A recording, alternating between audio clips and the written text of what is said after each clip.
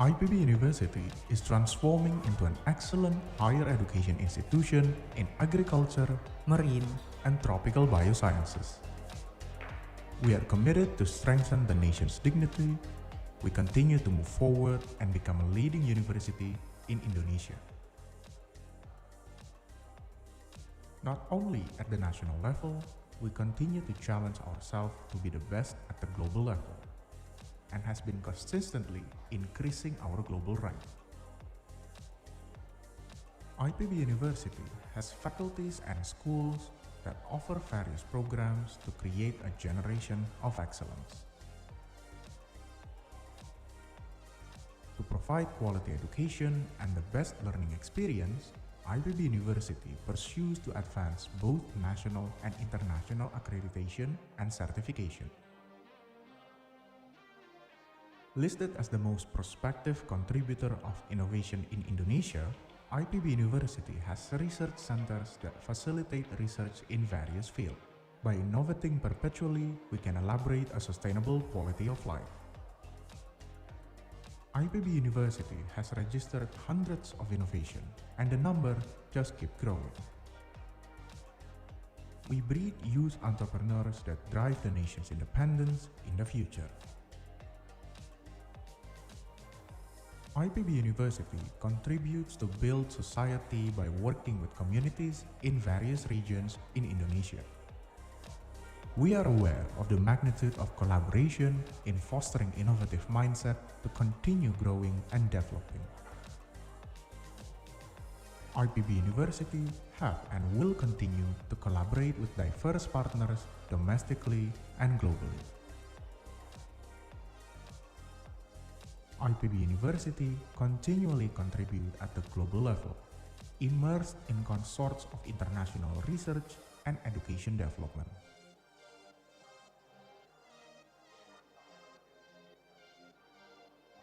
IPB University is committed to continue to grow, brighten the nation's future through innovation. IPB University, inspiring innovation with integrity.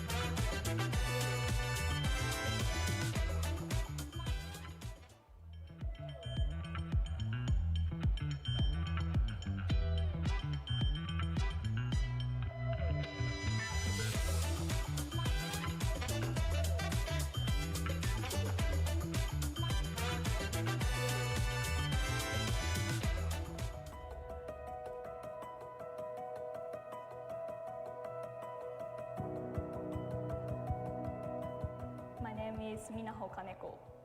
I'm a third-year student at Tokyo University of Agriculture studying microbiology.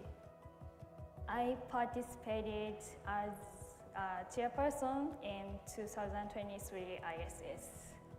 At ISS, I have the opportunity to directly engage with unique ideas from around the world, and through participants' presentation and activities, I could feel their enthusiasm to solve the problem in the society. I noticed a lot of things about agriculture and environment. There were some challenging situations, but I'm glad I took on the challenge. One memorable event was the discussion to determine the theme for following year's ISS. Everyone engaged in discussion until they reached satisfactory conclusion. I want to be more confident in expressing my own opinions. We may sometimes fear conflict, but through ISS, I've come to realize that different ideas can lead to great discussion and generate new solutions. Let's take a look back. I am Murari Suvedi, Professor Emeritus at Michigan State University's Department of Community Sustainability. I work as a researcher, evaluator in international settings. And my role was serving as an academic advisor to the International Student Summit and International Student Forum at Michigan State. You know, International Student Summit, or ISS, is much different from other conference, summit, or workshops. It is a student-driven summit. The topics are selected by student leaders, the papers are written by students, and then presented by students. The whole summit is organized by students. In my opinion, a capacity building, leadership capacity building program in agricultural colleges and universities. So it is very unique, leadership development. This is a practical course. You know, all these ISS, ISF activities are so practical, extracurricular activities to learn leadership skills, to master those skills, you know, to communicate in cross-cultural setting.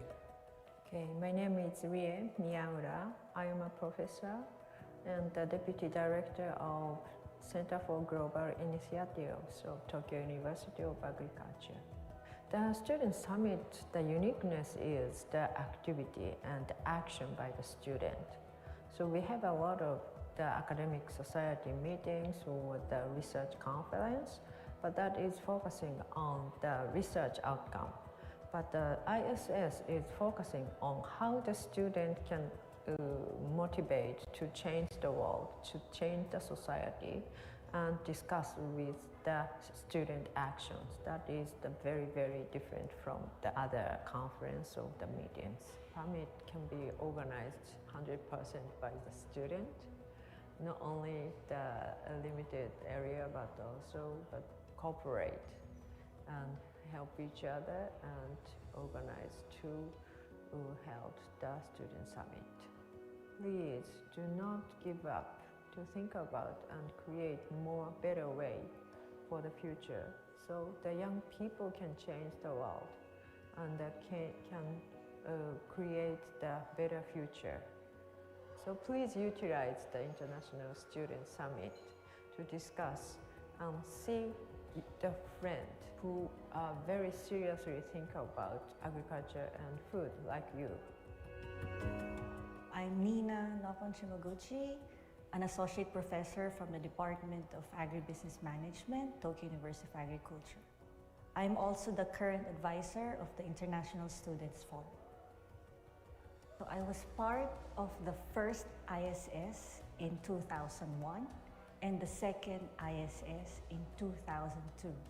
I was the general chairperson. There are so many presentations from different countries, from different sister universities, and it's our role to actually summarize it and know what were the common issues and how the students actually position themselves on how to actually solve those problems.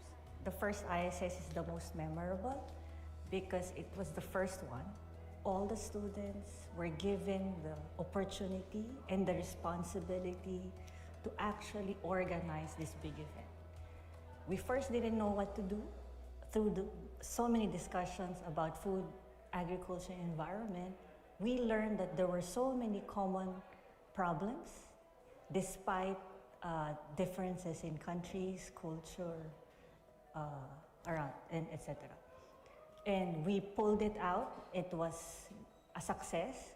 That's why there was a second ISS, and now more than 20 years ISS. To all the students, I hope that you challenge yourself to be part of this ISS, of this student summit, and collaborate with other students from around the world and try to solve different problems that you have in your communities or in your countries. Start small and make a big difference. My name is Machito Mihara. Our current position is Director, Center for Global Initiative, as well as a professor at the Faculty of Regional Environment Science, Tokyo University of Agriculture. In Tokyo University of Agriculture, we have 23 departments in 6 faculties. And then the number of laboratories, we have over 150. So every laboratory has the specific scientific fields. When I speak about their academic societies, we have the thousands of academic societies. And then the students and the faculty members have been attending, and then they have been discussing their originality of their outcome. It is a character of their laboratory work as well as their regular academic society. I mean, including conference and seminars. But the ISS is totally different. One thing is ISS is student-oriented activities. And then it is toward achieving or contributing to sustainable society. Sustainability stands on environmental, social, and economic components. So we are expecting one student to discuss with other fields, and then maybe integrating their idea toward sustainability. Maybe you are familiar with these terms. Think globally, act locally. But I would like to add for sustainability. One of the most important keywords I can say is sustainability. We have some opportunity to use the sustainability, but we must understand the real meaning. So it should stand on environment, social, and the economic aspects. Yeah, so most important keywords, I think, when we discuss for ISS is sustainability. Hi, my name is Hiroki Sato. I am a freshman at Tokyo Nodai. I study molecular and microbiology. I was a general chairperson and a chairperson for Group D and also the tech support for the ISS of summer 2023. A valuable lesson I learned in ISS was that I got to work together through people from different countries. My group had about 5 countries, I think, 5 people from 5 different countries, and working together and changing our schedules to actually fit the weekly meetings was a hard task, but it was a unique experience. And well, I personally think that they were actually doing more hard work than I am because I was only the organizer. So what I felt and what they felt, I think there was a big difference, but in the end we came to like one big conclusion as a group. So I think that's kind of an amazing thing to think about.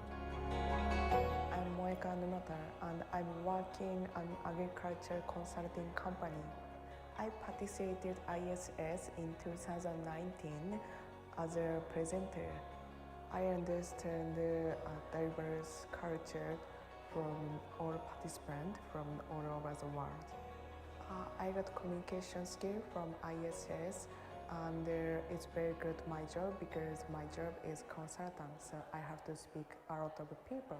So I got communication skill is very useful for my job. Hello everyone, I am Ayano Takeichi from Tokyo University of Agriculture. So now I'm second grade of there and my majoring is International Food and Agriculture Science. I participated in ISS from July to August 2023. So, and I participated as a presenter. I think ISS is a powerful platform for students who want to learn about agriculture, food, and environment. Through other participants, I got a lot of confidence. My name is Alek Tukasir, and I'm a certified student of this university, Tokyo University of Agriculture, and animal molecular biology laboratory. And now I'm researching about the autism mouse, model mouse. I participated in this international student summit whenever the certified student, and I participated as a chairperson. I have a lot of experience through the participating ISS as a chairperson. For example, the organizing group members and advising to the group members' presentation. And most useful things for me is increasing the self-confidence.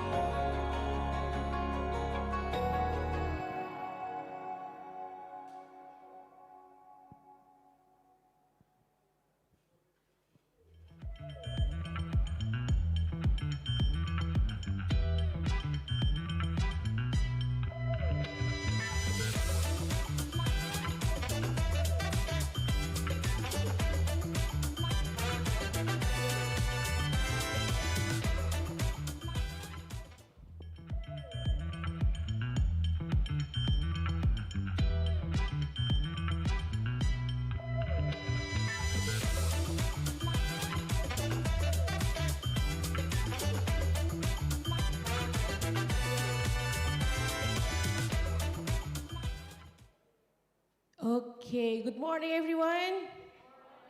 How are you? Good, fine, great. Which one?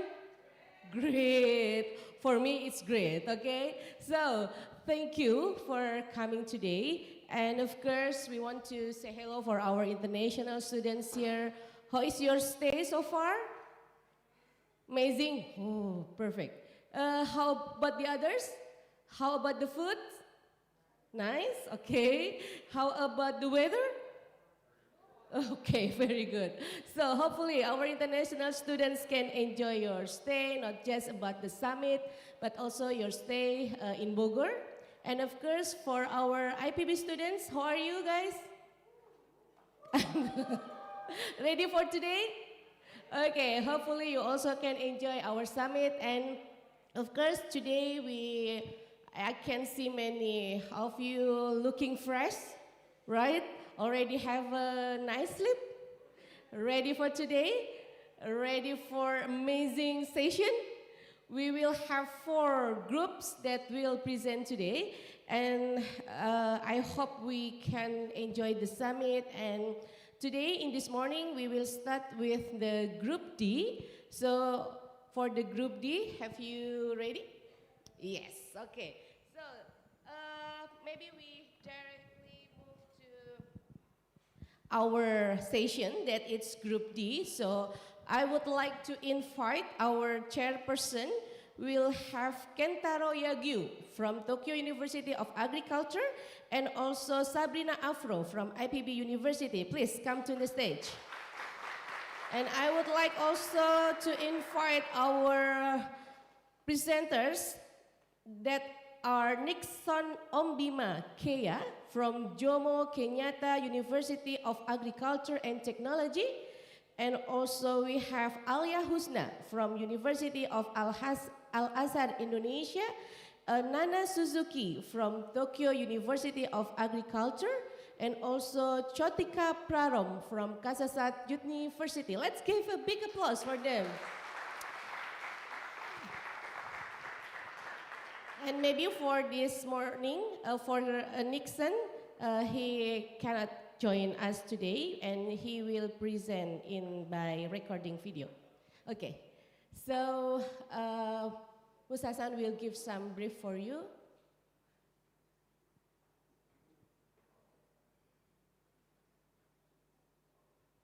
Okay, ready for some changes maybe. So, but you need to flexible, right? So, Sabrina and also Kentaro, the time and stage is yours.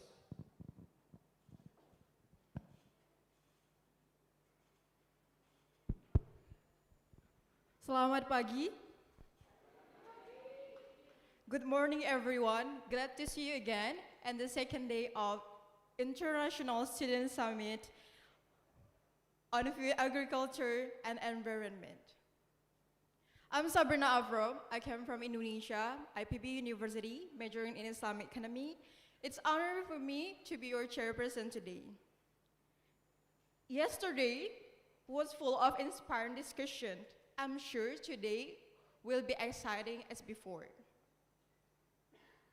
We will listen to so many bright minds, youth from diverse backgrounds coming together to exchange ideas and perspective. This summit is more than just an academic gathering. This platform for us to as the next generation to share ideas, challenges, and perspective to contribute to the world we are living. Also here with me, my co-chairperson, Kentaro. For the introduction, my name is Kentaro Yagyu, a second-year student studying International Agricultural Development at Tokyo University of Agriculture, Tokyo Nodai, in Japan. It is my honor for me to serve you as the chairperson for Group D today. From myself, I would like to introduce the presenters from Group D, starting from your left, Nixon Kea, Alia Husna, Nana Suzuki, and Chotika Prarom. Unfortunately, due to personal reasons, Nixon cannot join us today. However, we do have a recorded video presentation of him, so please give your kindest attention to him. Okay, before the session, I would like to remind you about the rules. So, for the presenter, you will have 12 minutes for present, and we will have like 2 under 3 minutes Q&A session. And for the audience, please be listen to presentation, and if you have the question, please make sure it's clear, straight away, and respectful, so they can answer it smoothly. Also, please raise your hand, and when you are delivering the question, you may to stand up. Okay, move to our first presenter. Nixon Kea from Kenya, Jomo Kenyatta University of Agriculture and Technology, who will present under the title Quality Characterization of Omena and its utilization in school feeding program for community empowerment and sustainable development. Hello everyone, I'm privileged to be part of the 24th International Student Summit on Food, Agriculture and Environment. My name is Nixon Kea, my advisor is Dr. Florence Chalo. From the Jomo Kenyatta University of Agriculture and Technology in Kenya. Quality characterization of Omena, Rationebola argentea, and its utilization in school feeding program for community empowerment and sustainable development is the title of my presentation. The problem statement. In Kenya, there are gaps in the school feeding program where the diet consists mostly cereals and meat and beans being the major sources of protein in the diet. The students are mostly adolescents who undergo rapid growth, necessitating for increased nutrients. Failure to this, there is proceeds of malnutrition, and according to the Kenya Demographic Health Survey, 18% of girls and 43% of boys undergo malnutrition. In the same high schools, the government provides IFAS, that is iron and folic acid supplementation, which is expensive. The meat that is provided to the students is expensive. Therefore, meat provided is 2 or 3 pieces and a lot of soup, which might not meet the nutrient requirements of adolescents. Therefore, necessitating for another option and a solution, which is Omena. Why Omena, someone may ask. Omena is a locally sourced nutrient here in Kenya, which costs Kenyan shillings 175, that is $1.35, to Kenyan shillings 500, that is $3.85 per kilogram.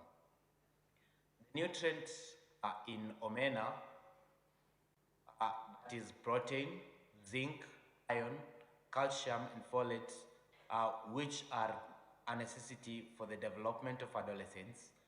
For protein, which is 49.5 grams per 100 grams, more than beans and beef per 100 grams. Zinc at 16 milligrams per 100 grams, more than beans and beef. Iron at 6.9 milligrams, more than beans. Calcium at 2,790 milligrams, more than beans and beef. And folate at 46 micrograms. This is according to the Kenya Food Composition Tables 2018. To the student action or activities, the first step was survey and sensitization and importance of Omena. The second step was sample collection and preparation. The third step was microbial analysis of samples. The fourth step was nutritional analysis, and the fifth and the last one was the school feeding itself. The survey and sensitization on importance of Omena. The first picture, as you can see, we are taking the BMI of the students, that is the weight and the height. The second picture is a survey on knowledge, attitude, and behavior towards Omena. The knowledge is what they know about Omena, the nutrients they know that Omena provide. Attitude is how they feel about Omena. Do they like it or not? The behavior towards Omena is if they cook it or they eat it, whether at their homesteads or in hotels. On the survey on knowledge, attitude, and practice towards Omena among students, we noticed that only 55% had knowledge on the nutrients in Omena. Only 30% of the students had a positive attitude toward Omena, and only 25% practiced cooking or ate Omena. That is according to the baseline survey. To the sample collection, samples are collected in Homa Bay County, Murang'a County, Makueni County, and Nairobi County. Someone may ask why these counties. This is because Homa Bay County is a fish-consuming county. Murang'a and Makueni counties are non-fish consuming county, and Nairobi County is a metropolitan and the source of warehouses where Omena was being transported to the other various counties, that is Murang'a and Makueni, the non-fish consuming counties, and Homa Bay too. Sample preparation. As you can see from the picture on my right, the first picture shows sun-dried omena. The second one shows stewed omena, and the last one shows deep-fried omena.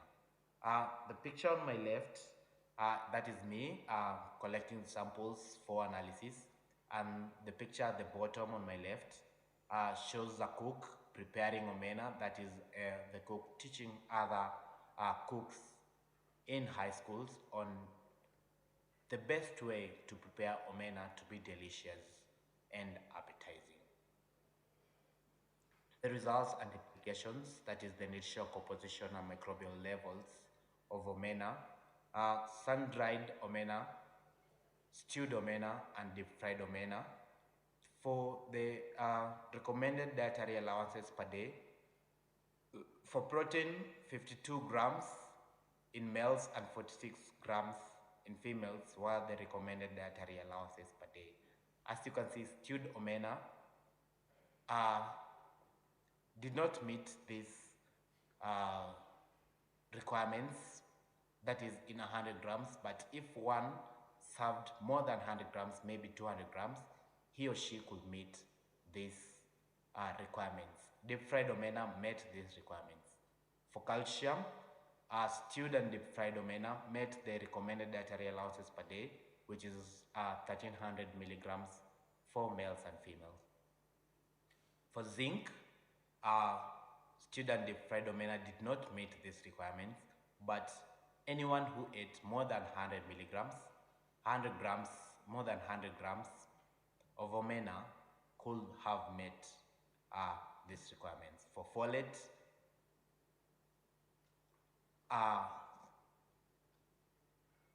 supplementary food will be needed to meet the recommended dietary allowances, which is 400 micrograms for both males and females. For iron, more than 100 grams of omena, if consumed, could have or will meet the recommended dietary allowances per day. Contamination in omena, that is stewed and fried omena. In schools, there were no contamination in the omena, meaning that the omena was safe for consumption. In markets, the omena were contaminated, and this might be attributed to poor hygiene practices or due to the markets being in open air, which the air might have contributed to the contamination as it carries soil and many other particles that might have led to contamination of the omena.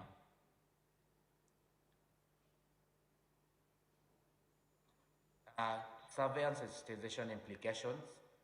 The knowledge, attitude, and practice towards omena among students after sensitization was for knowledge, the survey rose from 55% to 85% for the students who knew about omena, that is the nutrient content of omena. To the attitude towards omena, the attitude rose from 30% to 70%. Practice rose from 25% to 65%, which shows a positive attitude, which shows a positive practice and a positive knowledge towards omena. Implementation in schools. As you can see from the pictures here, there are students who are happily eating omena, either with rice or with ugali. In Homa Bay, we managed to reach 5 schools, and 6 schools adopted omena, school feeding of omena. In Muranga County, we managed to reach 5 schools, and 4 schools adopted this program. In Makueni, we managed to reach 5 schools, and all the 5 schools adopted this program. The challenges and perspectives we faced. First challenge was financial constraint, that is low funds to be able to reach a wider population, that is more schools, and perform more tests to ensure that the food is safe and is of quality to be provided to the students. Cultural beliefs, that is, we heard that omena is a reptile, and should not be eaten. Some people believe this.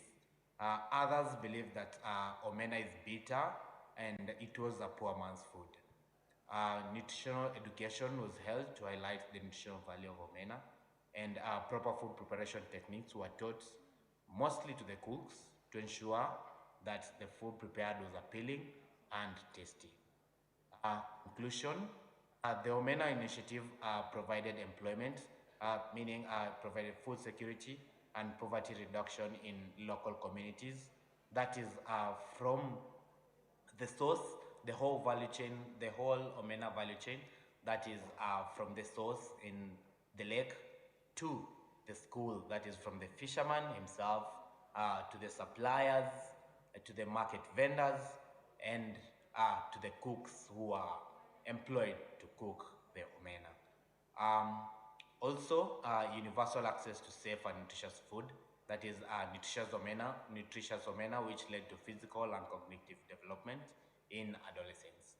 And also there was community development. This was by engaging the youth who are the students in nutritional education, and also we believe that the youth spread the gospel, that to their parents, or to their friends in other schools, necessitating for community development. I believe through this I met, and as a group we met the theme of the 24th International Student Summit, that is youth-led innovation and community empowerment towards our sustainable future. Thank you.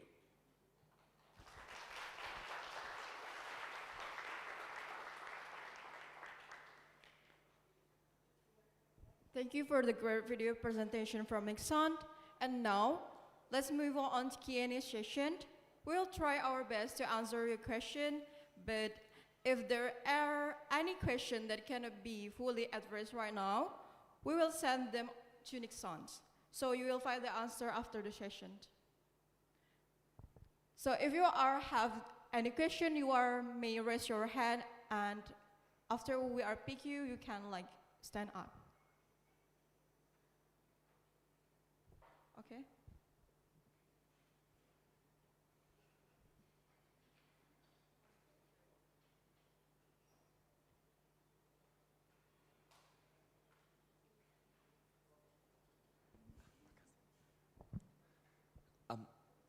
Is there any major industry within, I believe it's Kenya, for omena harvesting and farming? So actually, omena is the fish that usually it was live in the river, but they have a cultural belief that omena is bitter, and they didn't like to eat that. So actually, the student action about this is they're trying to make they need to be educated.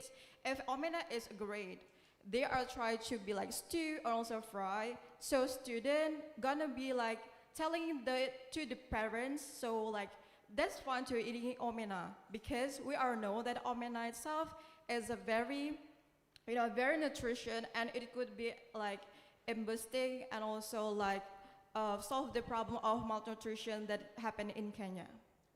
Do you think with this work as well, then there will be a market for it in the future? Do you think with this, a lot of this education in the area, there will be a market for it in the future? Yeah, probably gonna be because of the education, actually they also already try to having the educated in some regions of the Kenya, and because of that, they also even reached about 50 schools. So I think with the kind of the education, so people will believe that, oh, that's fine to eat omena, and probably yes, after they have the market, probably they also can improve it to probably there is gonna be, beside their research from the river, wild fish, so probably also gonna be cultivate the fish. Thank you.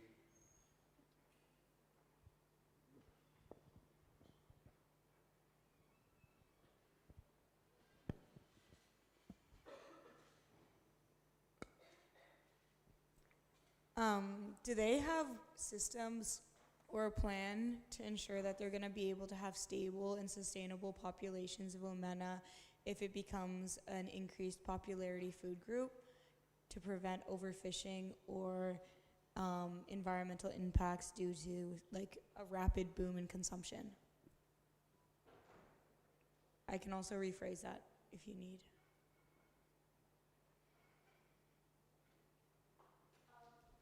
Please, can you please like say that again? My question is, what measures have they taken to ensure the sustainability of omena, like the fish in the rivers and the population, if there's such a rapid increase in consumption of the product or animal for sustainability, like environmental sustainability?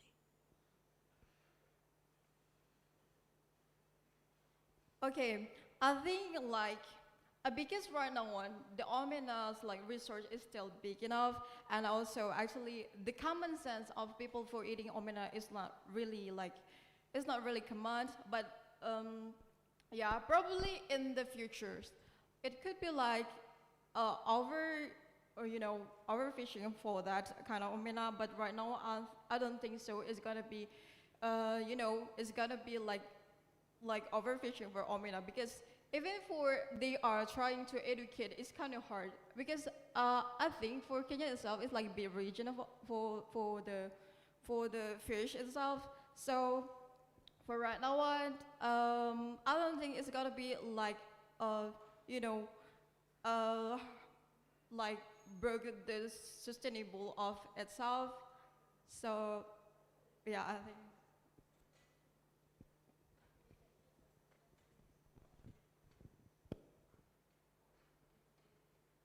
Anyone else would like to add it? Do you want to?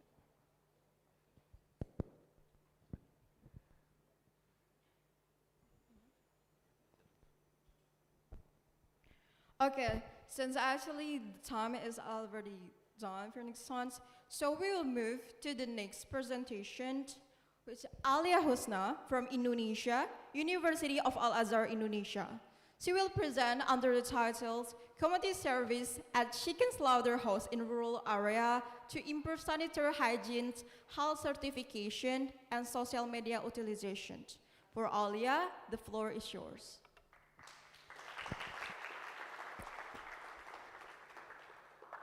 Check.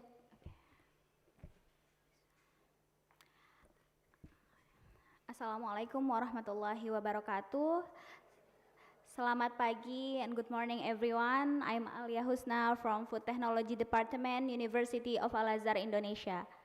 Today I would like to present the result of our community service in chicken slaughterhouse in rural area of Banten, Indonesia. The focus of this project was improve sanitary hygiene, facilitate health certification, and also strengthen social media utilization.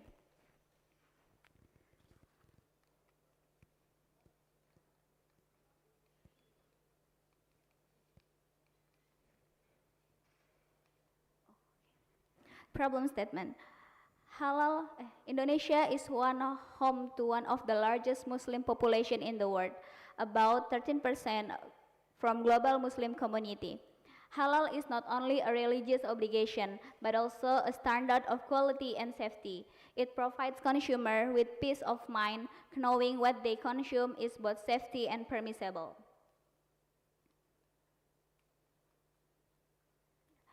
With this important, Indonesian government has set requirement for food product. Starting in October 2024, all food product, include slaughter product and food additive, must be halal certified in Indonesia. Chicken slaughterhouse are the center of this issue because they are the starting point of many processed food products. However, many micro-business owners, especially in rural areas, are not yet well prepared. They're struggling about hygiene standard, facilitate halal certification, and also consumer trust. Our program was implemented at Cari Berkah Slaughterhouse in Banten, Indonesia from June to October 2024. We have 5 stages of our program. Program socialization, training, implementation of technology, mentoring and evaluation, and then program sustainability.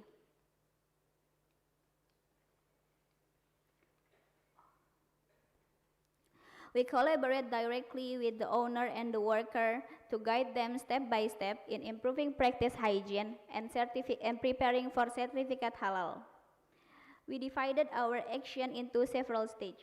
The first one is training the stage for the implementation of halal product guarantee system or SJPH, training for halal slaughterer or juleha, assessment of halal slaughtering result, hygiene and sanitation practice, packaging and labeling guidance, social media training, and the last is assistance in preparing document for halal certification. Among the stage, the one of the most important was high training for halal slaughterer or juleha. The aim of this training was ensure that the worker understand and follow the correct procedure for halal slaughtering according to Islamic law.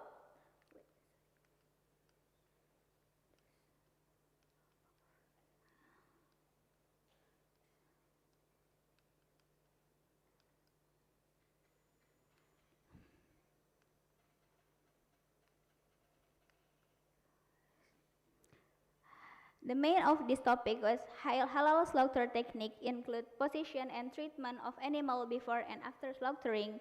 The part of the neck that must be cut include artery, throat, and esophagus, and also proper knife usage technique. And also field practice includes simulation of chicken slaughterhouse slaughtering according to Islamic law, and training in handling animal before and after slaughtering. For example, before our training, the worker walked through chicken after the slaughtering process. Through the juleha training, they stopped to doing that and they know why it's not allowed and how to handle animal more respectfully.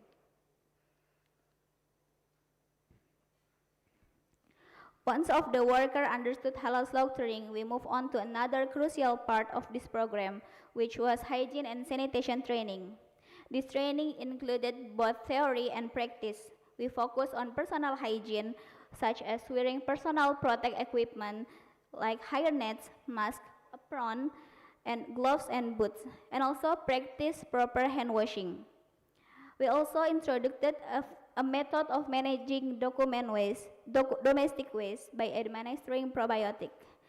And we evaluate knowledge through the pre-test and post-test. And also we help the slaughterhouse to improve their packaging and according to government regulation. From Indonesian government regulation, food labeling requirement include product identity, list of ingredients, net weight content, name and address of manufacturer or importer, product code or expiration date, and the last is halal certification.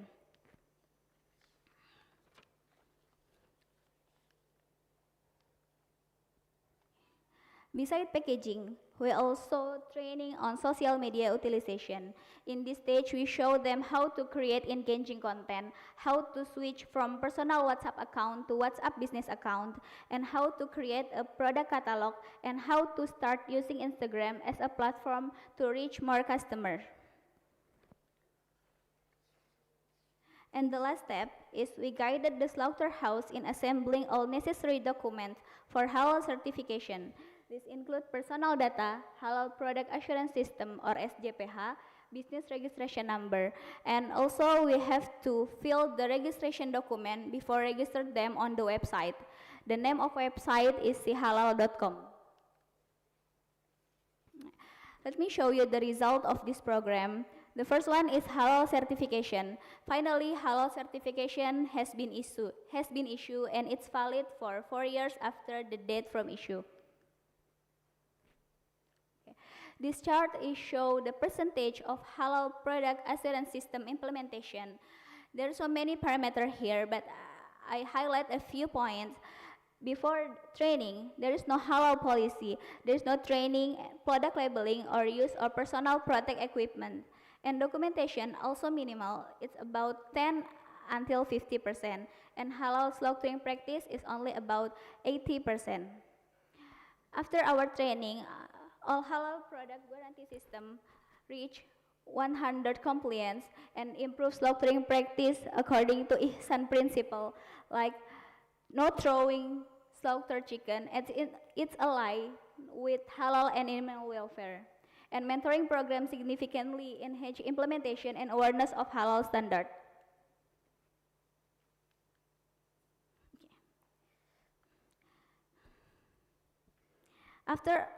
Beside halal compliance, we also saw a big improvement in hygiene and sanitation practice. After the hygiene and sanitation practice, workers began consistently use protect personal equipment such as hairnet, apron, gloves, masks, and boots, and they also practice a proper hand washing, which contribute to much higher food and for hygiene and safety standard. Now let me show the physical site condition, of production site of Cari Berkah Slaughterhouse.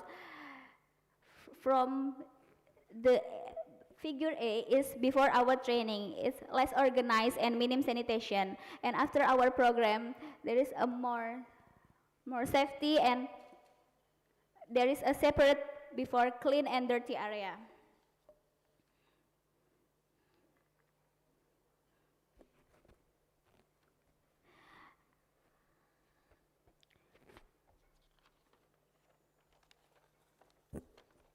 Besides hygiene, we also encourage them to adopt digital marketing platform.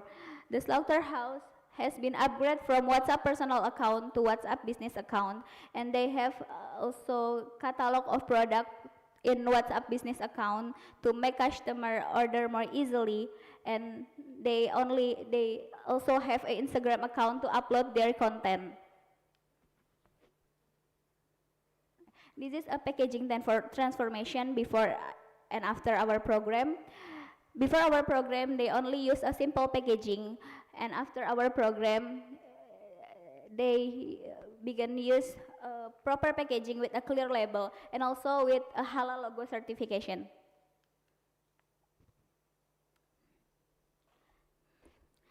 Of course, despite this achievement, we also face some challenges during the program, including low initial understanding of halal procedure, limited infrastructure and facilities, low digital literacy among workers, and complex halal certification administration. But the key enable are strong collaboration between stakeholders and active involvement of students in mentoring.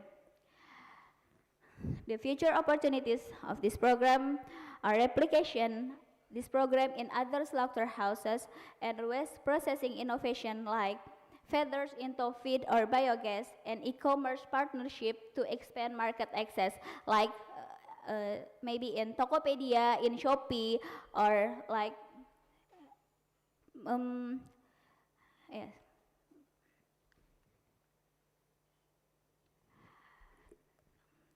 How do you action activities relate to the ISS general them? The student acted as both facilitator and innovators, addressing real challenges in rural areas through a multidisciplinary approach that combine food safety, halal assurance, and digital entrepreneurship. This effort enable local chicken slaughterhouse meet to national standard, improve hygiene, and strengthen their economic resilience. By promoting inclusive growth, public health, and consumer confidence, this initiative highlights the vital role of youth in creating sustainable and self-reliant. Thank you for your attention. I'm so happy if you guys have any question. Assalamualaikum warahmatullahi wabarakatuh.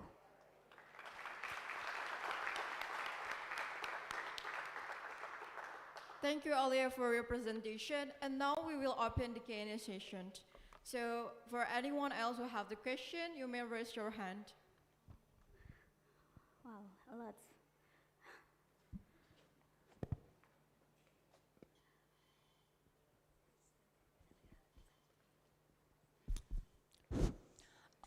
Hello, Alia. I'm from Nepal. So in our country, before doing any kind of slaughtering, so we have a policy that we have to do stunning process. So like animal will be unconscious and it will feel less stress. So it's not only important from animal welfare point of view, but it's also important for the meat quality. Like if animal is more stressed, like doing the slaughtering, it will affect the quality of the meat. So do you have any kind of policy similar like in your country, and what do you think about animal welfare point of view? So that's my question. Okay, I'll try to accomplish the question. So actually, in some countries, for slaughtering, we are using to make the animal unconscious. So like the animal's going, the meat is going to be more great. So I think for like your presentation and like your cases, like how is the ethic and how is the policies about when you are slaughtering, like what is for as well?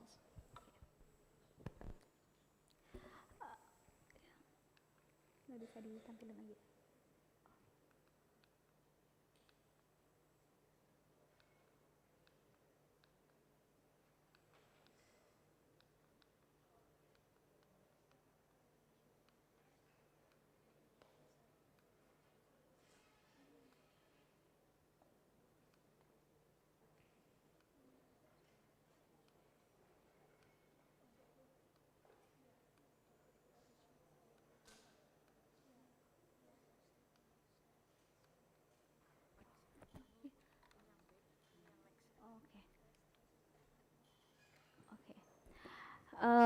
Okay, thank you for your question.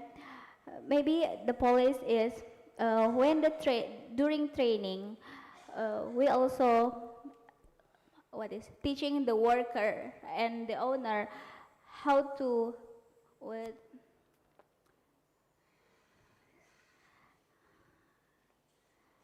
Sabrina, can you help me?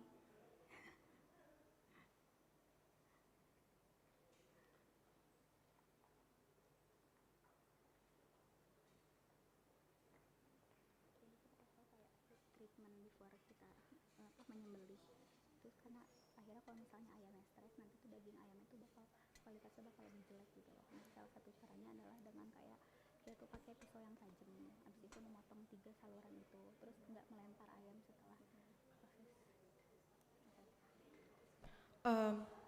Okay, I'll try to answer the question. So actually, for Indonesians, commonly, probably in like outside of Indonesian, you probably like slaughtering is like you are using probably gas or something like chemically. But in Indonesia, we try to like slaughter it with like knife, but we try to make it ethically to the animals by using the proper knife, and also we will directly slaughter in the part of the neck. So yeah, that's the artery esophagus. So after that, we will make sure the chicken in one slide and the chicken already die and it's being properly. And after that, usually before that, they usually after they are so the chicken, they're gonna be throw it away, let it fly away. But right now, because of the Juleha for this training, they're trying to be make it more ethically. So after they're gonna be slaughtering, so they just put in the proper, so until it's really died and not moving again. So we will continue to the next process. And when we did a good practice, it affects to quality of the meat. The meat with proper technique, it will be juicy and with no stress. There's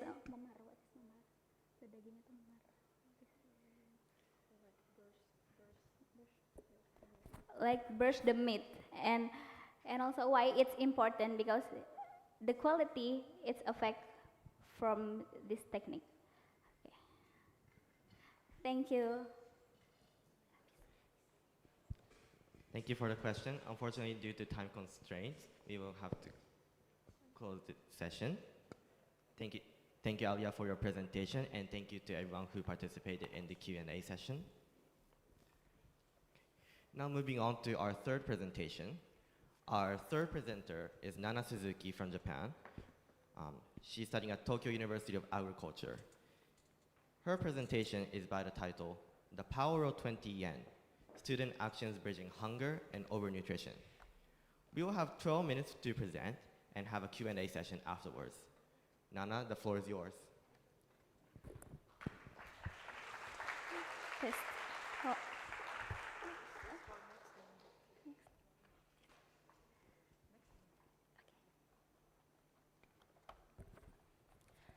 Imagine a world. Some children are hungry, while other children suffer from overeating. This is the double burden of malnutrition, a major challenge today. I will introduce our student representative, The Power of 20 Yen, Student Actions Bridging Hunger and Overnutrition. Hello everyone. Yeah. I'm a third-year nutrition science student from Tokyo University of Agriculture, Tokyo Nodai, and I represent a TFT Nodai supporting NPO Table for Two. And with over 100 members, we continue to school meal programs in developing countries. So, what is Table for Two? Table for Two is a system that connects developed countries and developing countries through food. And when someone in developed countries chooses a healthy meal, 20 yen is donated to provide a school meal a developing country. So this mechanism, TFT addresses both hunger and overnutrition. First, let's talk about hunger. The world produces enough food. First, let's talk about hunger. The world produces enough food to feed everyone, yet 800 million people, mostly in Africa and Asia, still suffer from hunger. This lack of access to adequate nutrition is not only a health issue, it also hurts education, gives productivity, and returns social stability. On the other hand, overnutrition is increased worldwide. More and more people are overweight or obese not only in high income, but also low and middle income countries. This is linked to processed food, urban lifestyles, and less physical activities. As a result, cases of diabetes, heart disease, and other chronic conditions are rising.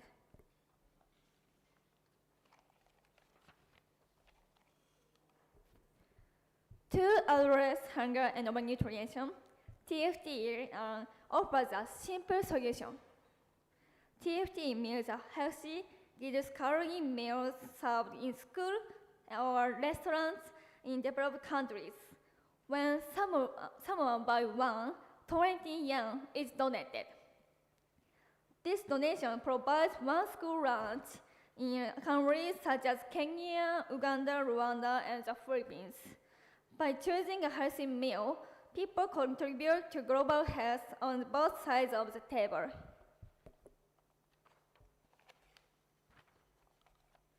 One of TFT's main activities is providing school meals.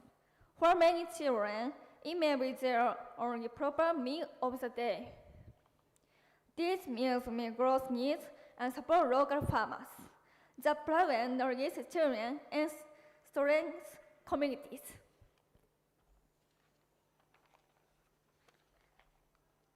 School meals do more than fill children's stomachs, and they encourage parents to send children to school, improving attendance and learning because children are more motivated to attend school when proper meal is provided.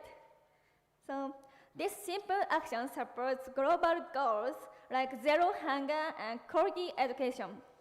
Food security can open to brighter futures.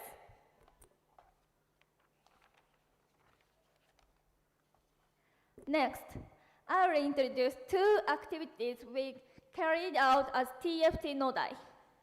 These examples show how student-led initiatives can connect local action with global impact.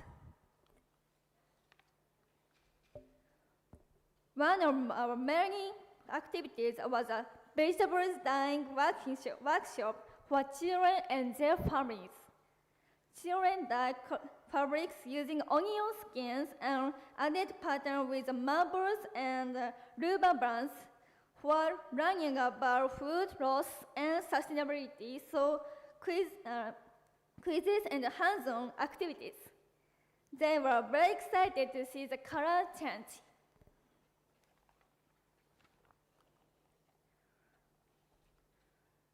New value to what is thrown away.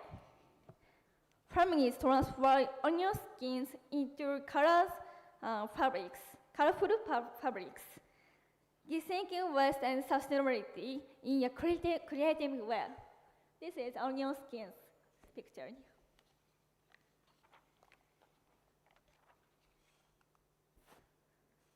In this workshop, participants observed color change during dyeing while learning about natural pigments and vegetables in vegetables such as anthocyanin and quercetin. Yeah. By linking pigments to their nutritional and health benefits, the workshop offered an engaged way to understand the importance of balanced meal. The goal was to spark interest in nutrition and health through fun. Hands-on experience encourages healthy eating habits from a young age.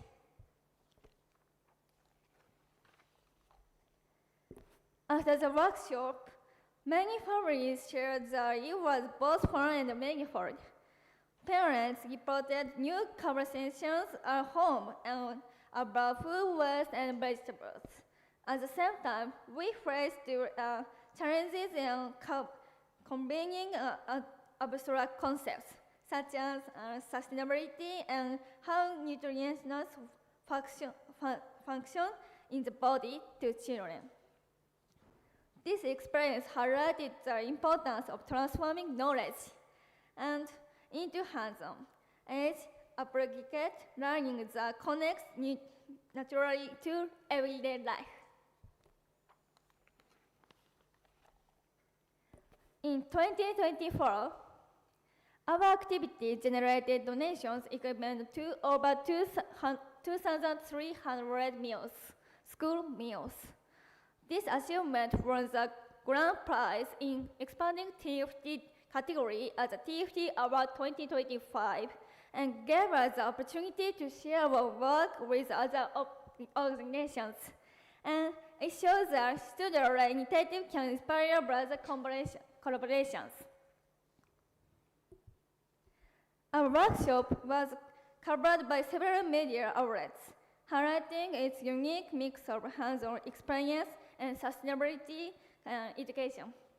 And media attention helped us share our message and encourage more people to think about food and health in their daily lives.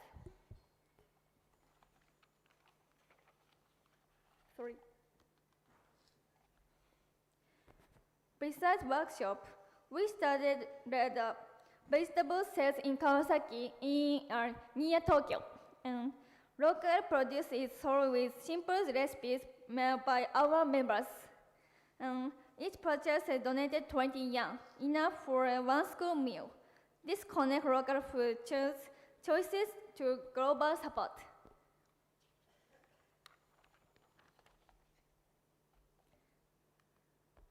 The vegetables come with easy recipes and nutrition info shared via QR codes, and Kahu posters explain health benefits, making nutrition fun for children.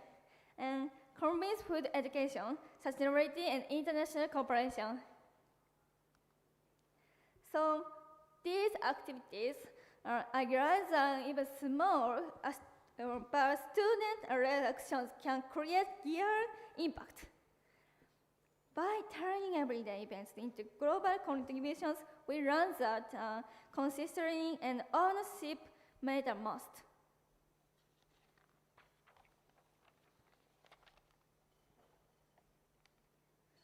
Challenges include balancing study and projects, leadership changes, and measuring social impact. To solve our issues, we building documentation, memberships, and partnerships for more sustainable operations.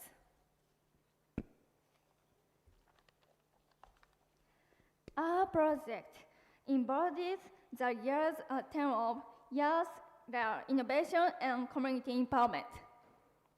By transforming local activities into platforms for education and contribution, we empower families and communities who are building young live models of sustainability. And we believe that young-led actions, no matter how small, can create recipes of change across the world. That is the power of 20 years. Thank you for listening.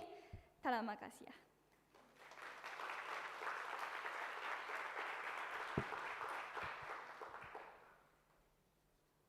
Thank you, Nana, for your presentation. Now we will begin the Q&A session. Does anybody have questions that they would like to ask to Nana?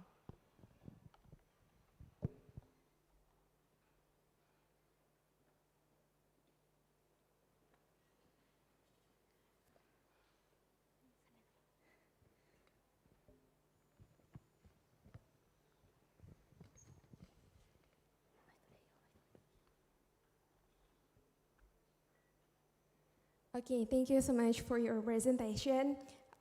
You mentioned that the 20 yen donations equals 1 meal in developing countries.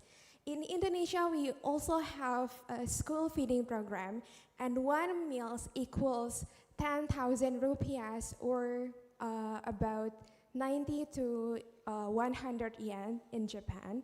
And how can you mitigate this issue, considering that the 20 yen donations that you have in the program equals 1 meal in developing countries?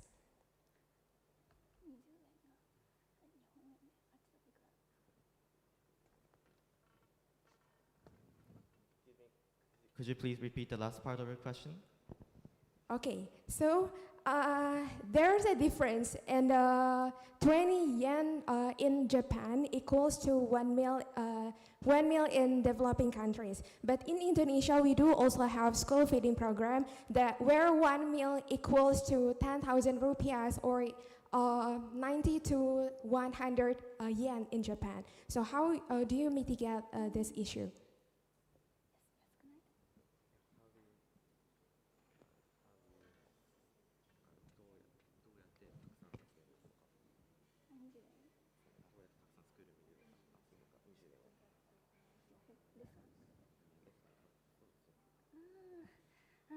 Thank you for listening.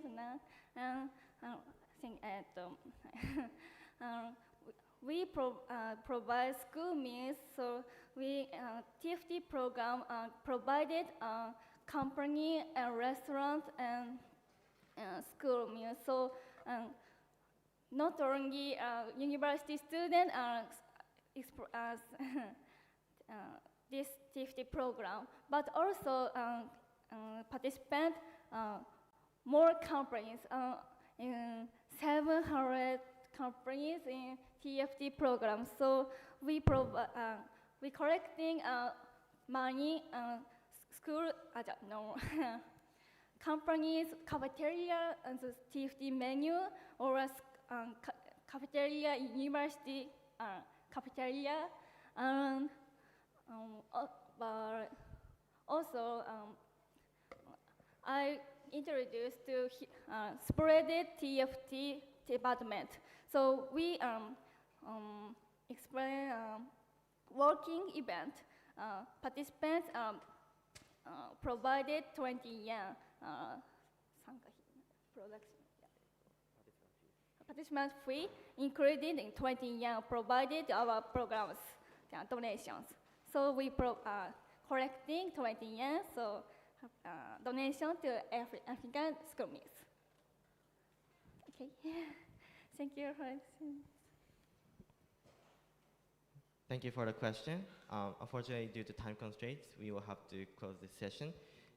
Thank you, Nana, for your presentation, and thank you to everyone who participated in the Q&A session.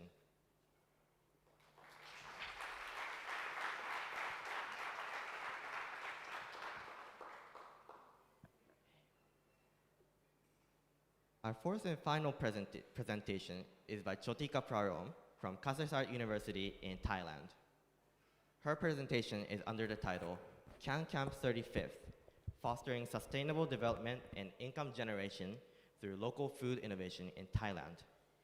We will have 12 minutes to present and have a Q&A session afterwards. Tika, the floor is yours. Thank you, Kentaro. Sawadee ka. Good morning, everyone. I'm honored to be present about the project I've done related to food and agricultural sustainability, which is called Can Camp 35th, Fostering Sustainable Development and Income Generation Through Local Food Innovation in Thailand. My name is Chotika Parom. I'm from Department of Product Development in the Faculty of Agroindustry, Kasetsart University, Thailand. Okay, let's start with what is Can Camp? So Can Camp is an annual rural development camp run by students in the Faculty of Agroindustry. And the main objective of this camp were to help develop Thailand's rural area by doing construction and teaching. At the same time, we also help promote student bonding in the faculty. However, in 2023, August, I was given a big opportunity to lead this project as a project president, and I had a new idea to shift its focus from construction-based volunteering, which is something that we are actually not specialized in, into something that more related to our student expertise, which is food science, product development, packaging technology, textile science, biotechnology, and agricultural business management. So when thinking about what kind of volunteering activity that will be related to our field of studying, farmer poverty is the problem that popped up in my mind, since it's something that I've been heard from time to time. And before we're gonna fix it, we need to know what contributes to this problem, right? And according to the survey conducted by Major University in 2022, when Thai farmers nationwide were asked about what's the issue affecting their livelihood, it was found that 100% of them were burdened by debt. And the most significant reason came from low agricultural product prices. And this can be lead from product oversupply, and sometimes the middleman decline to purchase their lower grade produce. So yeah, at the same time, Thai farmer also lack of knowledge related to agricultural innovation, and they operate as a smallholder, so they have like less power to bargain with the with the middleman. And so from those issues, the farmer in Thai start to form a group called SMCE, which stands for Small and Micro Community Enterprise. And this group, they aims to generate income and promote self-resilience by turning their own crops into unique and locally made products. However, it is also important to enhance innovation knowledge on product development to maintain the sustainable sale of their product. And yeah, since our students have knowledge about food innovation and product development, the idea of new kind of volunteering turned to be food product development and food education for SMCE. And the next question turned to be, where should we develop the product for? Well, around the time this project started, our team also found that the price of mangosteen in Chanthaburi province, which is like a famous province who produce mangosteen in Thailand, the price was decreasing from 300 baht to only 20 baht per kilogram. And this situation also happened like in the other provinces in Thailand. So I decided to present the ideas about this camp and the problem we wanted to address to the Food Innopolis at Kasetsart University, which is a government agency who promote food-related research and development. And they kindly provide us the contact of a local mangosteen production enterprise in Chanthaburi province who was interested to collab with our project. And what we have done, the first thing is product development. We conduct a first on-site visit to Ban Plai Khong Community Enterprise, which is the SMCE who partner with us. There we met with Mrs. Watana, who is the leader of this SMCE group. She told us that her group wanted to launch a new product targeted at teenagers and making use of their lower grade mangosteen juice. So after that, we came back to our laboratory and successfully developed 2 new products for them, which is a mangosteen drinking jelly and mangosteen gummy. And this is how we made it. And you can see that we used the mangosteen, which is not meet the market specification.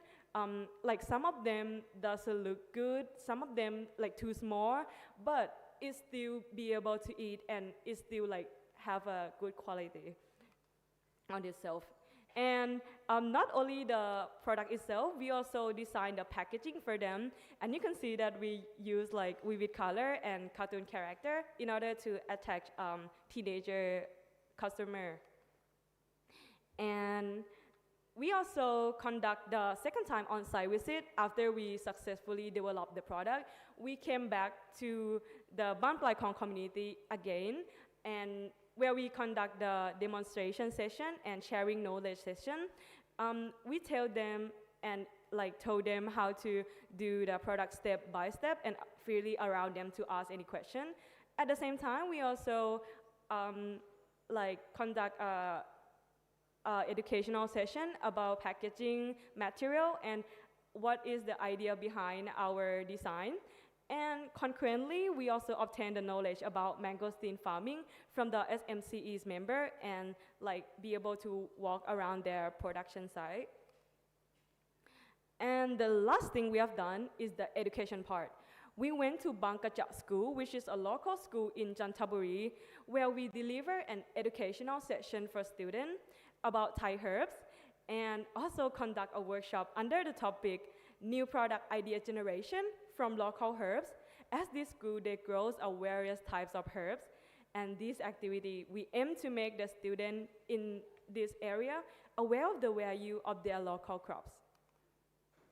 And as a result, for the community, the first thing, the community enterprise, they receive new product, and this will help address the issue of the middleman decline to purchase their lower grade produce and the problem of oversupply. The second thing is the youth acquire new knowledge about product development from their local herbs. Hopefully, they will apply this knowledge to further product development in the future. And for our student participants, this camp gained a lot of interest from our faculty students with the 184 applicants. And the activities also inspire many participants and reignite their passion about studying again, since now they can see how their academic knowledge can really make impact to our society. How this project related to the ISS general theme? Well, this camp is truly a youth-led initiative project with participants actively engaged from contact with the community enterprise and project planning into product development and production demonstration. And our activities were aiming to promote self-reliant practices for sustainable community development. And this is the challenges and perspective that we faced. Well, the small community enterprise, they hesitate to fully commit the production due to the requirement for additional machinery investment and their limited sales channel. So from this problem, I suggest further collaboration with Kasetsart University. For instance, additional product development through Food Innopolis at Kasetsart University, who can support these SMCEs by offering more research development, product testing, innovation services, and to help them scale up food production from laboratory scale into industrial scale. And also help them expanding the sales channel by partnering with the Premium at KU, which is a retail store who mainly sell the product from KU Student Research or KU Research Center. By fostering this connection, I think CanCam can further strengthen its role as a model for sustainable development through student and community collaboration, effectively linking academic knowledge with local material to address agricultural challenges in Thailand. And here's the project timeline. If you are interested in doing this kind of project, please feel free to ask me afterward. And we are still continuing to CanCam 36 in 2024, where we went to Nakhon Ratchasima province, and this time we made the product from mulberry, since this village they grows a lot of mulberry, and we also conduct an activities with the student in the local school there as well. And for the 2025 this year, we already started to plan and recruiting new staff. So yeah, I think CanCam 37 is coming soon. And thank you for your attention. That's all from my project. Please feel free to ask any question.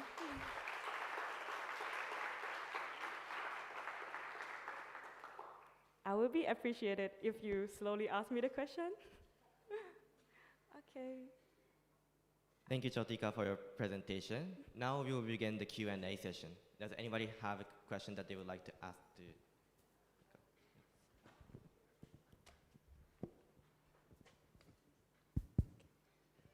Thank you so much. I really appreciate your research. My question directly is to your product, your final product. How long that you can keep to use? And second question related to, in your opinion, you plan to apply standard ISO to support your product to become to the standard product? Thank you, my question. Thank you for your question. So how long to keep the product? For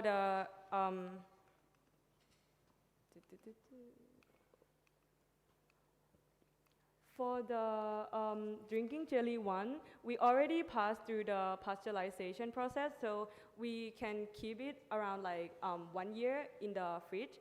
And for the mango sting gummy, since the content of sugar is quite high and the water activity is quite low, so we can keep it more than 1 year as well. And for the second question, do we wanna plan to apply more standard in the future? I think we should do that, in order to expand the sale. For example, when we want to export it outside. Yeah.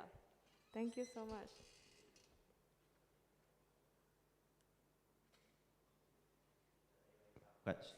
Thank you for the question. Does anybody have a question that they would like to ask?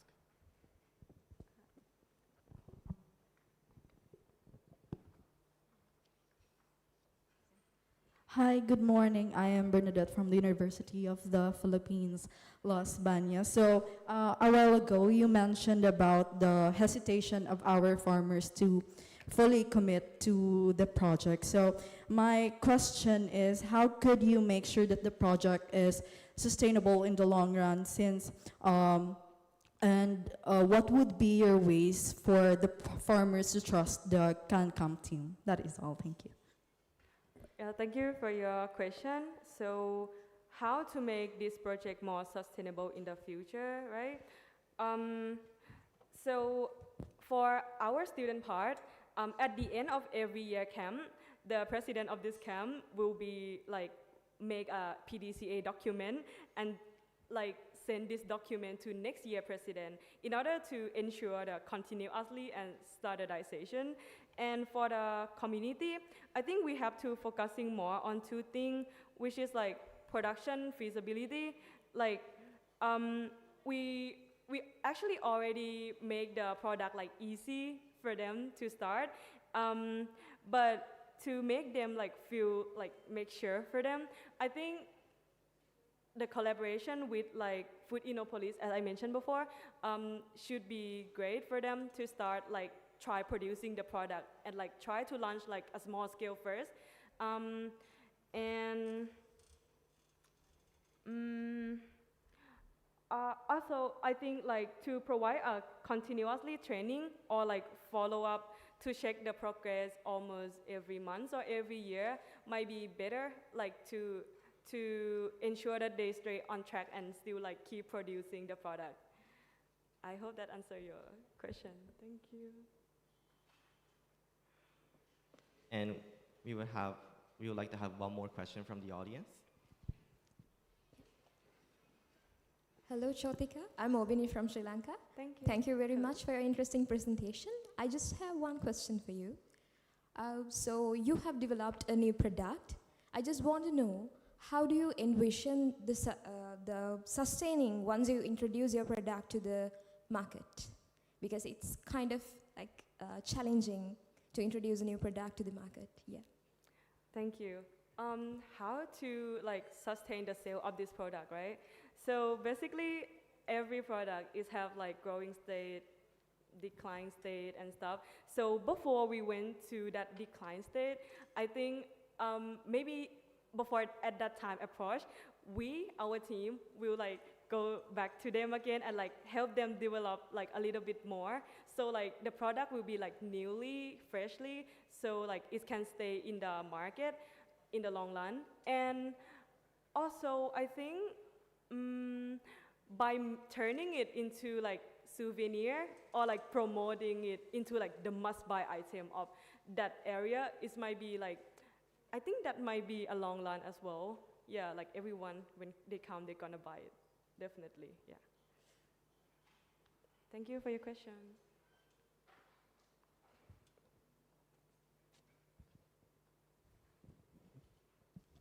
Thank you. And that concludes the presentation for Group D. Thank you to the 4 presenters who shared their insights and inspiring actions that they have done. I would also like to thank the audience for a wonderful and active Q&A sessions. Now, as we're approaching the end, I would like to highlight the key takeaways from this group's presentation. Our presentation revolved around the theme of food and its impact on the community through youth-led actions. To go deeper into this theme, Nixon presented on how student actions could utilize local resources, such as in his case, Omena fish, and how it could be used to solve the problem of malnutrition in his community. From Alia, we can see how student actions can help local chicken slaughterhouses to meet national standards about hygiene, ethics, and halal certification to improve the market and strengthen their economic resilience. Next, Nana addresses that insignificant amount of money, 20 yen, can lead to a significant impact, not only in local communities, but also global communities as well. And finally, Chotika mentioned that through Can Camp, youth can apply academic knowledge to help reduce agricultural waste, support small businesses, and foster sustainable community development in Thailand. Through these presentations, we have seen how food is not only a fuel for the human body, but also a way of empowerment for the community by improving the economy, health, and society. We hope that these youth-led actions inspire new ways of thinking and acting in your own communities. Thank you for your time and attention. Terima kasih.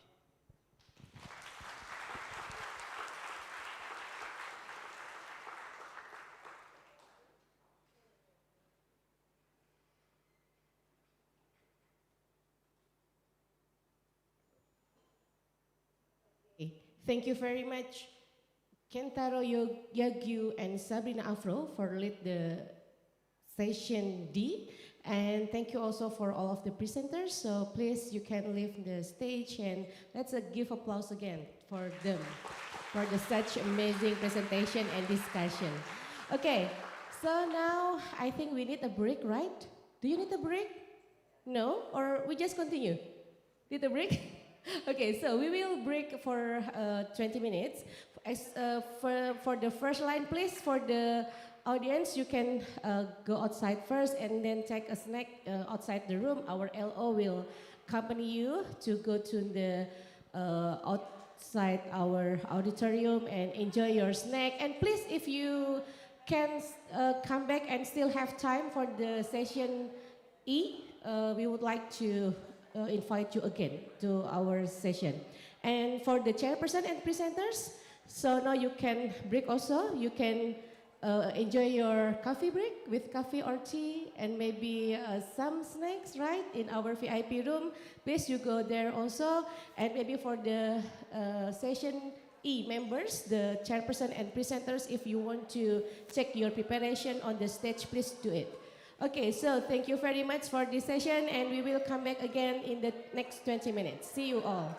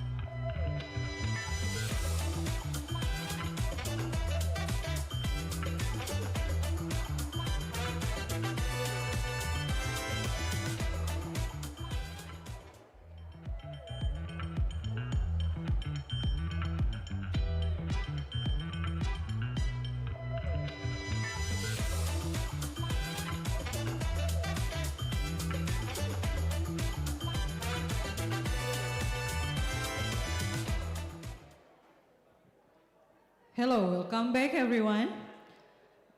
I hope you all had a refreshing coffee break. Let's continue our presentation session. It is my pleasure to invite Group D.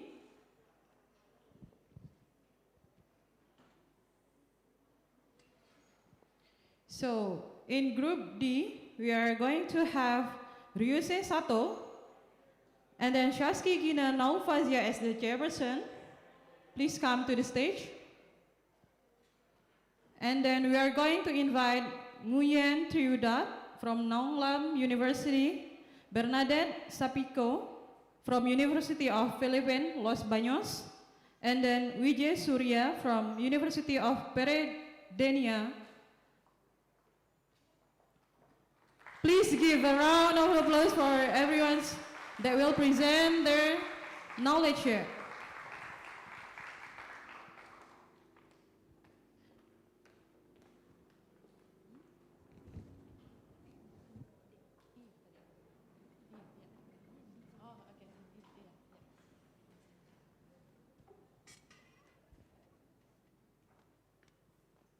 For Ms.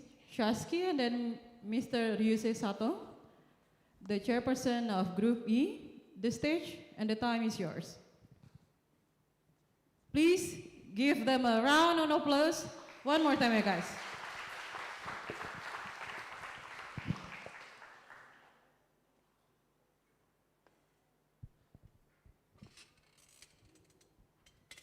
Ladies and gentlemen, good morning and selamat pagi. Did you have a nice break? So before we go to lunch, we will have 3 more presentations. I kindly ask you to your continuing active participations. I will be the moderator for this session. It's an honor to welcome you all as chairperson for of the 24th ISS in Bogor today. My name is Ryuse Sato. I'm from Tokyo University of Agriculture. I'm sophomore and my department is agriculture. Right, then I will pass to the mic co-chairperson, dear Ms. Shaski. Greetings to all participants. My name is Shaski Gina. I am a master's student of food science at IPB University. It is an honor to co-chair today's discussion with my colleague from Tokyo Nodai, Ryuse Sato.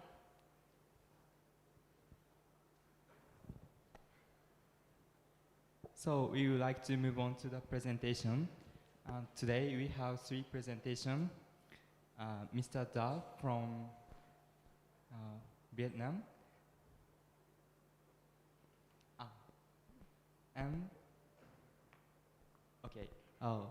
So the first presentation is Da Nguyen from Nano University, Ho Chi Minh City, Vietnam.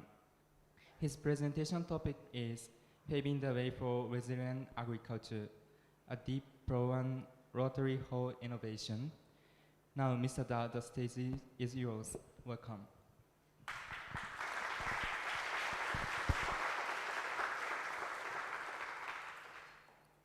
Good morning, everyone.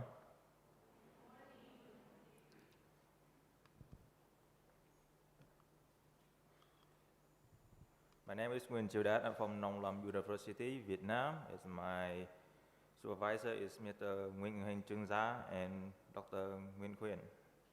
And today I want to talk to you about our machine, the subsoiler and the rotary tiller. So I want you to close your eye for a moment and picture a farmer field. What do you see? You probably see rows of corn or wheat stretching to the horizon. But I did wager you also see tractors, big, heavy, powerful machine rolling up and down those rows years after years. These machines are the backbone of modern agriculture, but they come with a silent, invisible cost. Every pass a heavy tractor makes, it compacts protecting the soil beneath its wheels, squeezing the life out of it. And this isn't just a small problem. It's a massive multi-billion-dollar problem that affects crop yields, water runoff, and the long-term health of our farmland. So today, I want to talk to you about our new approach to this old problem. I'm here to introduce you to a machine that our team at Nong Lam University has developed. A machine that's designed to reduce traffic on the field. A machine that represents a quiet revolution in how we farm. It's a solution to the invisible enemy of agriculture, soil compaction. To understand the solution, we first have to understand the problem. For decades, we rely on bigger and heavier equipment to increase efficiency. We wanted to cover more ground faster, but in doing so, we created a vicious cycle. Heavier machines lead to more soil compaction. Compacted soil have poor water infiltration and irrigation. This means that plants can get the oxygen or water they needed, and their roots struggle to grow. The result, lower yields. So what do we do when our yields drop? We often apply more fertilizer or use even bigger, more powerful heavy tillage and tractor during farming to break up that hard soil, which only makes the problem worse in the long run. It's an endless self-defeating loop. According to studies, soil compaction can reduce crop yield by up to 20%, according to the Colorado Department of Education. It's also a threat to biodiversity and its increased emission and energy uses. In some extreme cases, it's even higher. Think about that. 20% of a farmer's hard work and investment literally crushed under the weight of their own machine. We need a way to break this cycle, to farm efficiently without sacrificing the very foundation of our food supply is built on. So now let's talk about the machine itself, the subsoiler and rotary tiller. This machine isn't just a collection of parts. It's a finely tuned system designed for efficiency and result. Let me walk you through its key components and how they work together. At its heart, it's connected to the tractor via the 3-point hitch, mark number 1. It draws its power through the PTO receiver shaft. This allows for a seamless integration with existing farm equipment, making the transition to this new technology easy and straightforward. The machine works begin with its most critical component, the subsoiler blade and the rotary blade. The subsoiler blades are engineered to penetrate deep into the ground, breaking up the hard, compacted layer of soil that stifles root growth and water infiltration. This is the foundation of a healthy field, and these blades are what make it possible. As illustrated in a schematic right here, the subsoiler effectiveness is based on several key dimensions and angles. This includes H1, the soil ridge height during plow operation. H2 is the height from the plow base to the cutting edge position. L is the length of the plow blade of the underground plow, which is 750 millimeters. Alpha is the cutting angle of the wedge or the double wedge design, which is at 30 degrees. The working depth is up to 60 centimeters, and the working width is 6 centimeters. Directly following the subsoil blade are the rotary blade. Moving in the opposite direction of travel, meticulously work the topsoil. The arrow on the diagram shows the forward direction of the machine and the counterclockwise rotation of the reverse rotary tiller, which effectively break up and mix the soil to create an ideal seed bed. Illustrated in this diagram. And now we'll show you the video of its working.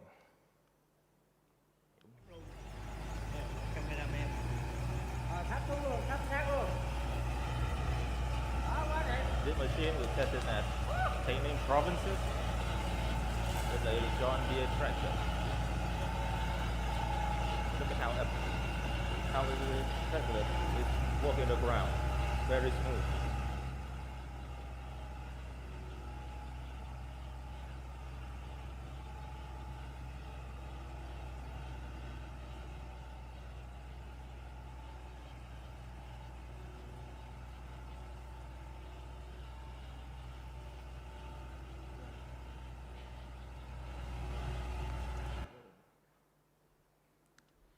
So now to determine the soil fertility, the research team uses the pantanometer designed according and the field test site designed according to the American Society of Agriculture Engineers.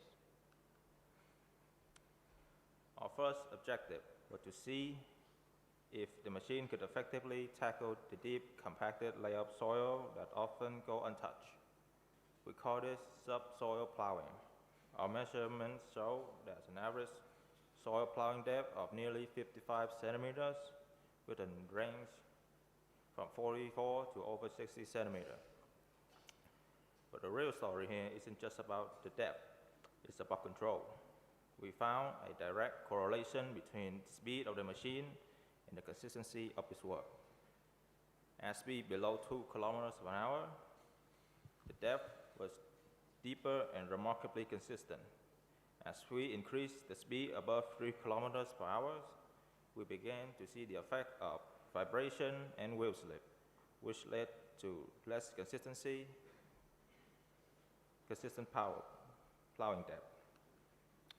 While the subsoil handled deep layers, the reverse tiller blade is responsible for the topsoil.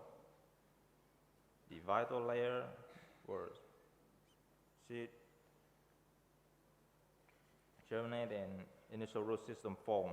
Here, our goal was consistency and stability.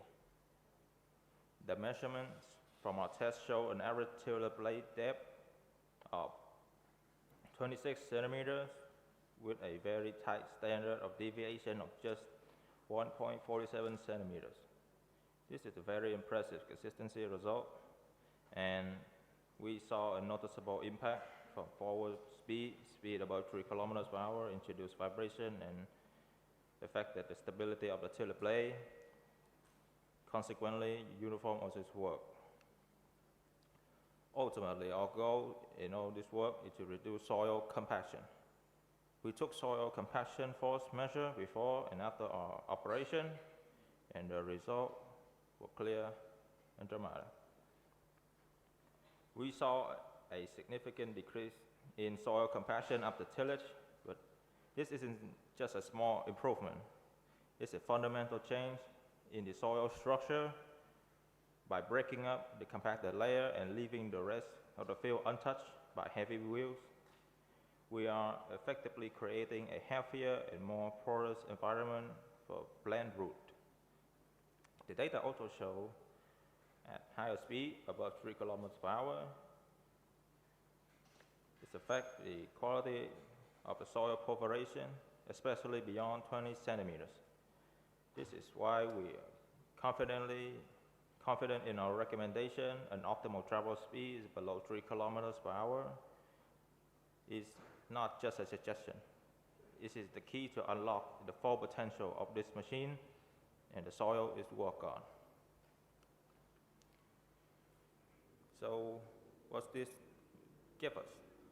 This gives us, the pros are less time to spend on the field, less resources needed, less number of workers needed, and it reduces the number of machines to be working on the field.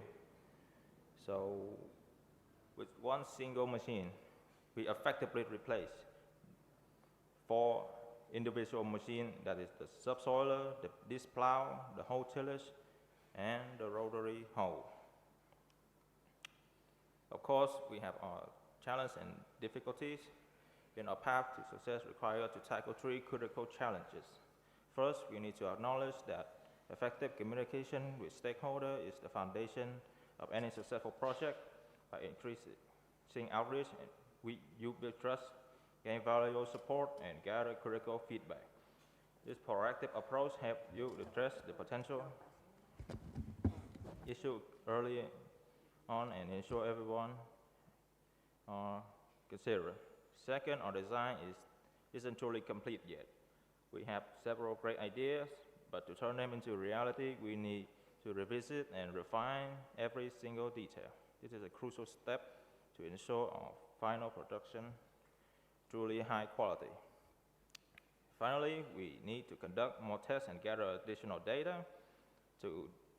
Our decision must be based on reliable information. Further testing will help us better understand what's working well and need to improve. So what do these results mean? They mean that this integrated machine is more than just an idea. It can effectively replace multiple traditional implements, reducing the need for multiple passes, in turn, and reducing labor costs, and the most important factor, soil compaction. It is a single, efficient result that improves soil irrigation, enhances crop health, and ultimately boosts yield. Thank you for listening to the presentation.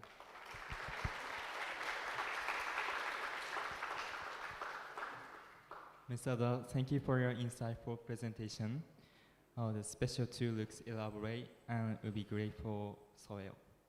So now that we would like to move on to the Q&A session. So if you have any questions or comments, please raise your hand and stand up.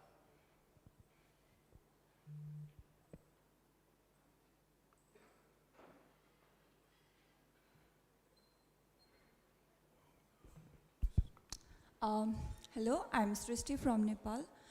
So modernization and commercialization, it lead to increase the production, but we are neglecting small things like earthworm. Though they are a small creature, but they have a very huge impact on the soil health and in the fertility of the soil. So I want to know about what's the impact of your subsoiler on the earthworm population. Like, it's very important for soil fertility and the soil health. So it's my question. Like, how does your subsoiler impact to the earthworm population, like it's negative impact, or like it doesn't harm to the earthworm like this? Yeah. Thank you. So let me clarify that. The question is that you're asking about the machine effectiveness on the field, right? Earthworm. Yeah. Earthworm. Earthworm. Yeah.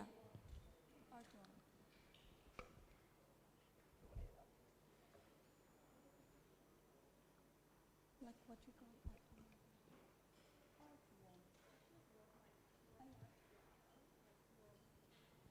Something like worm, like creatures. You need to clarify that the word also. Earthworm. Yeah.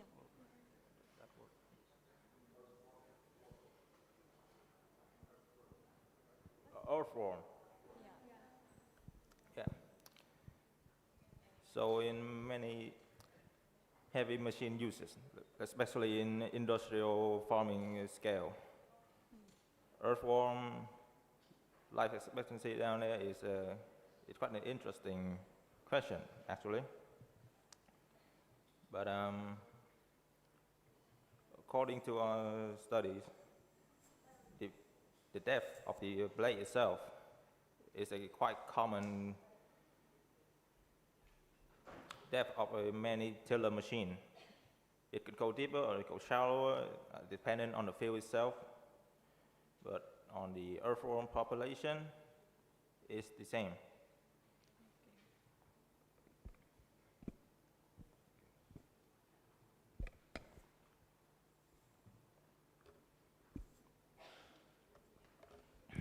We you like to have one more question?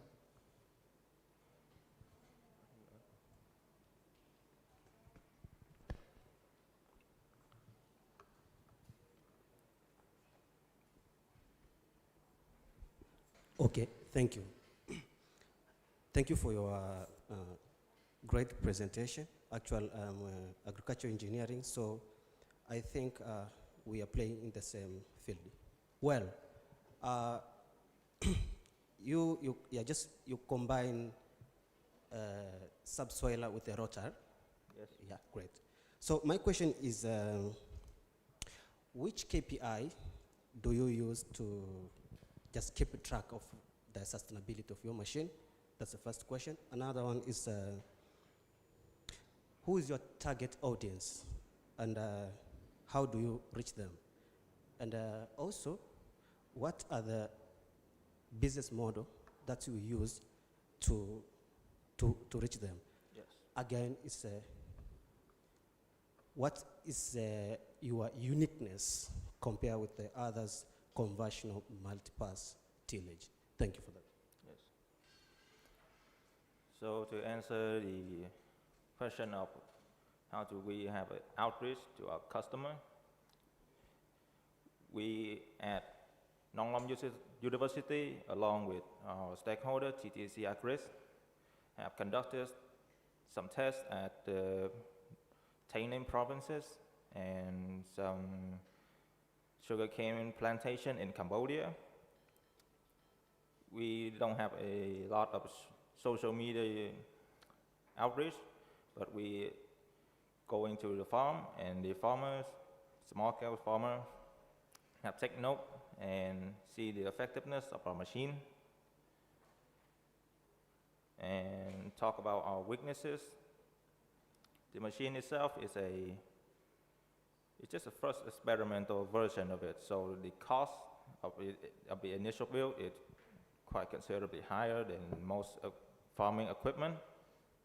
But in our next iteration, the price could be a lot cheaper, and using farmers and the TTC Agris feedback, we can make it suitable for most farm field and farmer need usage. Okay, thank you. Okay, so unfortunately time is running out. So thank you so much for Mr. Duck. So please be seated.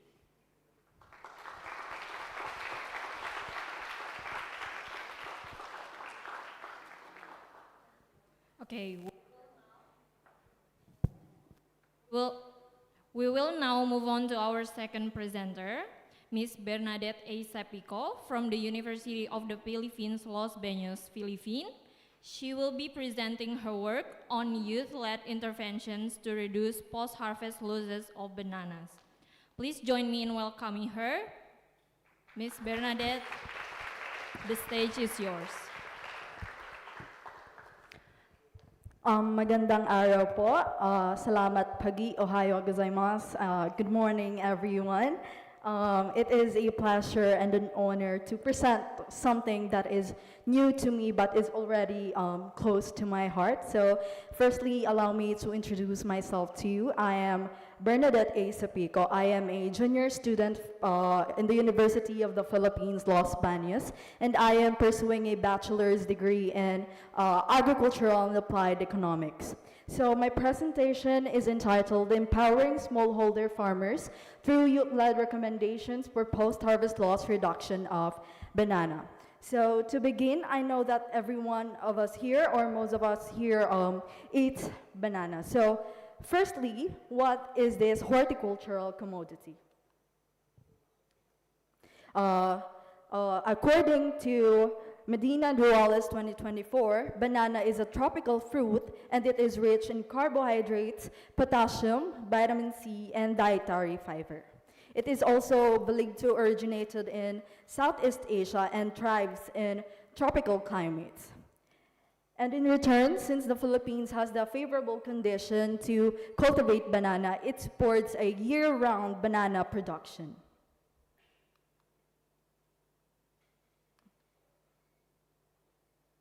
And in fact, the Philippines' annual output of banana reaches from 6 to 8 million metric tons, which makes the Philippines a consistent global exporter of this commodity, and this helps significantly in the economy of the Philippines. However, despite its importance, it still encounters different struggles that hinders its full potential. So firstly, as the population increases, there is a corresponding pressure to intensify the food demand. According to FAO, 1/3 of all food produced, equivalent to approximately 1.3 billion tons annually, is lost before it even reaches the market. So it leads a significant environmental and economic losses. In Southeast Asia, especially developing countries like the Philippines, growing food loss and waste pose a significant threat to the sustainability of the agricultural sector and the country's food security. Furthermore, this commodity is highly perishable and climacteric fruit, hence the reason why proper post-harvest handling is required. Well, nevertheless, the experience of an average post-harvest loss in the Philippines of 28% is due to the poor post-harvest handling practices, and it is mainly due to the manual and traditional classification methods that create quality and inconsistency. And finally, this research specifically addresses banana post-harvest supply chains, which remains limited both globally and in the Philippines. It leaves a significant gap in the data-driven interventions, especially in the farm level, where quality should be first assured before it reaches the market.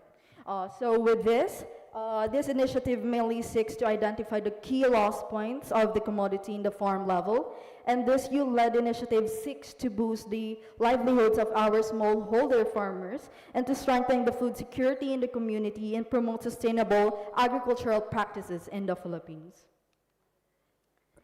So, here is what we did. Firstly, I went and dived into many literatures to address some of the knowledge that I lacked and the basic information regarding the bananas and more about the post-harvest handling practices. So the consensus also took place after to look for our willing participants in our data gathering. And unfortunately, we were only able to gather 3 smallholder participants, especially in Santa Maria, Laguna in the Philippines. So along with some of the agricultural technicians in the local municipality of Santa Maria, we were able to observe the surroundings and the environment, the overall environment of the farm, and assess the current situations of the farm in general. So here is the initial interview that took place after our observations with our banana farmers, and as you can see below are their practices done and from harvest to packing the commodity. So since the 3 of them has the general practices, you could see their practices from harvesting to packaging, and their harvesting is mostly from planting 11 to 16 months. For the hunting is of course to remove the bunches from the stalks. Hulling is the shaded area with a wide wooden table. And as for the sorting and grading is to separate the small-sized bananas to big-sized bananas, and of course to separate the unripe ones to ripe bananas. And finally, the packaging is the usage of plastic.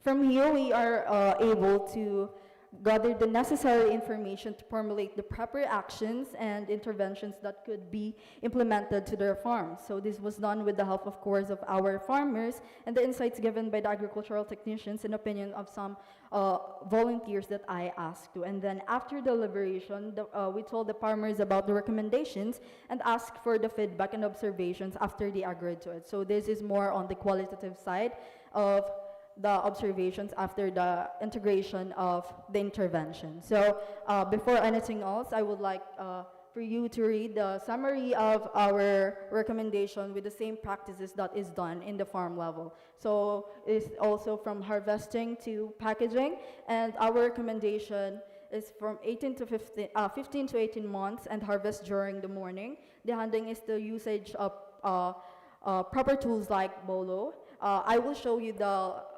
visuals of what bolo looks like, and establish a place on an area where it is shaded and of course closed, so that it would help the bananas further. So of course is to sort it by its sizes and variety for easier identification.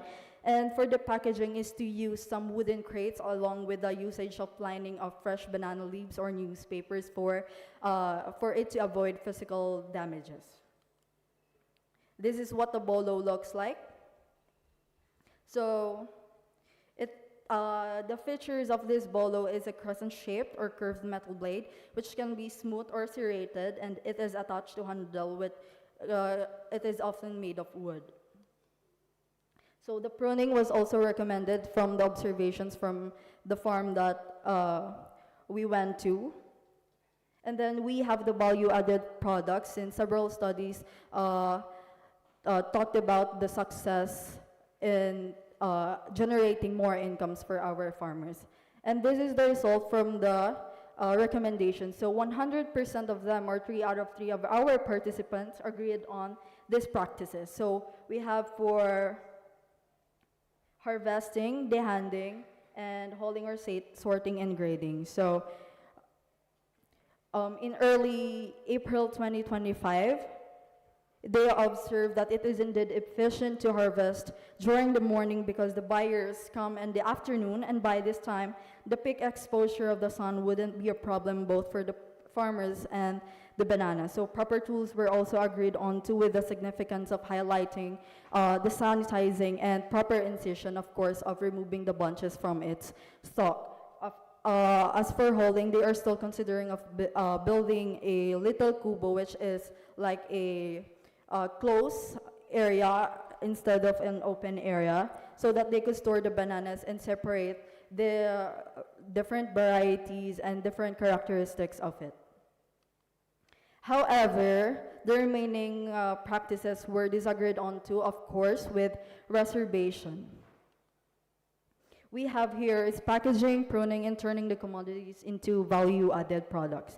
So the 3 recommendations from, we received similar cases of disagreement with this recommendation. So they actually find it hard to allocate a budget for buying wooden crates, so they couldn't actually integrate this recommendation. So what they incorporated was, despite the limited budget and resources, is to put newspapers or fresh banana leaves into the plastic so that it could add a little more protection for the fruit, and they really saw that it is indeed efficient rather than putting it just the plastic as it is. As for the prunings, one of the observations in the farm was there is a lot of tree standing, but it has a lot of dry leaves and suckers beside the original plant, and a lot of weeds in the surroundings. So the farmers liked the idea, but again, with the limited budget and resources, it is especially harder for them to implement this since they are a smallholder farmer. The last one is to turn the commodity into value-added products, since they contemplated to this recommendation due to the higher input costs that they will incur. I was told that also that they do not have enough access to market the products in case that they agreed to this recommendation. So they opposed to this idea. Here are the challenges and the perspectives that I think were very, it fosters under farmers. The first one is, it's on my side, the author, so the scope is I only limited my study in the farm level, and there's so much more stages along the supply chain, and we could get more data about the post-harvest losses. But the perspective to this is that in the future we could gather firstly on complete the farm level and then go with the other stages of the supply chain. The next one is the limited resources. I have been mentioning this for a while now, but there was actually a way for our farmers, smallholder farmers in the Philippines to get such resources without incurring more cost to their side. It was actually to present a request letter to the local agricultural office, but then for some reason it takes about a year or two, or for many years, to get it approved on. And actually 2 of our 3 farmers doesn't belong to cooperatives, and I was told that it is much easier to get a request letter approved, but then it would still take months and years to get it approved on.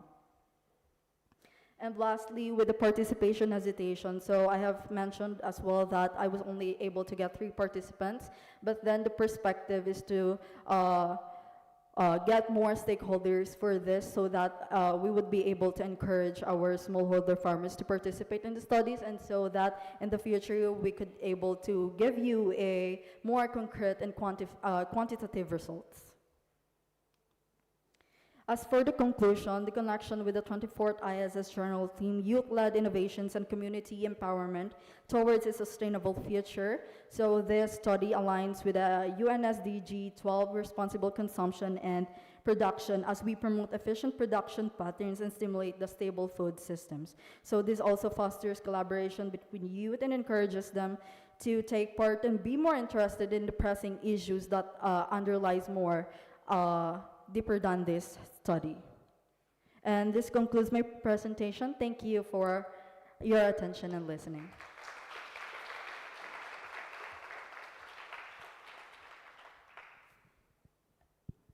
Thank you very much for your insightful presentation. We will now proceed to the Q&A session for the next 3 minutes. Please kindly raise your hand and stand up if you have any questions or comments regarding Ms. Bernadette's work.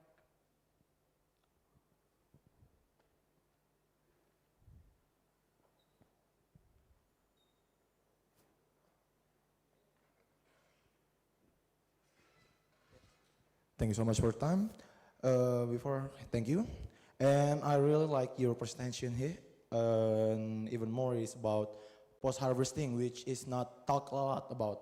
And the way that you presented it is about the wastefulness of our harvesting ways and our harvesting methods that we use nowadays. So from the way that I take it, I wanted to ask you, can we imply this method first? Can we imply this method globally? And do you have a vision for it? And the second one is, if yes, how will you reach the audience? Because from the presentation before, I see it that you try to reach the small farmer, the one that is not being held back by corporates. And the one that is majority is the small farmer, right? In this village, in the far region, which no one sees. And how will you reach them? And do you have any global vision for how to imply this? Thank you. So thank you for that question. Actually, this project is still a month old, so it is very new. And I chose the farm level because, again, our smallholder farmers lack the proper resources, and I think that they need more attention and actions to be put on. And so I guess in the future, for a year or more so, I would be able to reach it globally by establishing firstly in the Philippines, and having a more stable supply chain firstly in the Philippines as well. Thank you so much.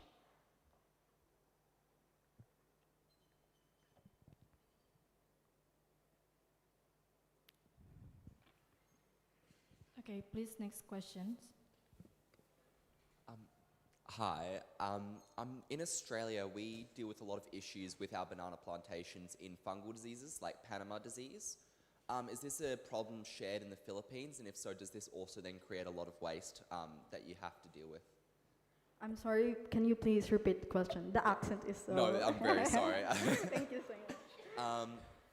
So in Australia, we have a lot of issues with fungal disease, like Panama disease, that affect a lot of our banana plantations due to the lack of genetic diversity.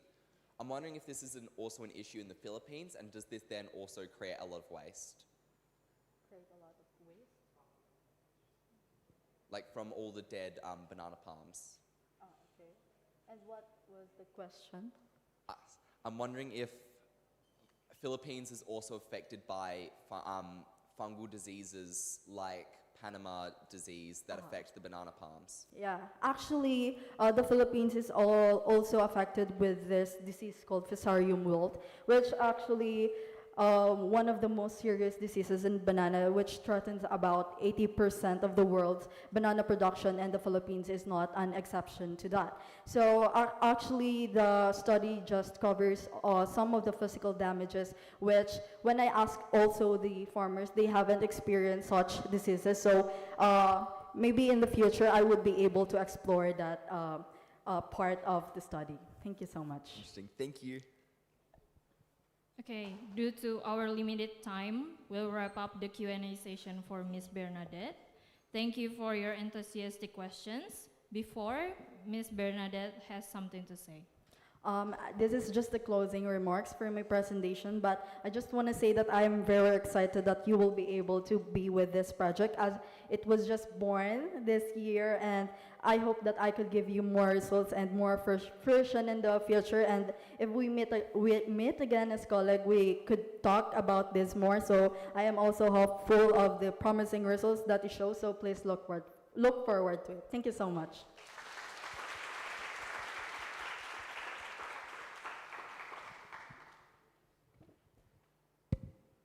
Thank you so much.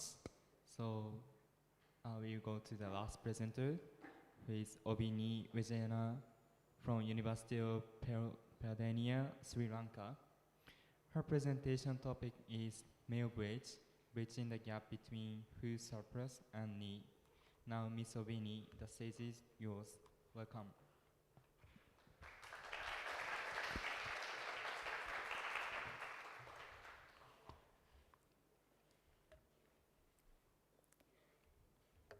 Ayubowan everyone, Salama Pagi, Ohayo gozaimasu, and a very good morning to all of you. So I'm Obini Vijayasuriya, proudly representing University of Peradeniya, Sri Lanka. First of all, before going to my presentation, I wish to extend my heartfelt gratitude to Tokyo Nodai and IPB University for bringing us all together here and giving me this opportunity to present to you my work on behalf of this global stage. So what I'm about to present you today, it's not just a project, it's a vision that was born out of challenges that I face in my motherland, that the Sri Lankans face in our motherland. And today, I'd like to begin by taking you into a couple of critical issues that shape the core of my innovation. Every night in Sri Lanka, thousands of families go to bed hungry, and at the very same time, about 4 tons of food go to waste each day, much of it perfectly edible. I see this and I experience this every day, and I see overflowing plates on one hand, and on the other hand, empty stomachs going to bed at night. And as a food science undergraduate, of course, I couldn't ignore this painful reality. I always wondered, how can a country waste so much of food while so many of the people starve? It's impossible, right? And yes, I hope you would agree me if I say that this isn't just about wasting food. This is about wasting the energy. This is about wasting the land, and this is about wasting the water that went into the production. So what if there was a way to circulate the surplus food that usually goes to waste, right, and redirect it to those who are in need? With this thought in my mind, I decided to apply my food science knowledge to come up with a practical solution. As students' actions and activities, I conducted several exploratory surveys to understand the food waste and the surplus generation in Sri Lanka and the existing gaps in food insecurity. And finally, I came up with Mealbridge, a web-based platform to connect those with surplus food to those who are in need. So, yes, as you can see here in the project concept, Mealbridge is based on 2 main objectives. First one, to alleviate the food insecurity in Sri Lanka and to reduce the food waste while tracking the impact. The core functionalities of Mealbridge include user registrations, namely donors, recipients, and volunteers. So suppose you're someone with excess food, right? It can be an individual, or it can be an organization, or a restaurant, or an economic center. You can get yourself registered as a donor. And if you are in need of food, you can of course register yourself as a recipient, and all the young persons who are eager to support this initiative are encouraged to join as volunteers, especially to mediate the delivery processes for the disabled, pregnant women, and the aged people in Sri Lanka. Secondly, it includes the food and feed listing options once you get registered as a donor. So you could, of course, add the images of the surplus meals that you have, along with the location, quantity, and the collection times and the best before times. So the automatic donation matching based on location, and of course delivery support via volunteers, and impact tracking showing how many meals have been shared, how much of GHG emissions have we reduced, and how much land and water is saved. So here comes a mock-up of the Mealbridge web application, and this is how the food and feed listings appear once the donors put the advertisements on the platform. Okay, so here comes a most unique and interesting feature of Mealbridge, which is the social and environment impact tracker. So as I mentioned earlier also, this allows the users to see exactly how much of a difference that they have made by sharing just one meal. And not only this, but also Mealbridge also integrates the option of gamification and awareness events, and even a community story section, because I believe that impact showcasing is extremely helpful to boost the engagement and motivation of the community. So I have introduced a leaderboard based on the performance of the volunteers and as well as the donors. So moving on to results and implications, these illustrations that I have shown here are the results of the surveys that I conducted beforehand developing Mealbridge. So this first set, it highlights the scale of surplus generation and the frequency of food waste in Sri Lanka. And of course, the second set reflects the feedback collected from the 61 stakeholders after the pilot implementation of this project. And interestingly, 53 out of 61 people indicated their willingness to adopt Mealbridge.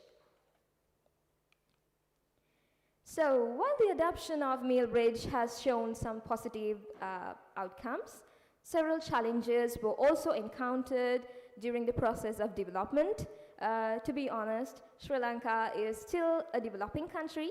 Maybe you know sometimes, maybe you have visited, and so therefore the accessibility and the digital literacy of the community is kind of a concern when it comes to adopting this kind of a digital innovation. Secondly, it is a multi-ethnic society with so many ethnic groups in it. So I understood that this Mealbridge doesn't address the dietary restrictions. For example, halal vegetarianism should be addressed in future. Then comes one of the major issues, that is the food safety concerns, because this entire system is working based on a set of community guidelines, and sometimes maybe this might there might be the risk of food safety issues that can be raised by the recipients. So looking ahead, my vision is to scale up Mealbridge from pilot scale to rural as well as the urban scales. I also aim to expand the platform to support animal feed conversion out of food that is not edible, that is not good for consumption by the humans. And I also look forward in presenting my innovation as a national project for the government, and at the same time for the corporates in order to use this as a corporate social responsibility tool and at the same time as an impact tracking tool.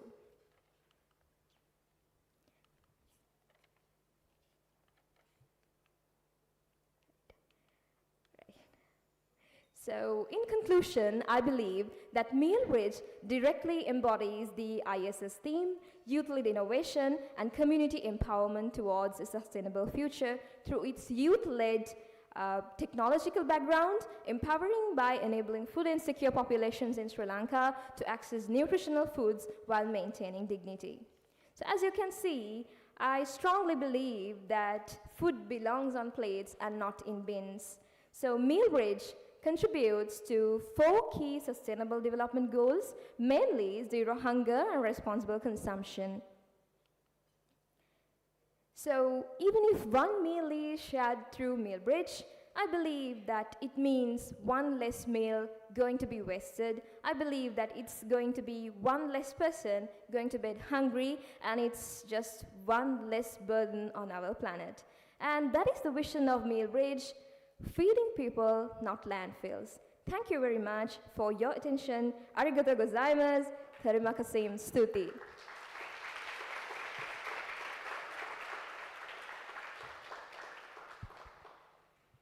Ms. Obini, thank you for your insightful presentation. The social platform will be effective for solving the problem of food loss. Now that we would like to forward to the Q&A session, if you have any questions or comments, please raise your hand and stand up.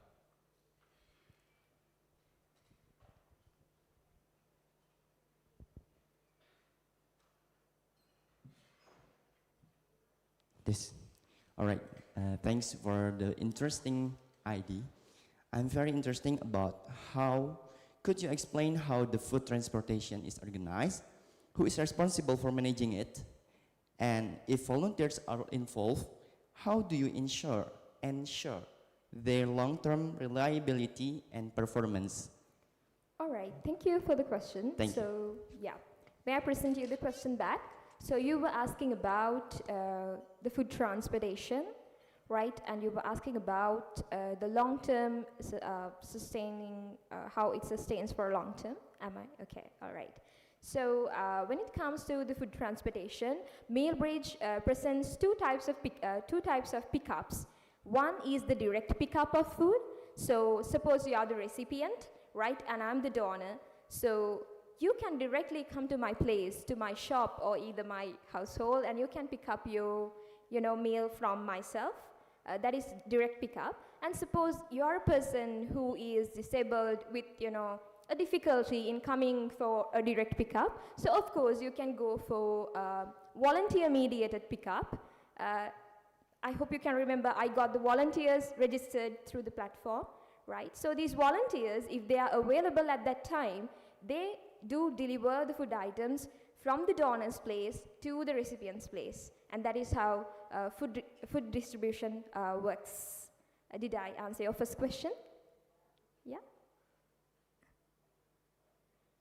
All right, okay, and yeah, next you asked about how the project is gonna sustain. So in that case, as I mentioned to you earlier as well, I actually believe that Sri Lanka is a country that likes to donate a lot. People love donating food. So I believe by impact showcasing, and at the same time with corporate partnerships and government partnerships, if I get successful in those, I might get a chance to sustain the project.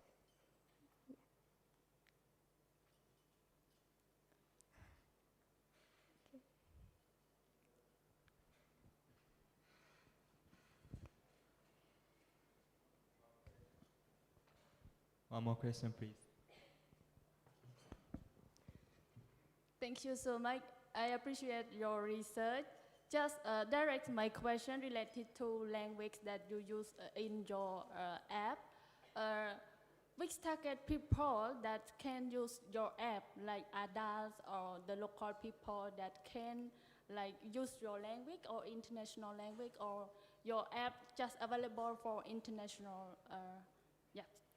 First question. And second question related to how can like your strategy that you collect your client, like example, like supermarket register available their product in your app. How can what kind of your strategy that you let them know your app? Thank you. Okay, so may I like repeat the questions for you? So firstly, you asked about language available okay, in your lab. Yeah, language. And then secondly, you were asking about your strategy that you allow your client, your target client to register available their product in your app. All right. So for the first question, so of course, it's good that you raised that question. This Mealbridge is still under development, and yes, this only uses English at the moment. But Sri Lankans, majority of them, they don't speak English.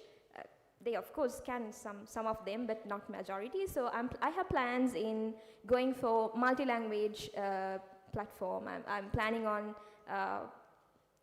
like trying Mealbridge in my native languages as well. So I hope I answered your first question. And then secondly, you were asking about the clients. Which clients, right? So when it comes to the donors, the types of clients, when it comes to the donors, first thing is this is a donation platform actually. Everything goes free of charge.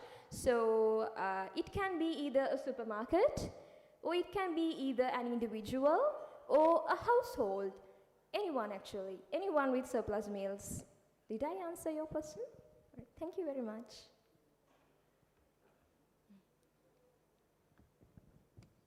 Sorry, due to the limited time,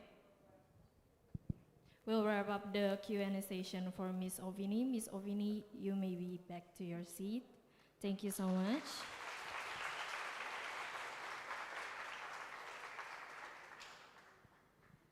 Okay, thank you very much to all the presenters for your wonderful presentations. Ladies and gentlemen, let me briefly wrap up the highlight points for Group E session. First, Mr. Dutt highlighted the importance of sustainable farming, introducing the use of reversible till blade plow that is both energy efficient and user-friendly, allowing farmers to pulverize their land more effectively, resulting in healthier soil cultivation. Next, Ms. Bernadette shared her work on reducing post-harvest losses in bananas through an integrated intervention from harvesting to packaging, directly applying within local communities. And finally, Ms. Ovini presented a breakthrough online platform to reduce food waste, enabling people with surplus food to donate it those in need or utilize it for farm feed. Once again, let's give a big round of applause to all our presenters. Thank you for joining us in the Group E session. We will now proceed to the next agenda, the poster exhibition at the hallway. There you will find not only university students, but also high school students from across Indonesia, showcasing their inspiring ideas and creative works through posters. After that, we will also have a lunch break at 12:05 p.m. With that, we officially close the session. Arigatou gozaimasu, terima kasih, kamsahamnida, selamat po, stuti, thank you, and please enjoy the exhibition and your lunch. Yeah, thank you, Ms. Saski. Once again, please give them a round of applause. And then for the audience, thank you for coming today, guys. This is the end of the E sessions. You may also join the next sessions, which is Group E presentation session, and then there will be Group G2. And then for the chairperson and then presenter, you may stay seated. Please stay in your seat. For the audience, you may proceed to lunch. Oh, I'm sorry, we don't have lunch, but we have refreshments outside. Thank you so much for coming, guys.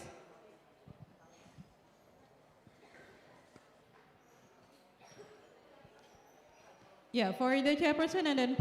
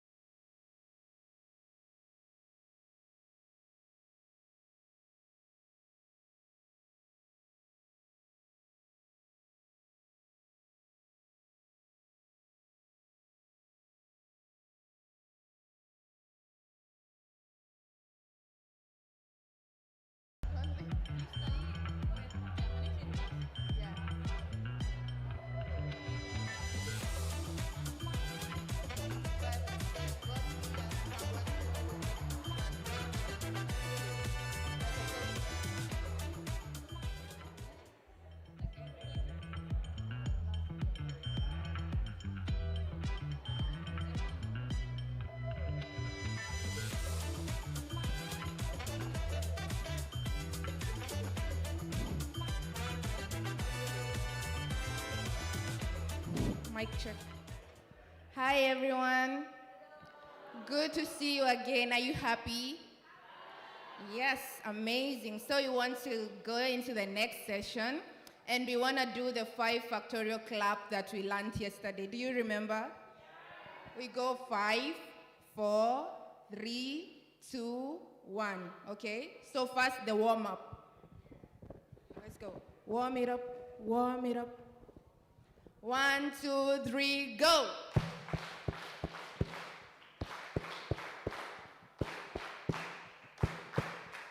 Fantastic, thank you. One more time? Okay, okay, okay. Warm it up. Warm it up. Ready, 1, 2, 3, go.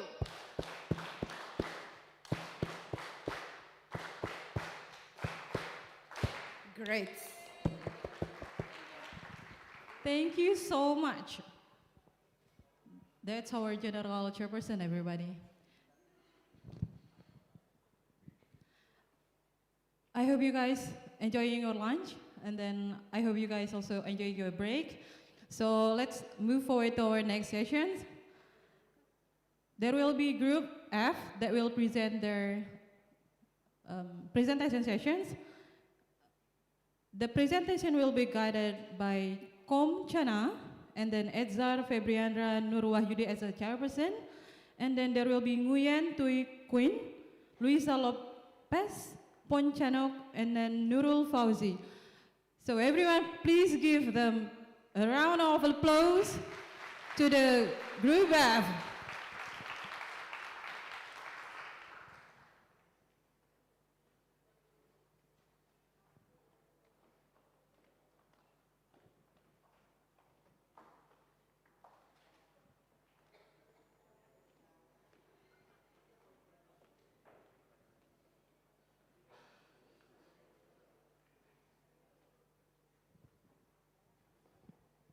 For Mr. Edzar and then Ms. Kom, the time is yours.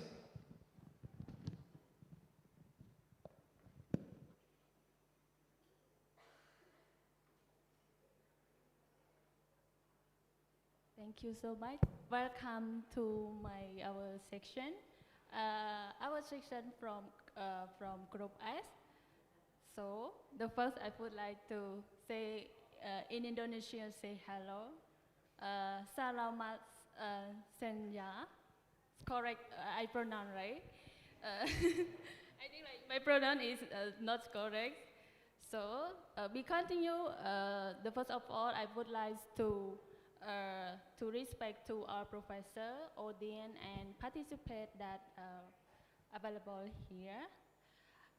Please allow me to introduce myself. My name is Komjana. I'm an international student at Department Agricultural Engineering in Tokyo University of Agriculture. This section, I will be moderating this section together with my partner, Mr. Esat. Please introduce yourself. Okay, hello everyone. Selamat siang. Good morning. Konnichiwa. My name is Daniel Wahyudi, and I'm a undergraduate student of Food Science and Technology from IPB University. I am honored to be served as a chairperson for Group F.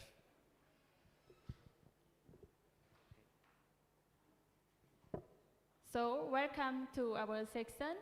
We have the series of very interesting study and different field of the presenter research. So, let's pay attention with us.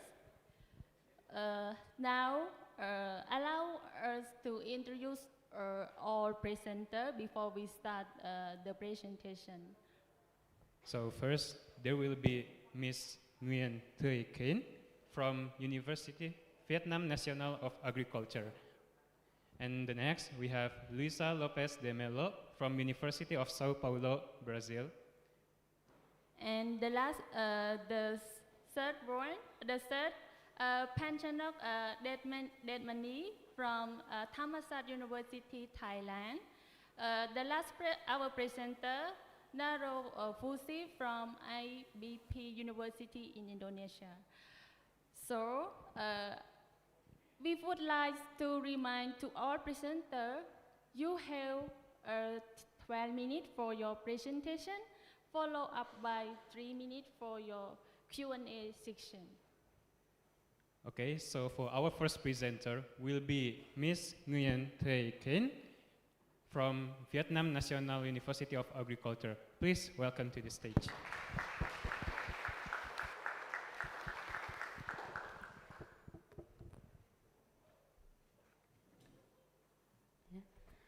Good afternoon, everyone. My name is Nguyen Thuy Kien. I'm from Vietnam National University of Agriculture. And it's my honor to share with you today my presentation titled Empowering Women in Disaster Prevention in Vietnam. Let's learn from Typhoon Yagi.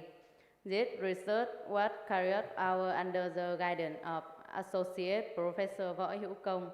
To start, let me introduce the background of Typhoon Yagi in Vietnam.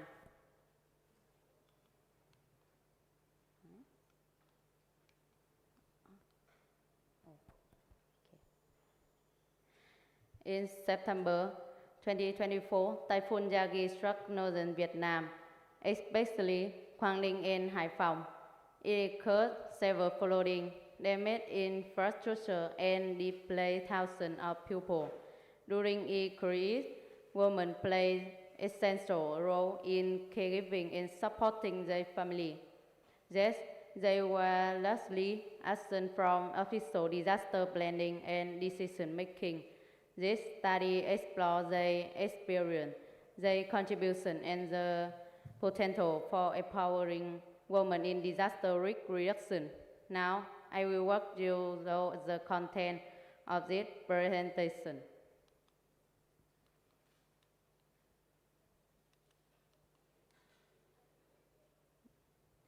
Here is the structure of my talk today. The first, problem statement. The next, student action and activity. Then application and research. After that, challenges and perspective. Finally, conclusion. Each part will highlight key lessons we learned from Typhoon Yagi. Let us begin with the problem statement. And though gender-sensitive disaster risk reduction is promoted globally, localized research in Vietnam is still limited. Women caregiving role are critical, but they are unavailable. They exclusion from decision making make disaster response less effective and less equitable. Let me explain the theoretical approach and aim of our study.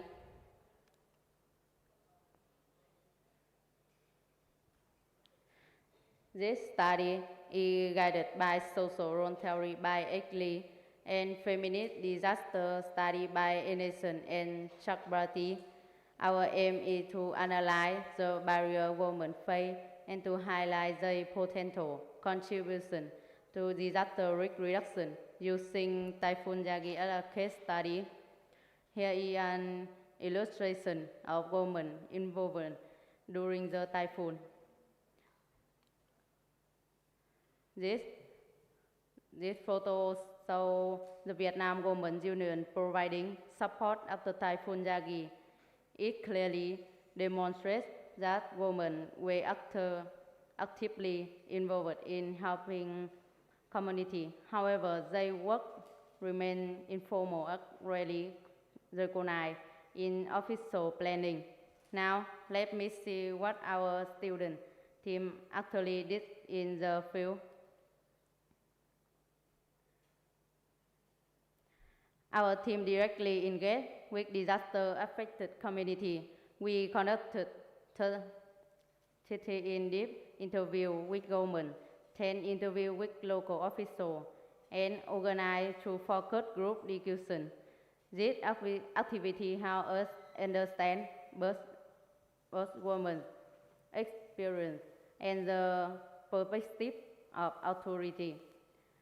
By the research, we also join practical activity to support community.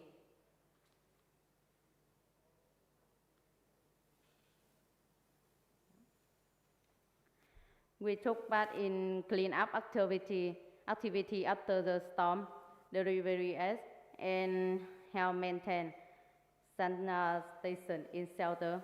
We also facilitated storytelling session, giving women the strength to share their voice and strengthen community awareness.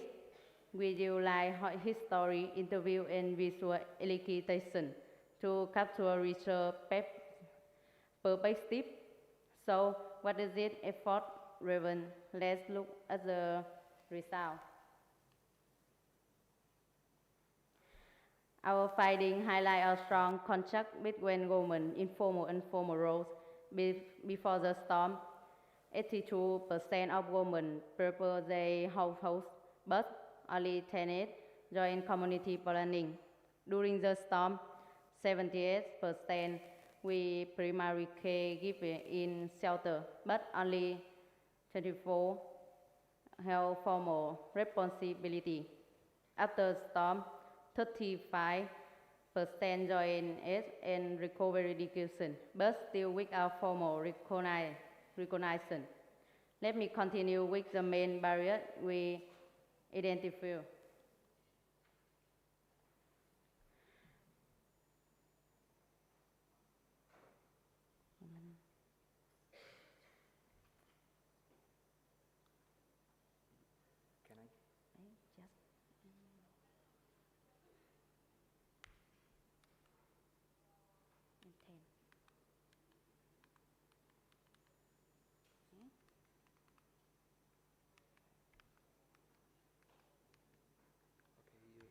Just say next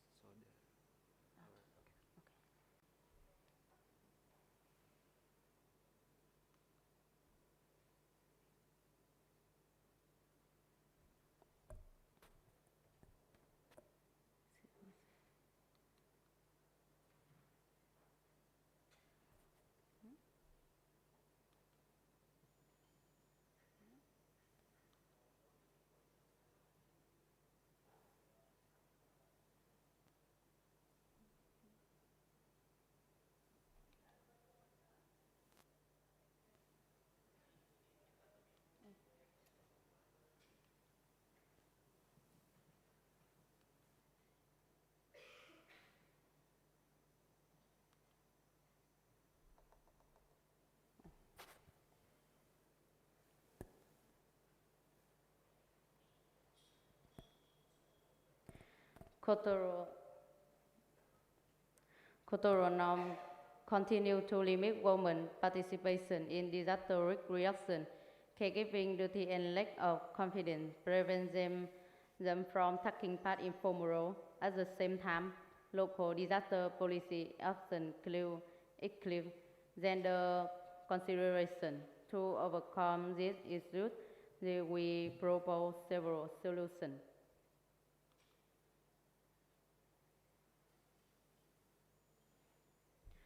We subject integrating gender equality in DR policy at all levels, co-developing solutions with affected community, using multimedia storytelling and digital tools to amplify women's voice, and promoting inclusive, interdisciplinary, and scalable DR model. This step can help create fairer and stronger disaster response. Now let me conclude with the key message of our study.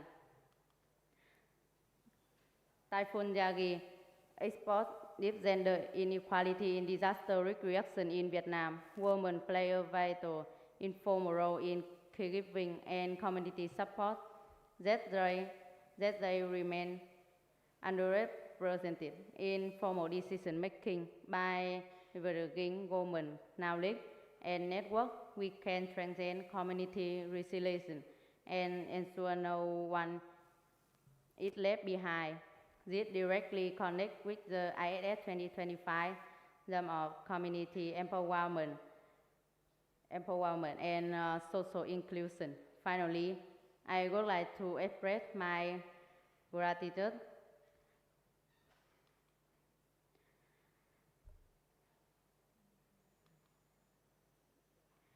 I would like to sincerely thank The women and community will share their experience. My official associate, Professor Võ Hữu Công, for his guidance, and the IS 2025 organizing committee for giving us an international platform to share this lesson. Thank you very much for the attention. I now welcome the question.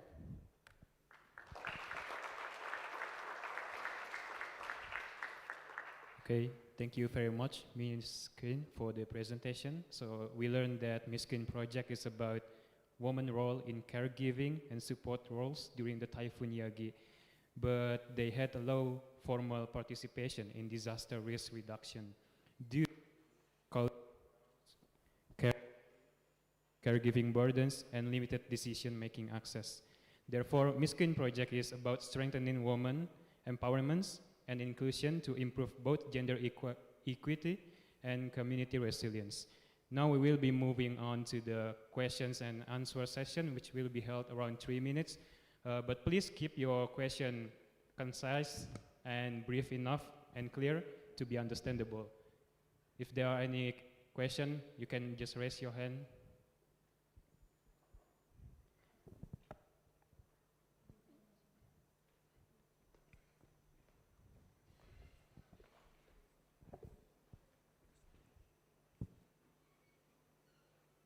Thank you for your presentation, Ms. Wing.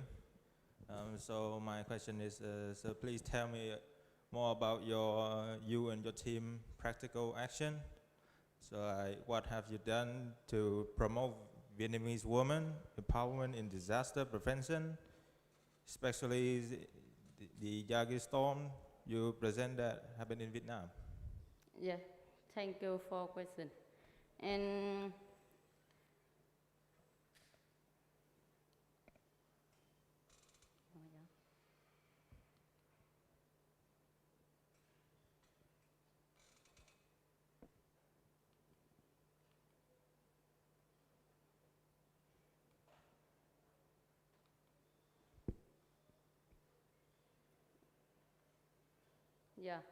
yeah, you see,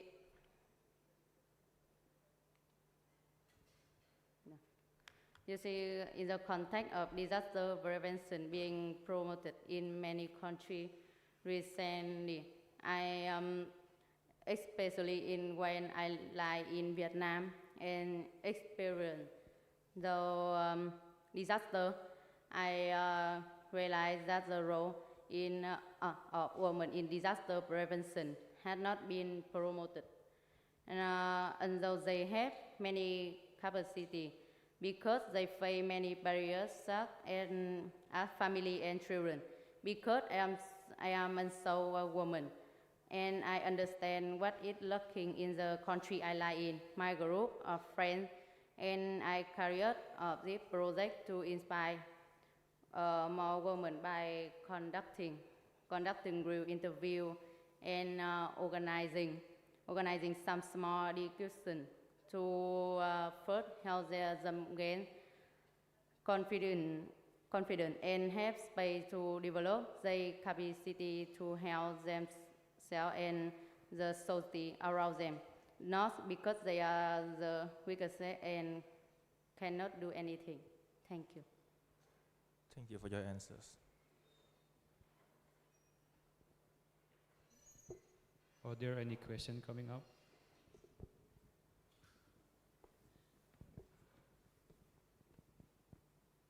No question?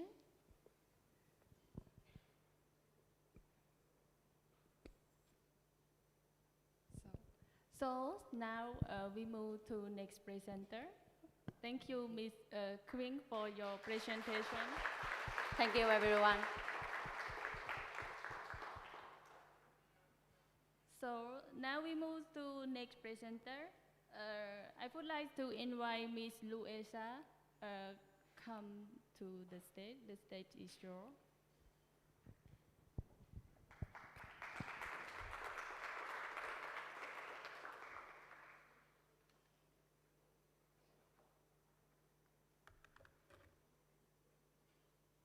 Okay. Hello, everyone. Good afternoon. My name is Luisa Melo. I'm from University of São Paulo in Brazil. And I'm really honored to be here to represent my university and also to share with you this project. I'm here to talk about sustainable approaches for pruning residues management and community empowerment.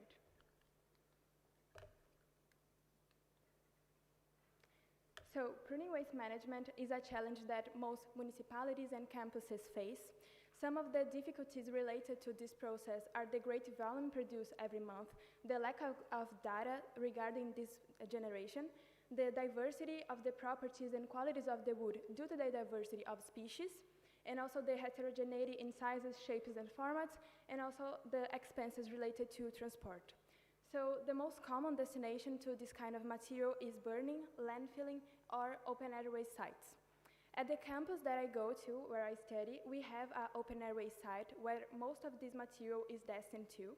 But in the beginning of 2024, this place burned 3 times, underscoring the urgency to find sustainable pathways for repurposing this material. So in this context, we have the IBIRA project that was created in 2021 by my academic supervisor, Adriana Nolasco. And in this project, since the beginning of this project, it was focused on student actions, and I have been solely leading this project since August 2024. In this project, we intend to give a comprehensive approach to pruning waste management, integrating social, economic, and environmental benefits. This project,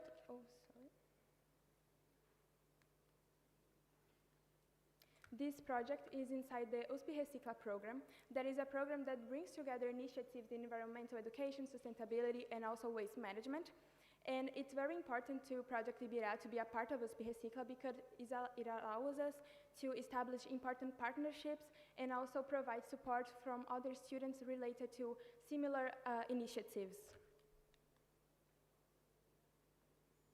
So on the matter of my students' actions, my main action was to explore sustainable pathways for repurposing pruning waste. And in that case, we promote circular economy on the cradle-to-cradle model, that is where every part of the material goes to the most appropriate usage. So we mostly segregate this material between thick and thin material. The thick material is the material that we can explore the wood, so we mostly use it to product development, but the thin material and also the thick material can be shredded and used mostly to composting or soil cover.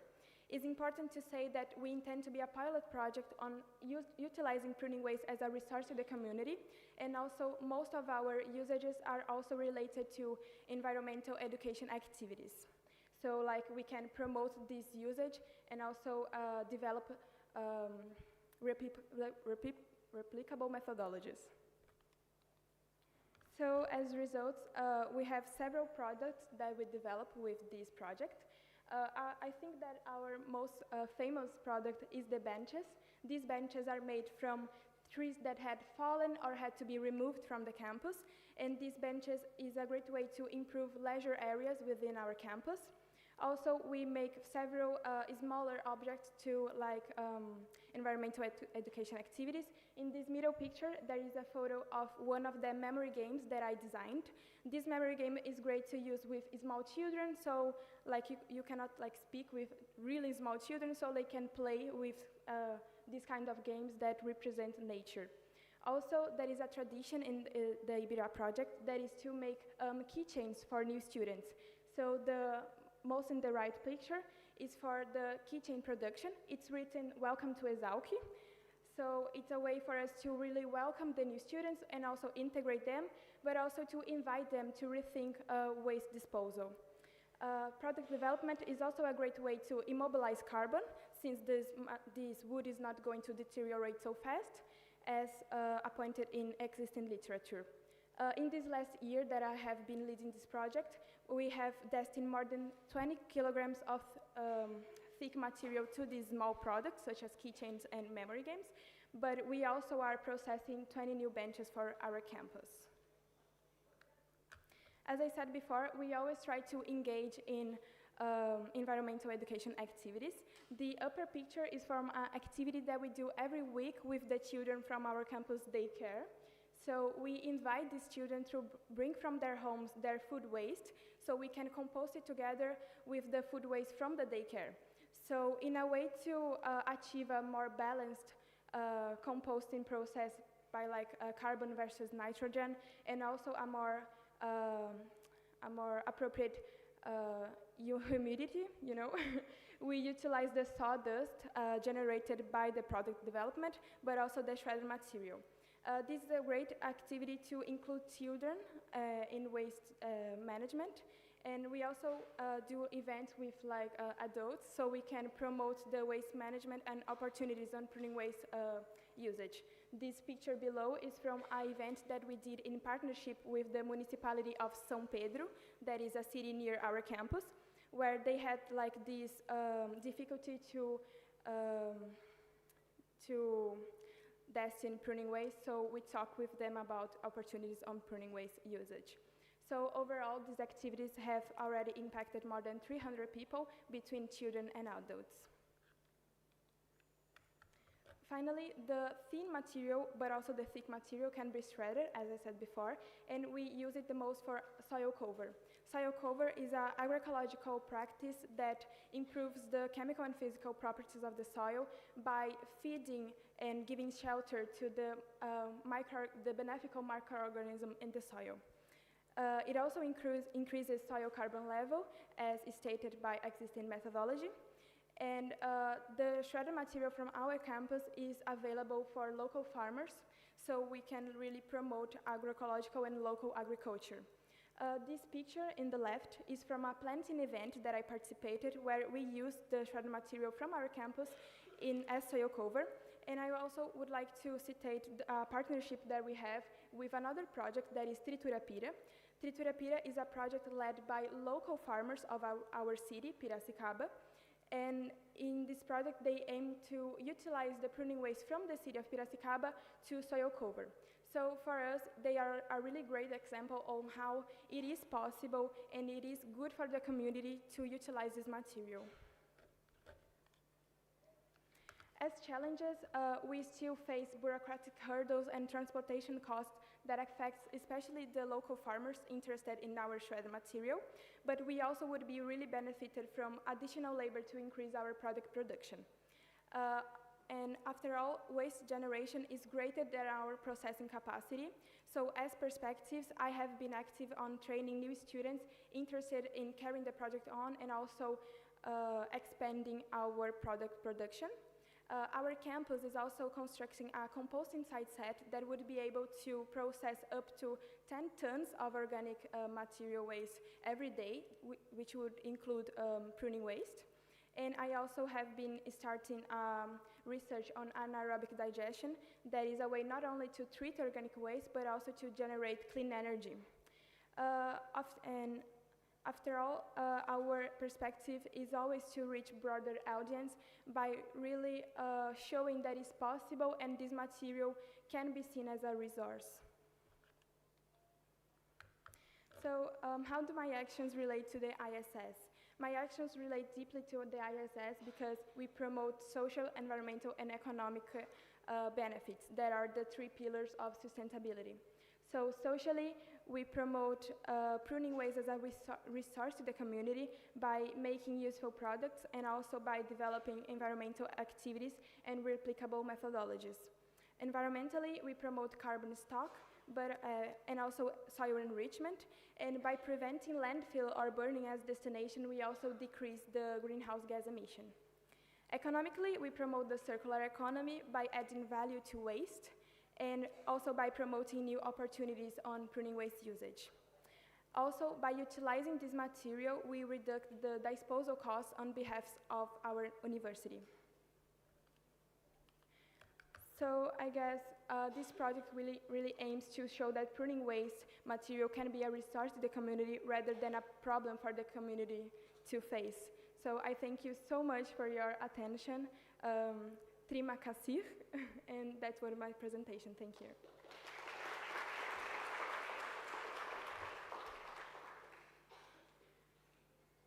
So much, Mr. Luesa, for your nice presentation. Now we are going to open the floor for a question. for the audience. Please kindly summarize your question and key point to ask her. Please, the floor for audience. Miss, yeah.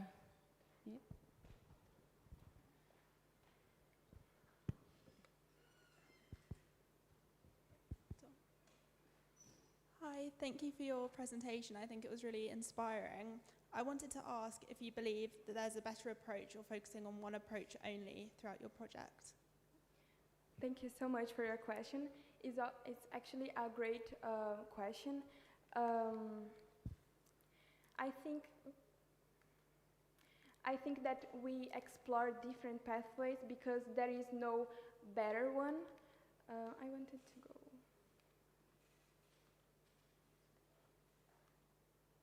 Here.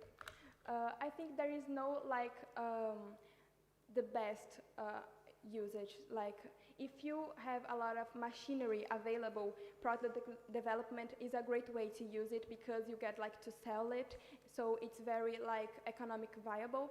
But if you are in farmer's land, you do not really, maybe it's not the greatest option to develop products, but soil cover would also be a great opportunity. So it really depends on what do you need in your space where you are and what are your resources available, because product development, as I said, is a great way to value the waste, but it's really labor intensive. So if you do not have a lot of machinery and a lot of time, it won't be possible. So yeah, I guess as we are a project related to our university, I think it's our job to show as many options as we can to prove that this material can have better approaches on it. Thank you so much for your question.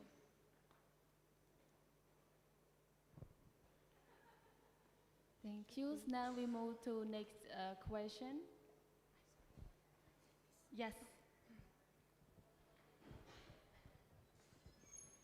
Okay, so the first one I see on your presentation is you're talking about the environmental education, that talking about the activity, especially about cycling organic waste, and you composting food waste to the children.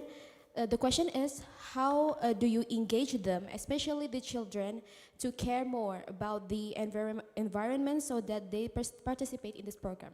You mean this activity, right? Yeah, yeah. Yeah, great. Thank you for your question.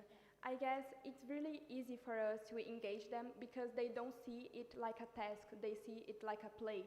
They really enjoy doing it actually because it relates their home life to their school life maybe.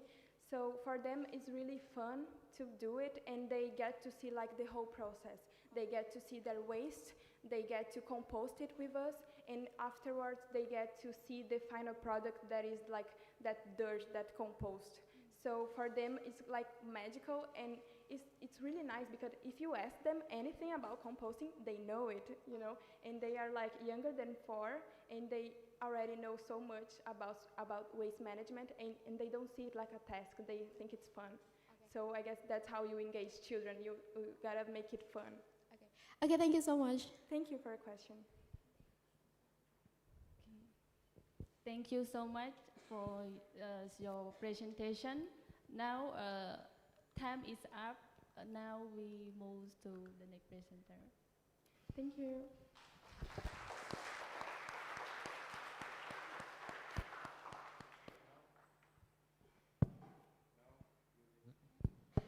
Yes. Now we will move on to the next presenter.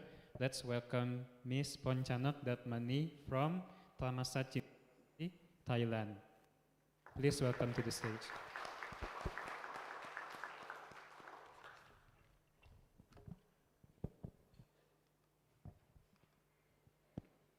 Good afternoon, everyone. Welcome to my presentation.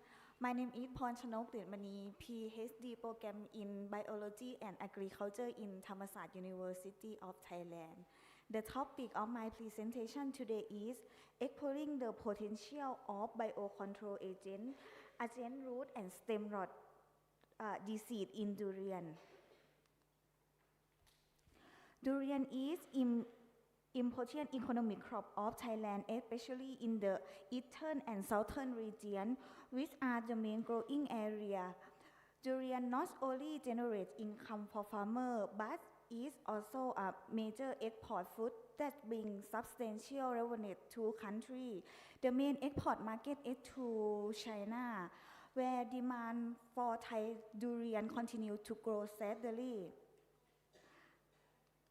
Currently, more than 2,000 varieties of durian are cultivated in Thailand, with 5 main varieties grown commercial such as Chani, Gan Yao, Phuong Mani, Kadum, and Mon Thong. Among Mon Thong is the most popular among consumers. However, durian yield in Thailand has declined due to a severe outbreak of fungi Phytophthora parmibola. Farmers often rely on chemical treatment, leading to higher production cost and lower yield and harmful residue in product and the environment. So the control and limitation of plant disease through biological methods such as using antagonistic microorganisms to manage durian root and stem rot is alternative that can reduce or replace the use of chemical treatment. Several studies have demonstrated the effectiveness of bacteria in controlling and inhibiting durian root and stem rot, such as Bacillus formosus, Bacillus benicis, and Bacillus group. However, in Thailand, bioproducts for treating durian root and stem rot are still limited. Therefore, developing biocontrol product is an important alternative to chemical use.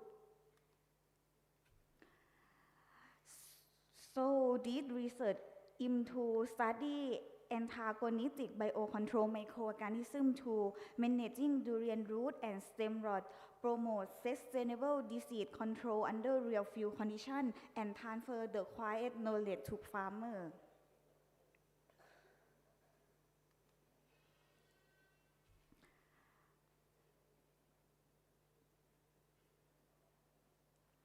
The methodology was divided into 5 main steps.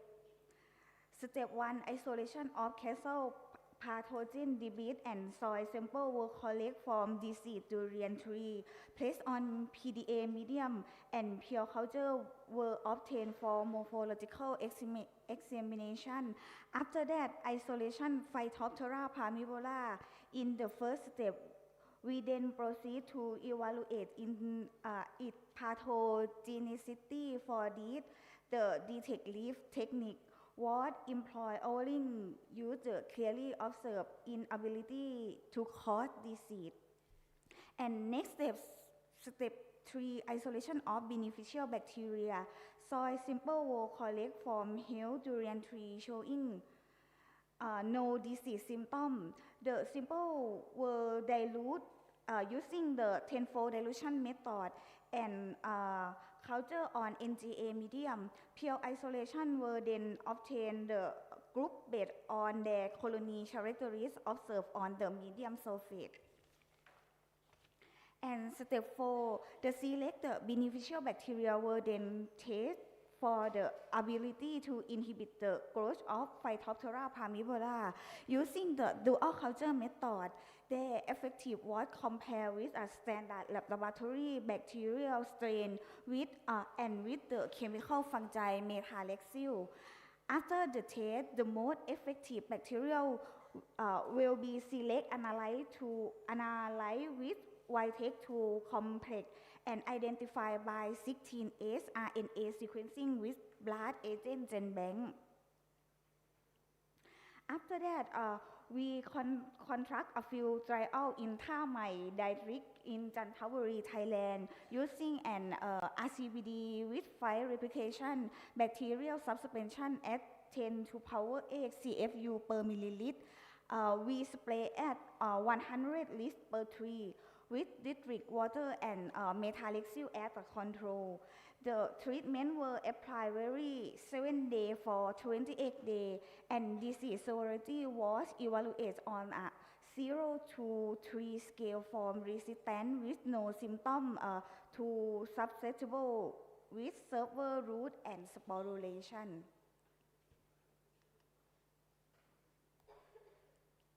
As a result, fungal pathogen, a total of 30 durian tree samples showing symptoms of root and stem rot were collected from 3 districts in Chanthaburi province, result in 17 Phytophthora parmivola isolate.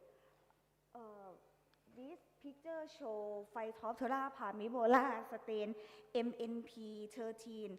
The Phytophthora parmivola isolate MNP13 exhibit the fastest growth on PDA within 3 days.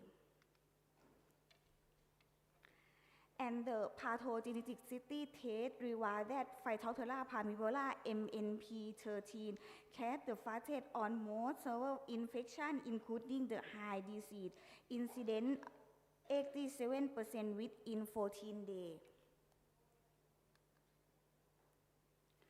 And isolation of beneficial bacteria. Isolation from durian tree associate simple yield 196 bacteria isolate classified into 8 morphological groups based on colony characteristics on NGA medium.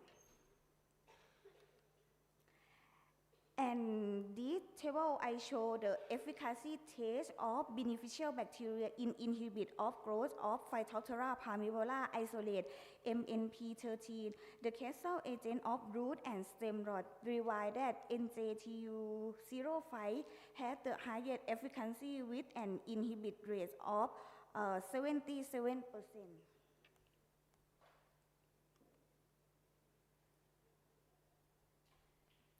And the most effective bacterium in disease control was found in group E, identified as the beneficial strain NJTU05. It is colony characteristics were round, shiny, small, and clear. And the beneficial bacteria strain NJTU05 was identified as a gram-positive strain. Closely related to berry bacillus formosus, but analysis showed 99.70% similar to bacillus formosus, and 96 to 98% identify the release strain in the NCBI database. In the real field, the efficacy test show that NJTU05 had the highest inhibitory effect. Fuel absorption release that NJTU05 reduced the severity of durian root and stem rot level 3 to level 0 within 28 days.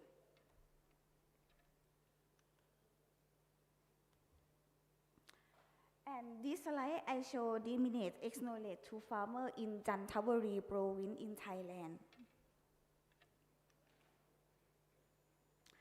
Challenge and perspective 1. Selection and isolation of beneficial bacteria, such as identify and isolate effective strain agent Phytophthora parmivola, require high perspective in the time consuming, and to validation and real field conditions such as test disease control efficacy in durian orchard with diverse environmental factors and field conditions may reduce the effective observed in laboratory tests. And development into stable bioproducts such as ensure long shelf life and consistent performance, and optimize application method for farmer and ensure scalability industrial production. And legal and regulatory challenge such as comply with complex biological products, registration process, and provide safety and environmental impact documentation. And important challenge, farmer exception and sustainability, such as build trust to demonstration and proven result and overcome reliance on chemical solution. And conclusion, our research focused on selecting beneficial bacteria to control durian root and stem rot, a major lead to one of Thailand's key economic food by replacing chemical treatment with biological control.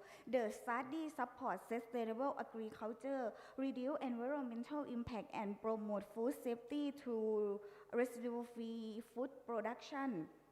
Reduce and benefit farmer and community in the long term. And this research support SDG by promoting SDG security, SDG 2, and safeguarding human health through reduced chemical use, SDG 3, and encouraging responsible production and consumption, SDG 12, and protecting terrestrial ecosystem and biodiversity, SDG 15. This research was conducted under the supervision of Assist Professor Vilawan Chirabun and Academic Director and me, Ponchanok Demani. We are in the field of biology and agriculture faculty of Thammasat University in Thailand.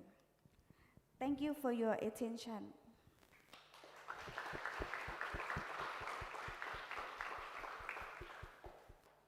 Thank you, Ms. Fang, for the presentation. We do apologize for the visual issues. If you have any information to clarify, please just ask.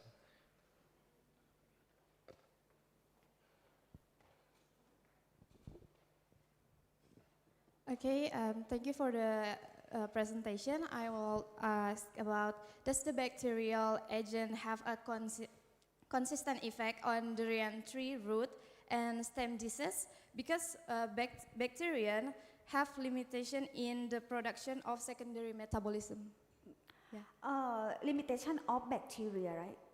Yeah, the limitation of bacteria, pure bacteria is a short time, right? So bacteria have like 24 to 48 hours. So I developed bacteria to bioproduct. Bioproduct is how long time shelf life of bacteria. Okay, thank you so much, because this is so interesting that we know that durian is very famous in many countries. Thank you so much. Thank you. Are there any questions?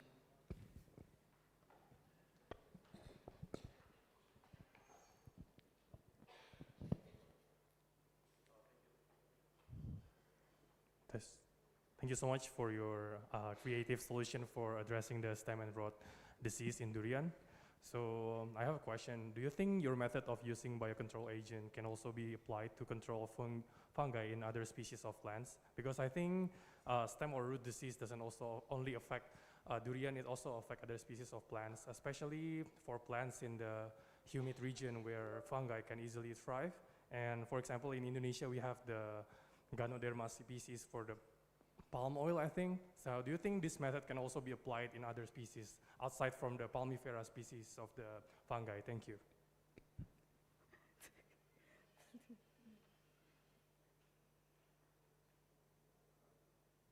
Yes, so the question is, do you think that your beneficial bacteria can cure other species other than the one that in your project?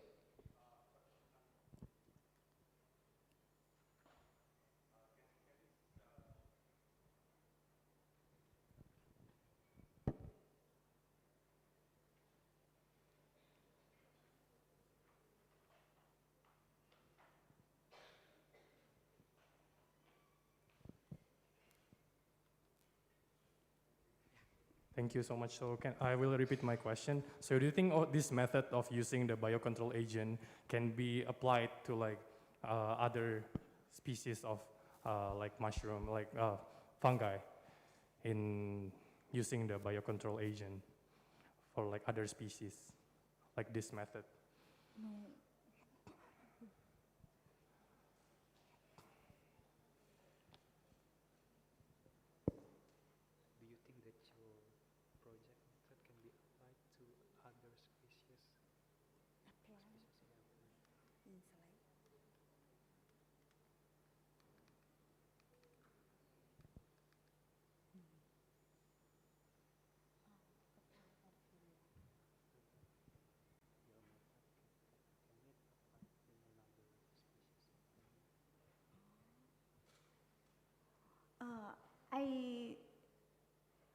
apply bacteria on plant, right? Yes, to other species of the fungi. Like for example, like the Ganoderma fungi, maybe not only the Palmifera fungi. Oh, I spray bacteria on plant. Spray bacteria, suspension bacteria. Yeah. Spray on durian tree. So the bacteria only targets like the Palmifera fungi only. All these species. Only species. Yeah. Okay. Species from bacteria, Bacillus formivolus, can control many fungi such as Fusarium, Collectoticum, is pathogen of root and stem rot in durian. Yeah. It can control every fungi. Yeah. Okay, thank you very much. Thank you. Okay, thank you for the question and answer session. Due to the time constraint, we need to move on to the next presenter. Yes, thank you for.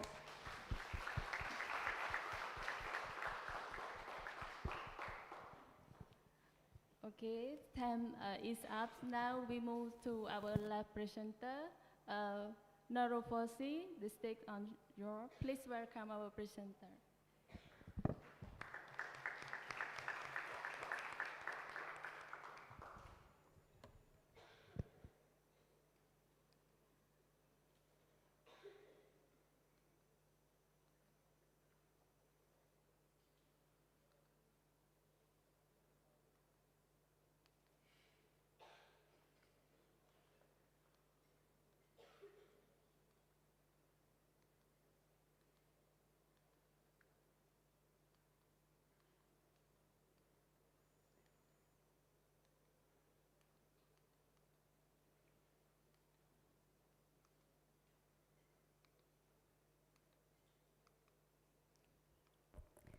So, good afternoon, everyone. Good afternoon, ladies and gentlemen. My name is Narofosi. I am from IPB University, and I'm standing here with my pride to present my project called Fit Triple Actions. So, ladies and gentlemen, before I start my presentations, let me invite you all to imagine when we are standing in our home, when suddenly the ground starts shaking. In just a few seconds, everything you know could change. This is the daily reality in millions of people live in Indonesia, especially in Sukabumi, West Java. So ladies and gentlemen, when we talk about the earthquake that I started, we talk about Ring of Fire. So ladies and gentlemen, the fact that Indonesia is located on the Pacific Ring of Fire and experiences over 10,000 earthquakes in a year, and 205 of that is being earthquake with a magnitude above of 5 magnitude. And let's take a look on the West Java, the one of the province in Indonesia when we stand here, West Java. West Java is lined with megatrust zone and then also the active faults. And from the two of zone this, the Cimandiri fault is the biggest fault that can impact of the earthquake in Sukabumi, West Java. Mr. Daryono, the head of the Earthquake and Tsunami Mitigation Center of Sukabumi, said that the Cimandiri fault was responsible for the major earthquake which resulted in 268 fatalities and damaged over 2,000 homes. So ladies and gentlemen, based on these situations, we can conclude that Sukabumi, West Java, especially Cikundul village, is being an area that has a high potential of earthquake. Well, when we discuss with the head of the Cikundul village and also the BPBD of Sukabumi, the community's understanding of emergency disaster response is still inadequate. It is still 25 around and has not yet to meet the mitigation standards of about awareness of the earthquake mitigations. Besides of that, the availability of food emergency that meets energy and nutritional needs during emergency situations is not fulfilled in Cikundul village. So while, based on our discussion with the head of the Agency of Earthquake and Tsunami Center of Sukabumi, she said that the community at least need to be informed, to be knowledge, and to be capable. So because of that, here we are. My name is my friends, proudly present that we implement the program called FIT Triple Actions, capacity building program to increase community preparedness in local disaster management independence. So this program is aligned with the SDGs, point 11, point 5, and then point 17 with the partnerships. So ladies and gentlemen, let's take a look with our program called the FIT Triple Actions. So we built this program from zero with a pilot project that we can see with 3 steps of our project: pre-program, during the program, and post of the program. In pre-program itself, we do the discussion and then kick off, and then the during program, we do implement our sub-program, FIT Triple F, FIT Action I, and then FIT Action T. And then in the post-program, we do the closing program and monitoring to continually implement our program with our target participants. So, if you ask me about what is FIT Triple Actions, FIT Triple Actions is consists by 3 sub-programs, which is the F stands for food emergency, and then the I stands for infrastructures and facility, and the T stands for training and capacity building. So, we align with the ISS term, we implement the youth-led innovations because this project is built by ourselves from zero, and then we empower the community, especially women in Cikundul village.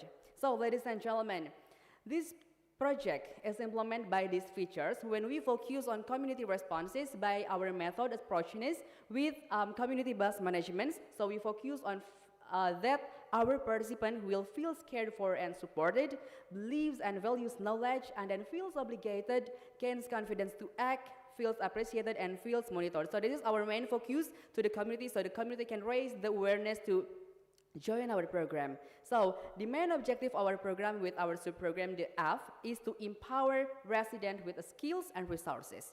And the I itself, our main objective is to comply the local mitigation standards in facility. And the third is to strengthen earthquake response capacity with our T program. So, ladies and gentlemen, our program is implemented to the Cikundul village in Sukabumi City, West Java, Indonesia, with 20 women joined the TPPKK in Indonesia, or the Community of Family Welfare Empowerment Team. And then our program realized with 5 months, from July until November 2023, to achieve our main objective of our program. So ladies and gentlemen, let's take a look to our sub-program one by one. The first of all is about FIT Action F, food emergency. So this program is focused to train community members in the productions of emergency food using local commodities, especially the banana itself is the local commodity in Cikundul village, Sukabumi, West Java.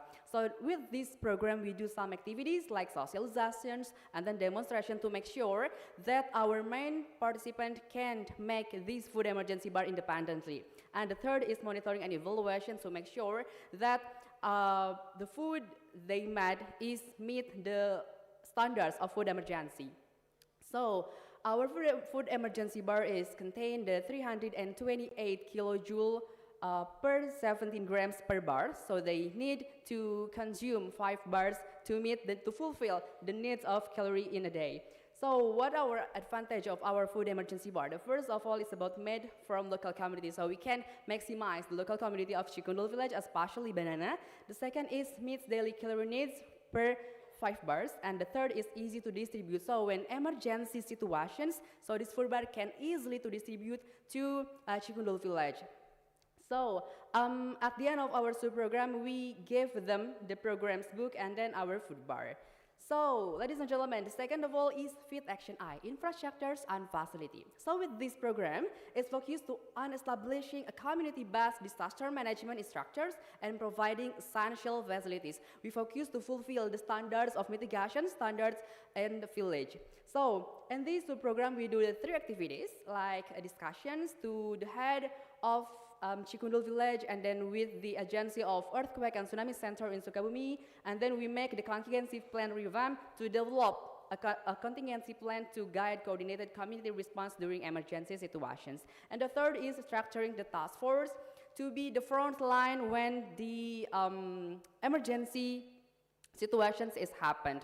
So in this program, we involve the 9 local community in Cikundul, so we can make sure that all the elements in Cikundul village can be involved in this task force, with the Family Welfare Empowerment Group as our main participant, and then youth organizations, and then community health centers, community protection units, and then village supervisory officers, community police officers, community empowerment institutions, representative from neighborhood associations, and less is educational institutions. So all the element in Cikundul village is involved with this task force.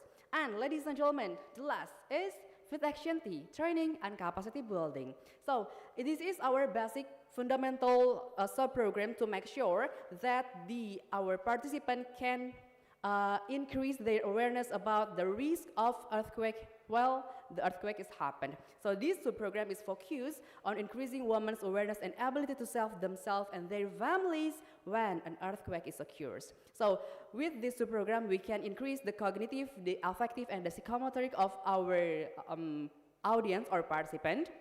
With an average of cognitive, we can increase by 92%, while the psychomotoric indicators, we can increase by 95%.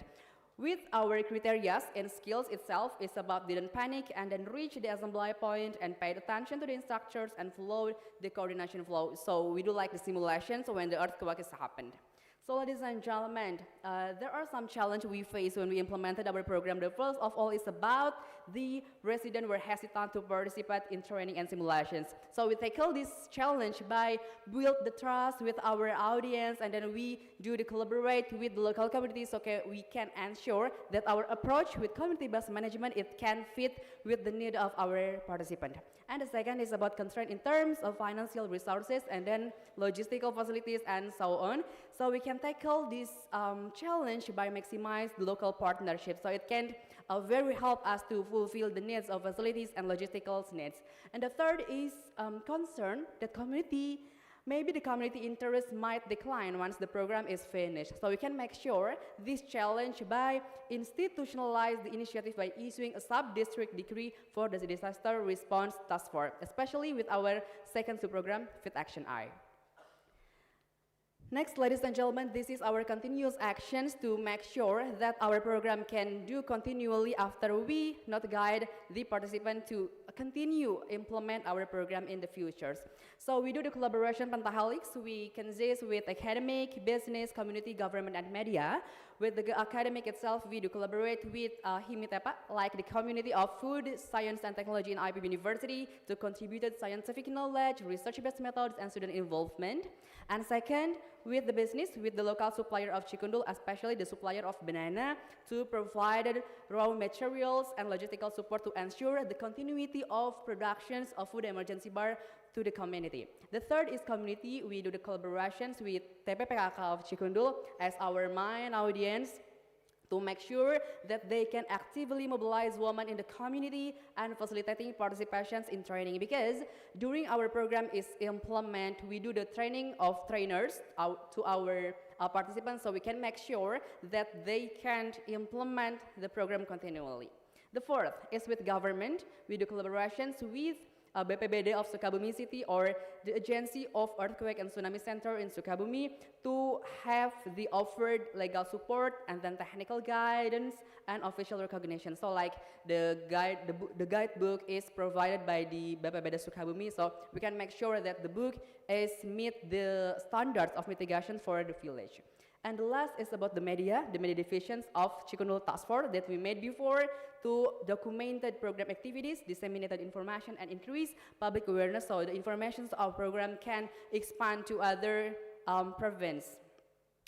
Next, ladies and gentlemen, this is our publications of our program, so we can make sure that the information of our program can expand to the others, so they can inspired by our program to do this program with our website and then Instagram account. You can find easily with @FitActionIPB, and then we have some outputs to make sure that our audience can implement our program continually. And so, ladies and gentlemen, to ending my presentations, as the young people, ladies and gentlemen, we are often told that we are the leaders of tomorrow. But when disaster strikes, tomorrow is too late. So that's why we created the Fit Triple Actions program to empower communities today for a better tomorrow. Thank you very much.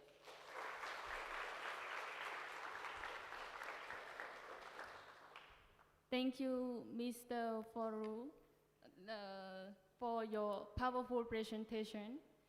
Now we opening for questions from audience. Thank you.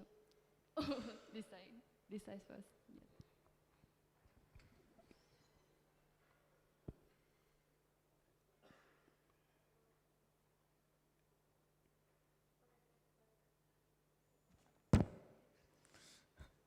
Thank you, Fauzi, for your presentation. So actually, it's very interesting because actually Indonesia is like a very high risk of natural disaster. But sadly, as I know, because I have some research about like natural disaster as well, like by the implication, I mean like the implementation, right? There's a lot of like student action go to the village and like telling them about the education, about natural disaster, like disaster preparedness. But right now on, as we all know that actually they still rely on NGO. So like usually they're gonna be like participated that, but it's only like, you know, one-time event, and after that they never gonna be like implement it. They still rely on like NGO, as said before. So what do you think? Like, how can we help them to be like more realized, more know that actually a disaster preparedness is really matters. It's really like, you know, you need to think it more because like the community right now, I don't think they are realized about that because even like we are facing a lot of disaster actually. One of it like flood, like banjir is common sense in Indonesia, but even they not really realize about that. What do you think they could be more realized and like go with like, okay, we can do something. We need to do something, and we need to be like, you know, like improve the community not only one time but like permanently. Okay, thank you. Okay, thank you very much, Sabrina, for the good question. So maybe I can answer your questions with this slide, especially about implementation features of our program. So with these implement features, there are the 4 elements. The first of all is the constant field presence and that information sharing with community. So this is our main focus because it is our challenge, especially how we can ensure that they can trust about our information given. So with these 4 elements, we can transform it with our 6 element with focus to community response. So we make sure that the community has enough of a response and awareness about the risk about the earthquake itself. So for the curriculum itself, we got the curriculum for the BPBD Sukabumi, so we can ensure that the curriculum we share to our audience is like meet the standard of curriculum to the community. So with these implementation features, we make sure that the participant not only know about the earthquake and then the risk, but they also deeply know about what can they do and what can they action to mitigate the risk of the earthquake with the 6 elements of this to feel scared for and supported, and then beliefs and values knowledge. So these beliefs is very important to make sure that our audience is feel not only know but they feel about the risk of earthquake, and then the most important is feel monitored. So that's why we collaborate with IPB Sukabumi to make sure that our target audience feels monitored. So this implementation features is the answer of your questions, especially. Is it answer your questions? So you still have the monitoring to the community that you are already like educated? The direct monitoring is held by the BPBD Sukabumi, but we do like the communications with BPBD Sukabumi to ensure that what we can do to like monitor the implementations of our program and our audience. So the direct monitoring held by the BPBD Sukabumi. Okay, thank you, Fauzi. Yes, thank you very much, Sabrina. Thank you so much for nice discussion. So now we just like give the last question from the audience because time limit, please.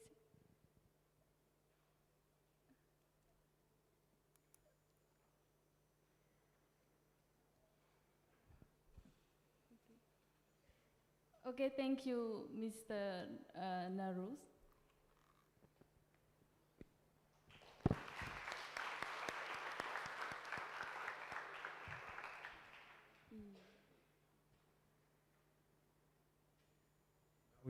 Now we are going to open the general discussion. If there are any questions you want to ask, you can raise your hand. To ask the presenters that you interesting their project. Okay, thank you. This side.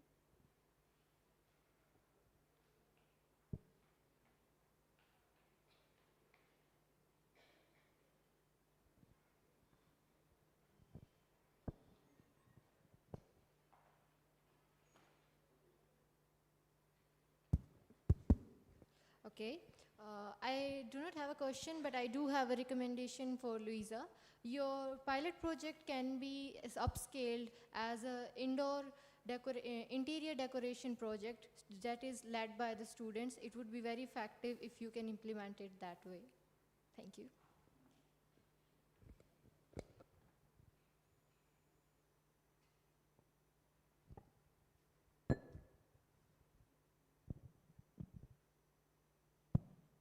Thank you so much for your suggestion. I will think about it. We already do like several, you meant like indoors products, like, right? We make a lot of them. I guess for our project, the difficulty is that it's a university-related project, and our university is public, so we don't have we cannot sell anything for our project, but we can inspire like startups or anyone who is interested in doing this kind of job. So thank you so much.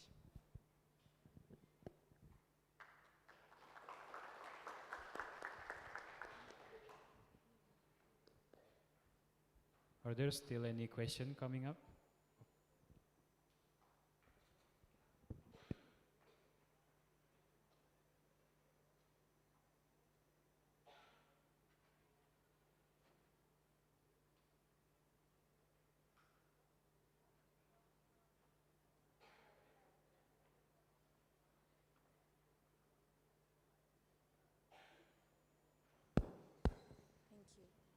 Hi, so my question is directed towards Mr. Nuru Fauzi. Thank you so much for the initiative that you and your team have taken in preparing the community for disasters. So I have two questions. One, what is the shelf life of these emergency food bars? And two, does your program like make the food bars by themselves, or do you also teach the community to make these food bars? Thank you.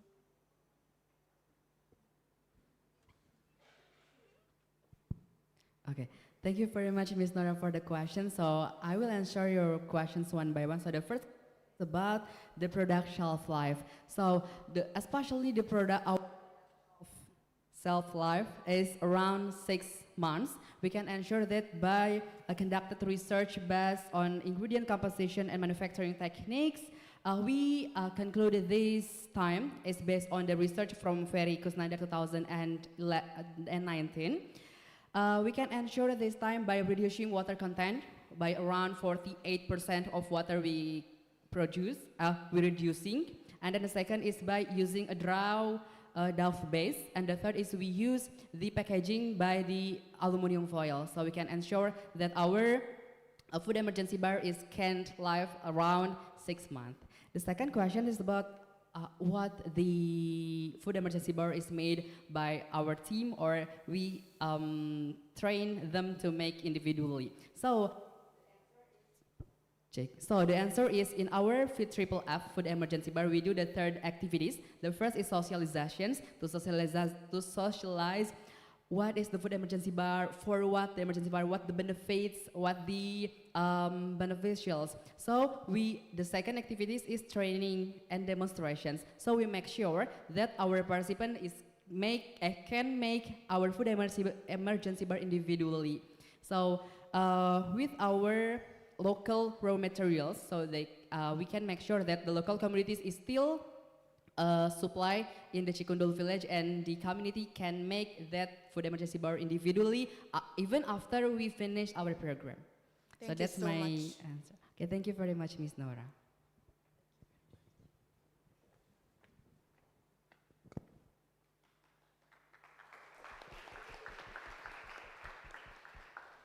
So, okay, ladies and gentlemen, we have now reached the end of this session. On behalf of the organizing committee, I would like sincerely to thank all the presenters for sharing their valuable insights and research and knowledge with us.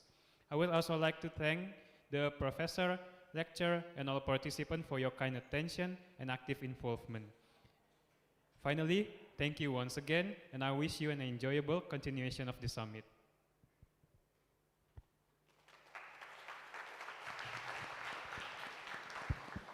So everyone, please give a round of applause to the group E for their exciting presentation session. Ladies and gentlemen, that concludes this session. Thank you so much for your great attention and active participation. We will take a short break after this, and then please enjoy the refreshment, and please don't forget to gather here again at 14:35 for the last but not least presentation session from Group G. One more time, thank you so much for your participation today. Thank you so much for coming. For the audience,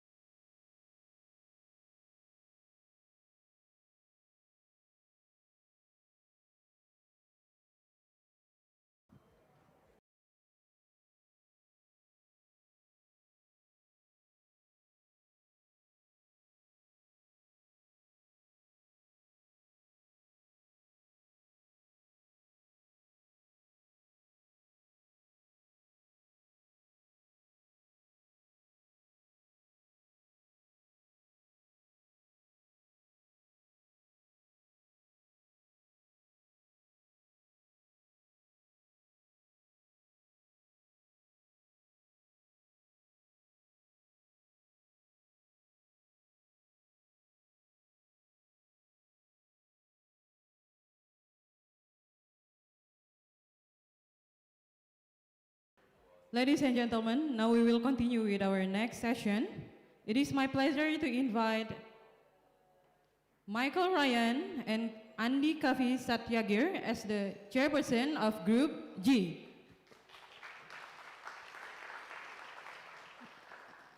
And please welcome Kaden Wade from Michigan State University, Sarah Firjani Hanisa from IPB University, Kiran Bairu from Haryana Agricultural University Hisar, and then Jack Douglas from the University of Western Australia.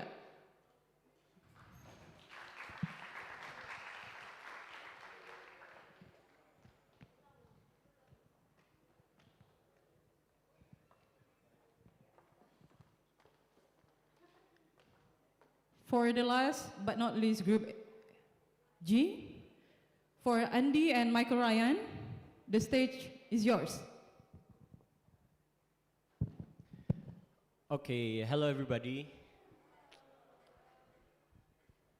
How is everybody this afternoon? For the last final session of this year's ISS, hello and welcome everybody. Again, to the very last session of this ISS, aka the presentation for Group G. Even though this is the last, it certainly is not the least. So yeah, I hope everybody together will enjoy this session, like how we had enjoyed doing training sessions together for the last few months. Anyway, before anything, allow me to introduce myself. I am Andi Kavi Satyagir. I'm from IPB University from the School of Veterinary Medicine and Bioscience. And today, I am very honored to be the chairperson with my colleague. Greetings everyone. Allow me to introduce myself. My name is Michael Ryan. I'm a senior from the Tokyo University of Agriculture. Before we begin, I would like to say that I'm truly honored to be serving as the chairperson for the 2025 ISS. This opportunity has not only allowed me to meet many amazing individuals, but also to learn so much, especially from my group members.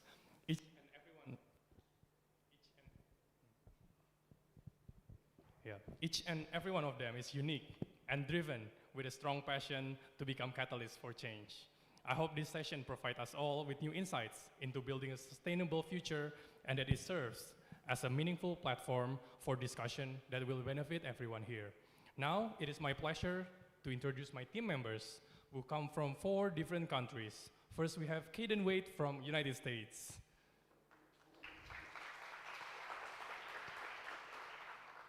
And then we have Sarah Firjani from Indonesia. And Kiran from India. And last but not least, Jack Douglas from Australia.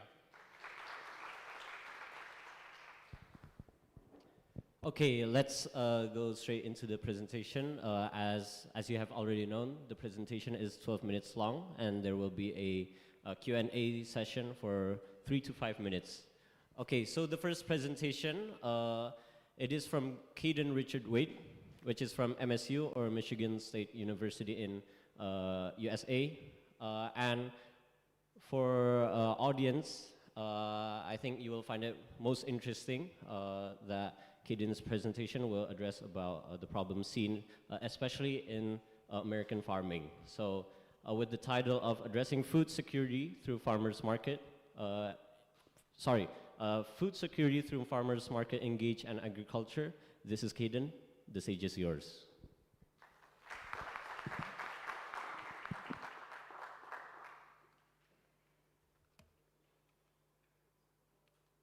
Hello, good afternoon, everybody.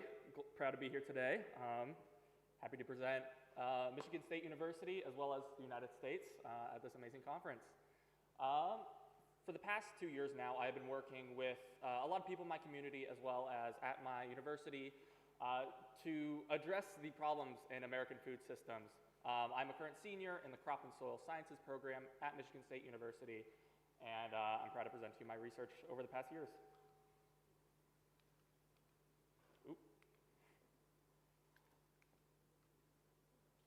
In America, there is a pretty big issue with inequitable food access. Both in urban and rural areas across the country, many people are facing food insecurity issues due to grocer preferences to stay away from rural or very deep urban areas, the available infrastructure that people have to get food to those places, be it highways or trains, as well as just the location of that food in relation to where the grocery store is. A lot of times during the winter months, we get food from the southern US to the northern US, and that takes a lot of time, and there's a lot of loss on the way there. We also see that in Lansing, Michigan, where Michigan State University is based, we have really bad poverty rates. Compared to the national average, 22% of children in Lansing, Michigan face poverty compared to the 16% national average. And for seniors, that number is similar. 16% face impoverished conditions compared to 11% nationally. We've also seen general costs rising about ever since the COVID-19 pandemic. We've seen trade-offs between local services, be it newspapers or public health or public transportation.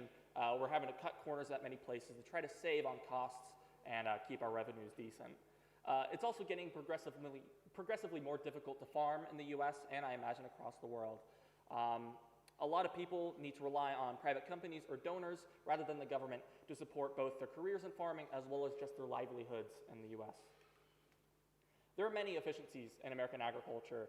On the bottom right, I've pictured a center pivot irrigation. Yep. Oh, thank you. On the bottom right, I've pictured a center pivot irrigation system, one of the most inefficient uses of water in the US. At some points in the irrigation system, about 40% of water used can be lost due to leaks, evaporation in the air due to high temperatures, and volatilization just with the small particulates. We also see massive nutrient and pesticide leaching throughout the soils, yield losses just to regular disease or processing issues, as well as fewer working days. In the US, it's getting wetter, so our tractors aren't able to go into the fields as often, and we lose about 14 days ever since 2000 due to these wetter conditions. Food and crop productivity and diversity have also been diminishing over the years. We have seen a specialization into some more heat-resistant corn and soybean varieties and away from more heirloom crops like tomatoes or strawberries or melons. Even wheat has seen a massive decline to about 500,000 acres compared to the 2 million acres for corn and soybean in Michigan alone. We also see lower consumer food availability and quality due to this specialization in a corn and soybean, with a lot more highly processed products being made of high fructose corn syrup or soybean oil compared to natural sugars or other ingredients. Through the MSU Irrigation Lab, I've been able to research these difficulties that are seen in American agriculture, specifically in water use and disease effects that come from irrigation, as well as the yield gains that can be gained from it. Over or underwatering systems or crop fields can reduce your yield qualities just due to over moisture in the final product or increased wetness periods that allow for fungal disease to attack your crop more often. My projects individually have included the night irrigation of soybeans and seeing how that can potentially reduce disease in soybean fields, as well as the camera detection of white mold apothecia, one of the most devastating diseases for soybean in the United States, as well as looking at manure and synthetic fertilizers and how they release nutrients into the soil and their slow release rates, as well as their solubility, as well as the use of sensors to estimate in-field wetness in corn and soybean fields. I have also been working meticulously through the Westside Lansing Farmers Market. It is a small cooperative funded by the city of Lansing, dead set in the urban areas. It is placed in this location because of its large distance away from the nearest grocer. Many methods of travel require over 10 minutes by car to get to these grocery locations, disregarding the hours it may take to walk or get a public transportation to those regions. And that is mainly due to the construction of US Highway 496. After World War II, President Eisenhower decided that the country needed more infrastructure to get people and goods to the places they need to go. And one of those sites was 496. However, this was projected to be placed over many low-income or black neighborhood homes and communities, quite literally severing them in half, displacing many of the people who rent there, putting them in situations where they don't have housing, as well as buying out people at very low rates for their home and leaving them with nothing. So through volunteering at this farmers market, where I've been tracking customers and their traffic, photographing the vendors and the products, as well as assisting the sellers with their stall maintenance, I've been trying to increase that food access to fresh, local, and nutritious foods to the people in that central Lansing area. Through that market, we've been able to see about 50 people per week serviced in this very small market, only a couple stalls, maybe 10 at most. We've been able to use food assistance dollars that originate from the government to spend it on local produce that was grown at most 100 kilometers away from the farmer's market location. We've been also able to participate in the Double Up Food Books program, which actually increases your total amount of spending by 100% if buying fresh fruits and vegetables compared to meat or bread products. We've also seen a lot of return customers that like to stay in the area and rely on our market for fresh produce at the end of the week. Over the years, we've been expanding our vendor variety and amounts. We've seen more knitted goods, multiple vegetable grocers in the market, as well as bakers with bread and pastries available. With the soybean irrigation project that I had been working on, we've been able to find that day irrigation has higher downy mildew ratings, which is one of the less severe yet more indicatable diseases that they're able to see in soybean crops. We found that day irrigation did induce that disease more often and significantly, shown on the graph on the right, compared to our nightly irrigated soybeans. Night irrigation, while having longer wetness periods, which is presumed to have increased disease infiltration rates, we see that because those are normally at times where disease is colder and doesn't have the high heats necessary to grow, we actually see a lack of disease development in those regions. With greater disease, we do see lower quality product in the end. And by that, we have higher prices at the final goal after farmers have to sell at lower prices and process those very diseased beans in the long run. And those lower quality products don't just affect the farmer, they affect the consumer. If we need to drop our regulation and lower our standards for soybeans intaken or corn or other crop commodities, we could see even further diminished food quality across the US. Some of the challenges that we faced with the farmers market is definitely competition. On the east side Lansing, we have some difficulties with their farmers market. It is a lot larger, some different funding sources, especially from some crop consulting firms compared to our local city funding. We also see that they have taken some of our customer base that does have the ability to drive the 20 minutes to this farmers market. City funding has also been moving to other places in our farmers market, leaving us with a less amount of money compared to before and previous years. Our solutions to this are focusing on the vendors and their products at the same time, focusing on how they grow it rather than just what they grow. We've also been having to seek for donations as well as reducing our market dates to a couple times per year. We also have lower or no vendor fees for many of the people at the market, which is a barrier to entry that is seen with the East Side Lansing Farmers Market. And of course, with the university funding, we have seen a lot of cutbacks during the last couple months. Grant cancellations have been happening across the board. Writing proposals and interviews takes a lot of time away from our professors and our graduate students and reduces the time we can actually spend taking data or writing our papers that are our final end product. We've also seen induced retirements and tenure cuts because of these high budget cuts that are shown in headlines on the right, about 9% over the next 2 years. In our lab itself, we have also been looking at creating our own sensors to reverse the high sensor prices we see from ordering products internationally due to tariffs. We've been changing our funding sources as well, looking more to state or local governments compared to our federal government Natural Science Foundation grants, and instead looking to things like Project Green or the local university to increase our funding sources. My conclusions is that access to food is meaningful to everyone. We all have rights to nutritious and preferable food that fits within our diets and our allergy needs. Advances are needed globally to fix these issues, but I have seen it locally in my Lansing community. And more involvement is needed on a community level, whether that is through government or university actions, or just simple things like the farmers markets or extension events. A lot of outreach initiatives are needed to show both people wanting to sell their products at a farmer's market or to the people in the food deficit areas that are looking for a source of fresh food to get them aware of how to sell or where to buy from. I would like to thank my advisor, Rhonda Crackle, and my mentor, Dr. Yunsuk Dong, and the market manager, Patty Akeley, for their help over the years in creating this presentation and giving me a good life at Michigan State University. Here are my references, and thank you.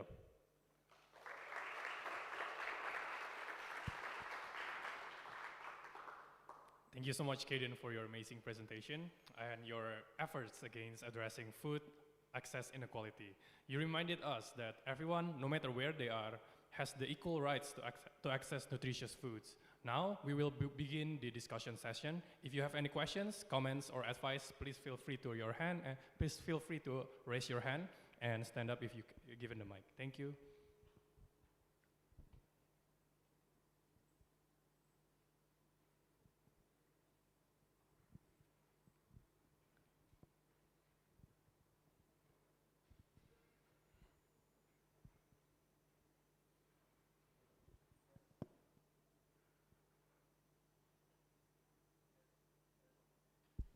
Test. Okay. Great project. My name is Oki, and I would like to ask about the type of soil that your project is currently working on, and I don't really understand why the irrigation in the night will affect the disease. Probably you can elaborate more in that type of explanation. Thank you. Of course. So the soil type in the soybean field and in most of Michigan is a sandy loam. So mostly sand with little bits of clay or silt particulates. Typically the soil is well draining, but it does have some issues with ponding if irrigating for too long. The difference that night would make is that Michigan is a very humid climate. It is around the largest freshwater lakes in the world. And so at night there is generally morning dew across the leaves. Now that dew formation is natural and will always happen throughout the growing season. So by watering at night, we are watering at a time where there's already wetness on the leaves. We're not really increasing the amount of wetness, as the added irrigation will typically fall off the leaves and rather into the soil.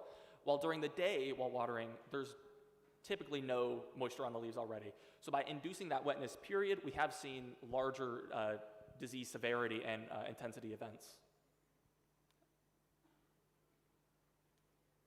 We still have time for one more question. If there's anyone who wants to ask a question.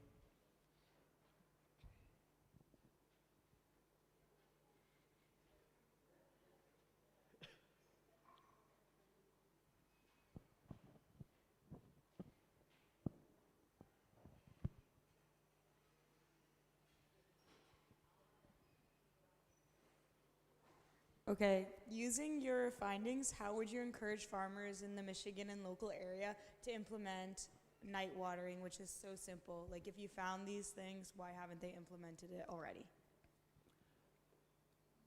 It is mostly due to these irrigation systems being very expensive, sometimes hundreds of thousands of dollars.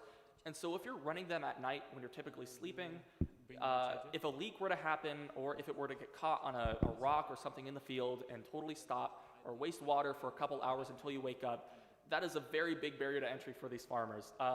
While it is available to just schedule it right on your irrigation system, a lot of times they're more apprehensive to it because of the dangers that can happen while they're not looking. However, there are a lot of shutoffs manually in those irrigation systems that if there were a large leak or inefficiency, it'd stop or report it to you. There are some regulations with the use of well water, especially if you're drawing water at night where typically people are trying to shower. And if you're running off the same well water, you could see loss of water pressure in local houses while you're watering at night and taking up the residential water from those areas. But that is in a very few circumstances in those rural areas. Thank you.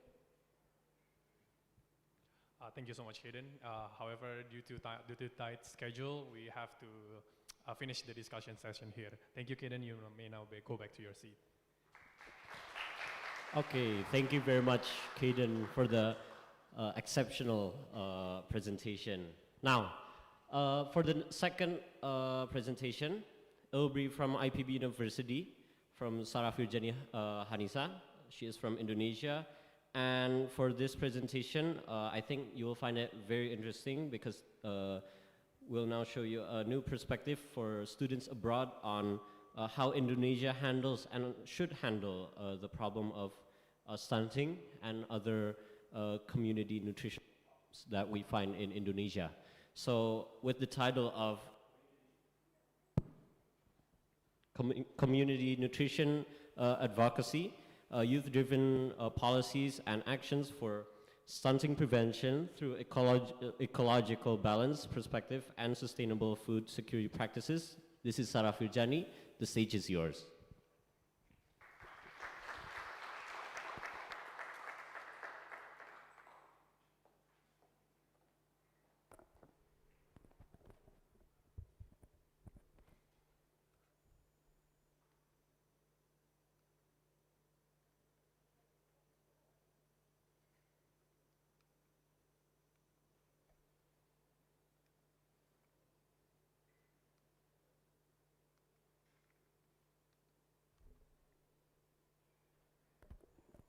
All right, good afternoon, professors, lecturers, and everyone here.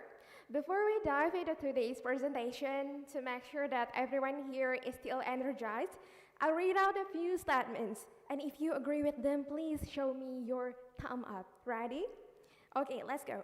Good nutrition is the foundation of a healthy and productive life. Do you agree? A brighter future begins with children who grow up healthy and strong. Do you agree?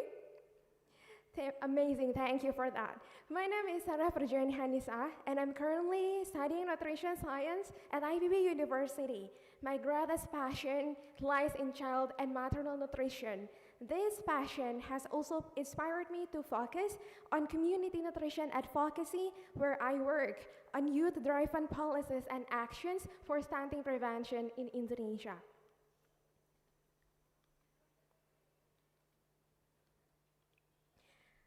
All right, let me begin by giving you an overview of the current stunting situation in Indonesia. Stunting is not just about being short. It reflects chronic undernutrition during the most critical periods of growth and development of children. In Indonesia, the Ministry of Health reports a slight decrease in stunting among children under 5 years old from 21.5% to 19.8% in 2024. According to UNICEF conceptual framework of malnutrition, stunting is not only caused by a single factor, but by multiple and also interconnected layers.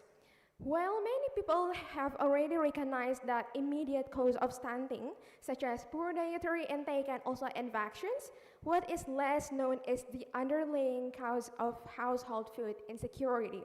In fact, we can summarize the three main challenges of stunting into deficiencies in energy adequacy, suboptimal consumption quality, and also a critical need to improve nutritional standards. And here, in Indonesia, we have Posyandu, which plays a vital role in bridging these gaps. Posyandu is a community-based health post that provides free growth monitoring, free nutrition counseling, and also an early interventions. Now I would like to share what I've been doing as a youth in response to the stunting issues and nutrition issues, particularly in Dramaga Subdistrict, Bogor Regency.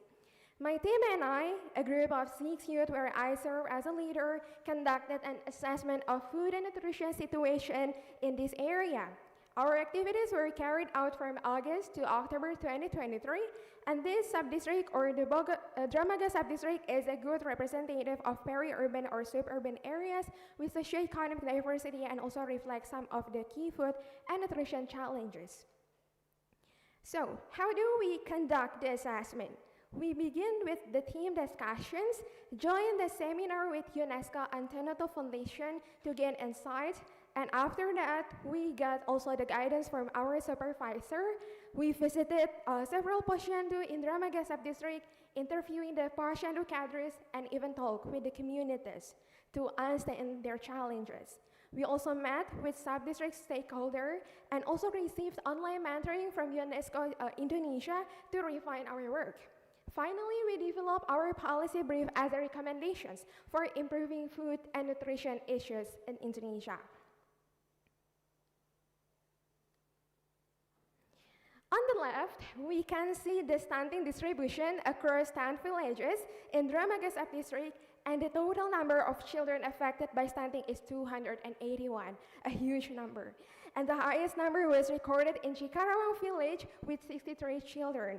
And now let's move to the right side of the slide, where we analyze the food and nutrition situation based on the three components of the food security, which is the food availability, food accessibility, and food utilization.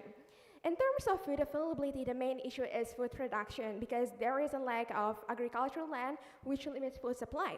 In terms of food accessibility, this is tied to socioeconomic conditions because most of the population falls into the lower middle income class.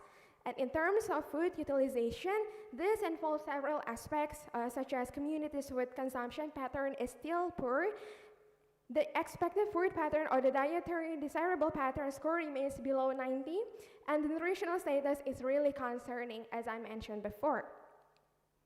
So, in response to the challenges we identified, we formulated a policy brief to recommend solutions and identify relevant stakeholders. We proposed 6 key policy recommendations. The first one is increasing local food production and availability by utilizing the household so it can be empowered through urban farming and sustainable home garden programs.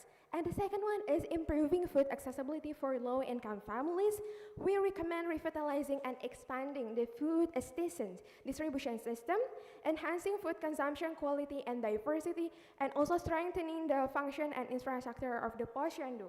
And also we have to improve the capacity and also the availability of the health workers, and strengthening the stunting data accuracy and also integration.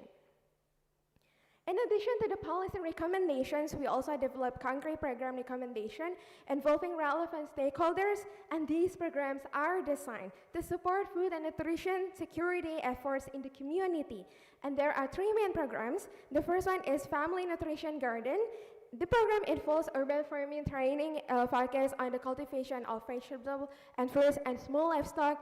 And the second one is Children Anti-Nutrition School, where we integrate the nutrition education into school activities from elementary school to high school. We promote healthy breakfast programs to improve children's nutritional intake.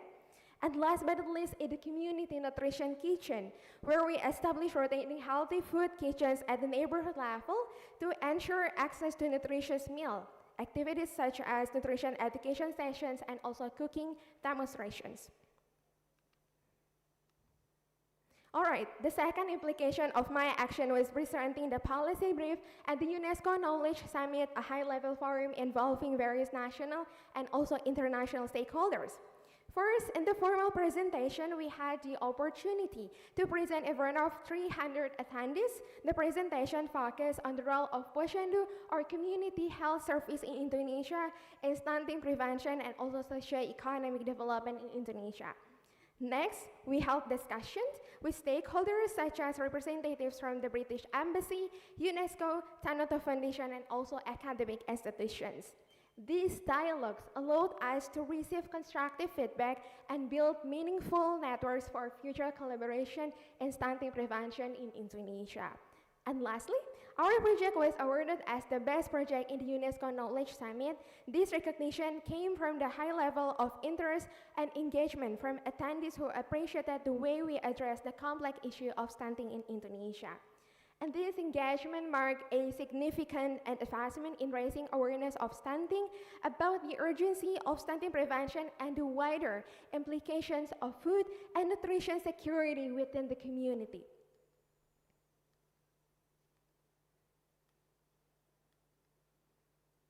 To summarize the broader impact of our project, we categorize the overall implication into 4 key areas, which is nutrition, economy, social, and environment. First, from the nutrition aspect, the program promoted improved dietary practices by increasing awareness of balanced nutrition guidelines in Indonesia and encouraging healthy food choices. Next, in terms of economy, sustainable local food production, especially through youth involvement, supported not only better food access at the household level, but also contributed to potential livelihood improvements in the future. And from a social perspective, the program recommendation can strengthen community engagement and intergenerational collaboration, empowering youth to take actions as agents of change in their community. And lastly, regarding the environment, we applied an ecological approach that promotes sustainable agricultural practices, which is crucial for long-term food security in Indonesia. And together, these implications show how a holistic and youth-centered approach can drive impactful change across multiple stakeholders and sectors. Well, during our project, we faced some challenges. Visiting multiple posyandu was not easy, and accessing primary data or talking with the local government officials was sometimes difficult because of limited responsiveness. We also struggled with tailoring recommendations to local conditions and identifying the right stakeholder, which was quite complex. But from these challenges, we also gained new perspective. Our policy brief became a valuable resource to address food and nutrition issues in Indonesia, especially in Dramaga Subdistrict. It also helped youth to better understand local nutrition conditions and guide more targeted actions. Beyond that, this work can serve as a model for other regions, showing how youth, communities, and institutions can collaborate to promote sustainable food systems. All right, by positioning youth as leader in policy advocacy and also community involvement, this initiative enables the upcoming generation to drive significant change in nutrition and also food systems and illustrates how knowledgeable, creative, and community-focused actions can produce sustainable health and also food outcomes and greatly aid or help in achieving global development objectives. All right, every choice we make today at the table is a small step toward a healthier life, not just for ourselves, but for our communities and the planet. Thank you so much. Terima kasih. Arigatou gozaimasu.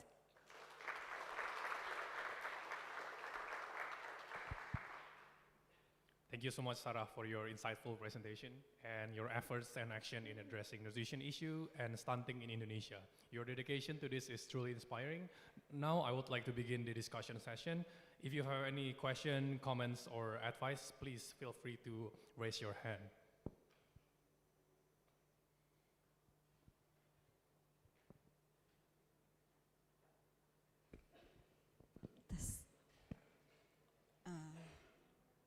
Thank you, Sarah. Interesting presentation. Hi, my name is Adis. I would like to ask you about there's so many stakeholders in your policy. Yeah, okay. Could you please tell me only three the most important stakeholders to ensure the sustainability of this program? Only three most important. Yeah. Thank you. So to assess or to overcome the stunting issues in Indonesia, we have like AAA for the food and nutrition planning. The first one is the assessment. So we have to assess the nutrition situation, and the most important stakeholder for this case is the local agency for food and nutrition planning, or in Indonesia, we call it like Badan Perencanaan Pengembangan Daerah. And in local food and nutrition planning agency, they also have like health agency, food security agency, and even for family agency. So these three stakeholders, like the healthy agency, food security agency, and the last but not least, family agency plays an important role. The first one, in terms of healthy agency, it plays an important role to make sure that the posyandu activities such as the growth monitoring and also food supplementation for children and like anthropometric measurement consists of body weight and body height can do properly according to the nutritional standard in Indonesia.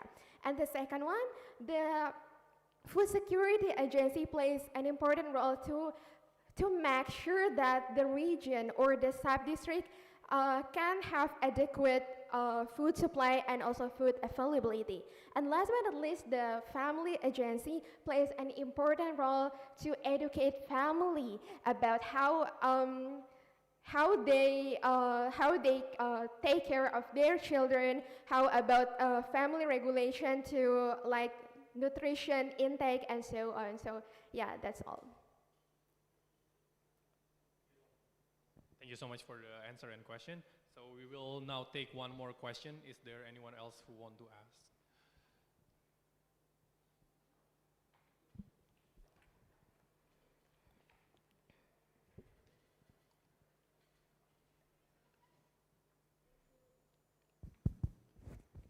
Thank you, Ms. Sarah, for your nice presentation. My question related to during your do your project, what is the main challenge with your team? Thank you. Okay, so the main challenge, as I mentioned before, we have to visit multiple posyandu. Why? Because we cannot only assess one posyandu. Because visiting several posyandu can give us the representation of the food and nutrition issues they face in the situation. And the second one is like to get the data from the local stakeholder was very difficult, but fortunately, because this project is a collaboration between UNESCO Indonesia and also Tanoto Foundation, we got the official letter from UNESCO and also Tanoto to get the real data. So the local stakeholder, give us trust to get the data. Thank you. Thank you so much. I know you guys have a lot of questions, but due to the tight schedule, I have to end the discussion session here. So Sarah, thank you so much for your presentation. You can now go back to your seat. Thank you so much.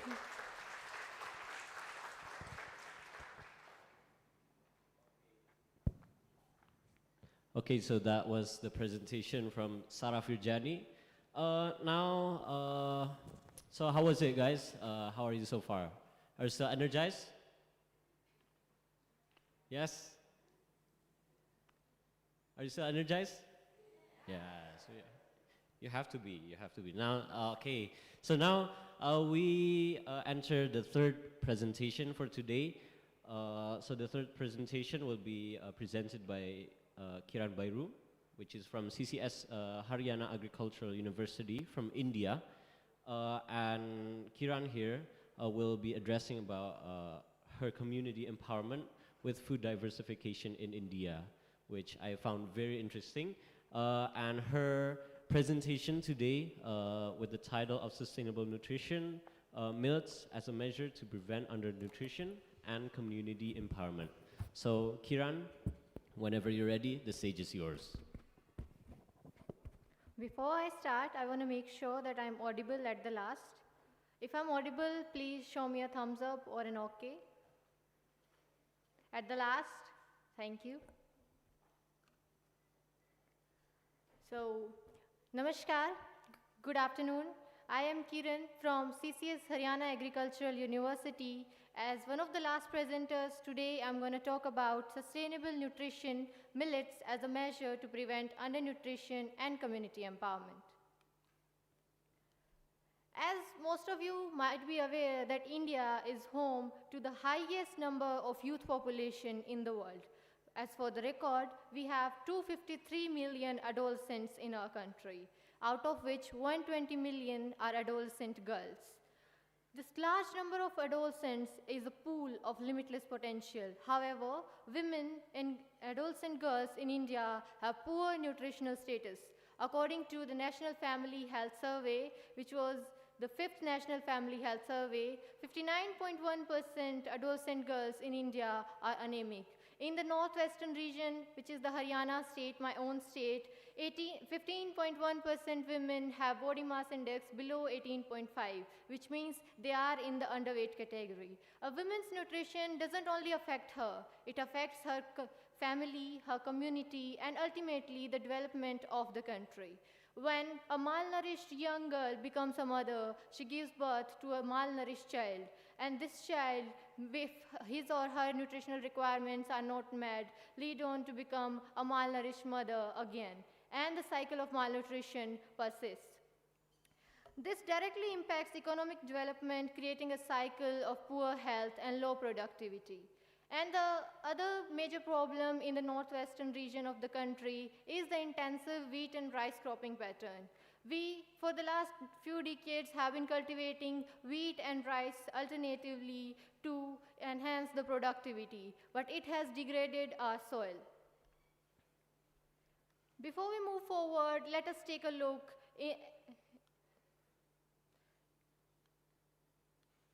Before we move forward, let us get a deeper understanding of why this is happening.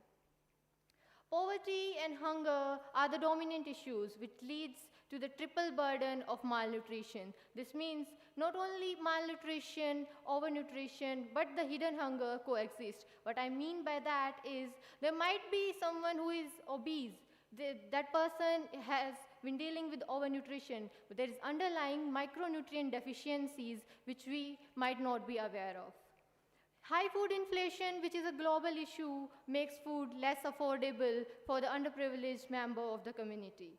Gender norms prevent the accessibility of nutrition. There's a lack of policy protection for the women, adults, and girls category in India, which has been overlooked for a few decades. The government has been working on this field, but it will take a long time since we reach the normal ground. Low maternal education. A lot of time women do not know how to take care of the child. We presume that once we become the mother, we'll know how to take care of the child. But that's not true. We require maternal education to provide proper nutrition for a child. There has been a pretty lot of major constraints. One of the key problems here is the weak immunity. Low energy and low stamina makes individual prone to infections and communicable disease. We also have observed the hampered learning ability in the adults and girls and children. They often show symptoms of fatigue and dizziness, due to which their attention spans have been lowered and ultimately leading to the dropout of school. This further limits their opportunities at participating in developing tasks. Risk of stillbirth and premature birth persists in mothers. According to the World Health Organization, a pregnant mother who has a body mass index below 18.5 is at 2 times higher risk of stillbirth. This leads to higher mortality rate in children. Inadequate feeding and caring practices by the mother or the family leads on to developing the undernourished child. This is where millets come in. Millets are a group of grains which are nutrient dense and natural relaxants. Millets normally contains finger millets, proso millets, kodo millets, which some of you might not have heard about, but in the developing countries, we have been consuming them for a lot longer period of time. They also contain properties like antioxidants, antimicrobial. Some of them even show benefits such as anti-carcinogenic. For the record, they have higher calcium and iron content as compared to wheat and rice. Before we move forward, let me introduce you to a few millet products. We have chapati, which is made from millet flour, that is the flatbread, which I got to know that is also common here in Indonesia. Then we have churma. When this flatbread is processed using hands and coarsely grinded, we get the churma. We have halwa, which is the roasted millet flour. Then laddus, which are processed halwa, and they are the sweet dish. And panjiris, which is a wholesome dry mixture made from millets and dry fruits.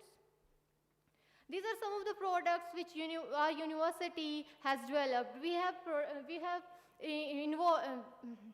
developed value-added millet-based products which are very nutritious for the community. So before I tell you what we have been doing, I want to tell you where we have been doing it. This is the Hisar state in the northwestern region of our country. We have worked in 3 different villages at the ground level. We have imparted nutritional education, developed culinary skills, inculcated food hygiene practices, and provided nutritional counseling to the rural people in these areas. We have been working in their kitchen, in their homes, to provide nutritional counseling to enhance their knowledge about the nutrition. How we have done it? We have engaged with more than 200 families, conducting lectures, demonstrations, and field visits, most of which were primarily focused on nutrition and millet-based products. We have conducted door-to-door education programs, introducing millet products, meal planning, and also spread awareness through posters, charts, leaflets, and even conducted street plays. We conducted recipe demonstration competitions and skill enhancement trainings for the women and the adults and girls in the rural community. We also participated in awareness rally programs, and also we engaged with self-help groups and rural women who were primarily covering the topics of breastfeeding, balanced diet, anemia prevention. These are some of the pictures of what we have been doing over the past few months.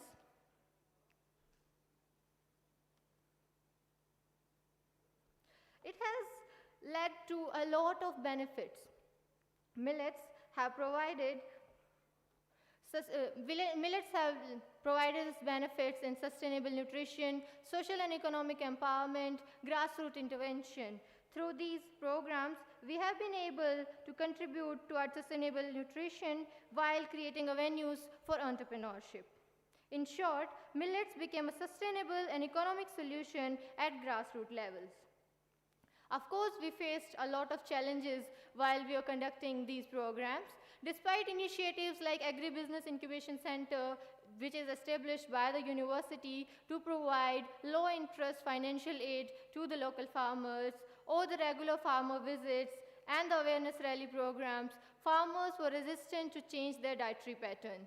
The practice of monoculture has been deeply inculcated in this region. Lack of awareness and lack of interest was observed from the farmers. And moreover, the unavailability of high-yield millet varieties was also observed. So, as to conclude, undernutrition has been a significant issue in the developing countries like India. However, millets can be a solution to that. Millets are highly nutritious, they can be grown in harsh agroclimatic conditions, and they have the ability to provide sustainable nutrition.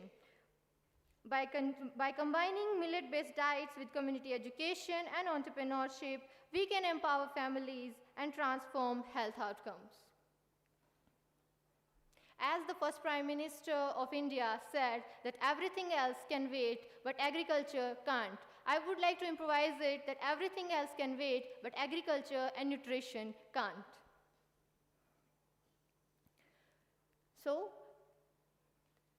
millets, it is time that we put them back on our plate for a stronger and healthier future. Thank you.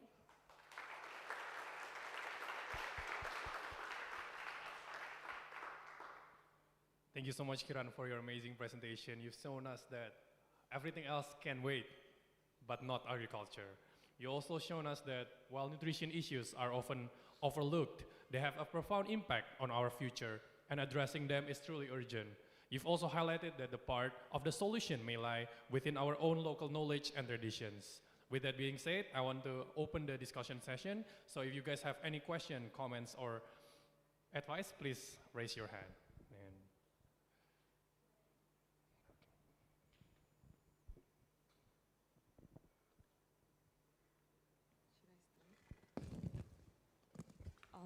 Thank you, Kiran, for your great presentation. I'm very interested in your project since I used to done a project related to millet as well. So my question would be two questions. The first one is there any chemical component or nutritional value of millet that can help about anemia since you target at the women? And the second question is, I used to develop an ice cream from millet as well, but in Thailand, I used to develop a ice cream product from millet, but because millet is require less water, right, to grow, and is very tolerant to the change of the environment. But in Thai, we face a problem of fry, and also when it start to have what is this called, the millet seed out, the bird will eat it all really fast. So in Thai, we cannot grow millet successfully. So is there any common issue like this, and how you successfully grow millet in India? I really want to know. Thank you so much. Thank you for the question. So your question was regarding any nutrient which is present in millets to address anemia. So yes. for the information, I would like to tell you that in 100 grams of kodo millet, which is a part of the millet category, we observe 107 milligrams of iron content, which is very high as compared to the wheat. This answers your question? Yeah, very clear. And the second one, you are asking about how do we grow millets in India. So actually, in India, over the last few decades, millet production have been decreasing. That is why we are advocating for growing more millets and inculcating millet-based diets in our daily life. And as part of that, India also advocated for International Year of Millets in 2023. I see, thank you. Thank you so much, Kiran, for your answers. Is there anyone else who want to have a question?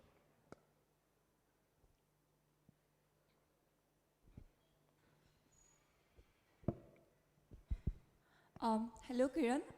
You had a very great presentation.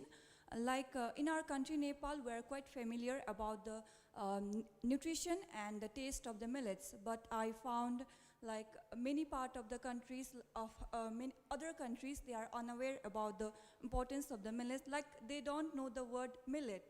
Do you take this as a challenge or opportunity?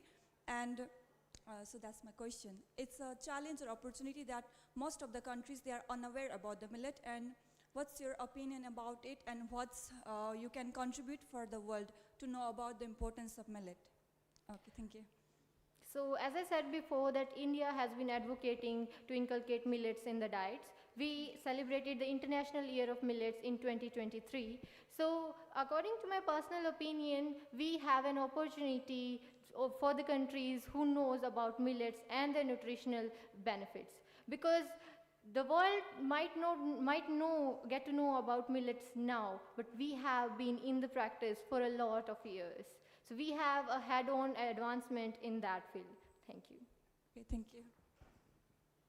Thank you so much for the active discussion from the audience. And I think this discussion can benefit both the presenter and the audience as well. But however, due to tight schedules, we have to end the discussion session here. And Kiran, thank you so much for your presentation. You can now go back to your seat.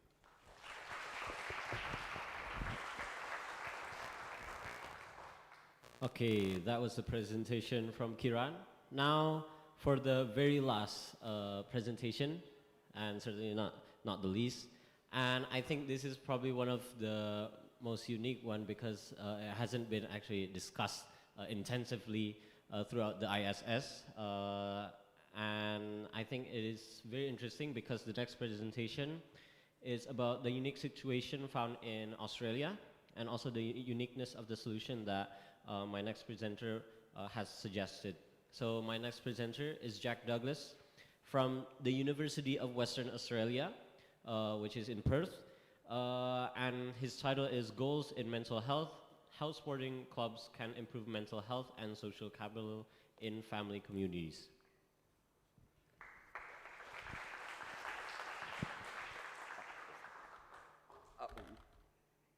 Hi, sorry, I know I'm the last student presenter, so a lot of people are already probably falling asleep. If you want to have a nap, you can, but if you stick with me, I promise I'll try and make it interesting. Hi, my name is Jack Douglas, and I'm a first year at the University of Western Australia. My advisor is Gustavo Alckmin, who is an ex-ISS student from years back, I believe, and his alma mater is the University of Sao Paulo, which is interesting. Sorry if my accent is weird at all. I'll try and be slow and enunciate so that everyone can understand. So what I wish to focus on today is mental health and community population within rural Australia, as well as the impact that sporting clubs and footy clubs can have in rebuilding communities and improving mental health. Just a quick question as a raise of hands. I realise this is probably, how many people know what Australian rules football is? Yeah, okay. So it's a bit like rugby. It's played on an oval field and there's a lot of tackling and you can use your hands and you can also kick it as well. The main difference is that instead of the typical goals, you have the 4 posts. You can kick in between the middle 2 to score 6 and in between the other 2 to score 1. The team I go for has never won a premiership, but here's hoping. What I wish to focus on today is mental health and community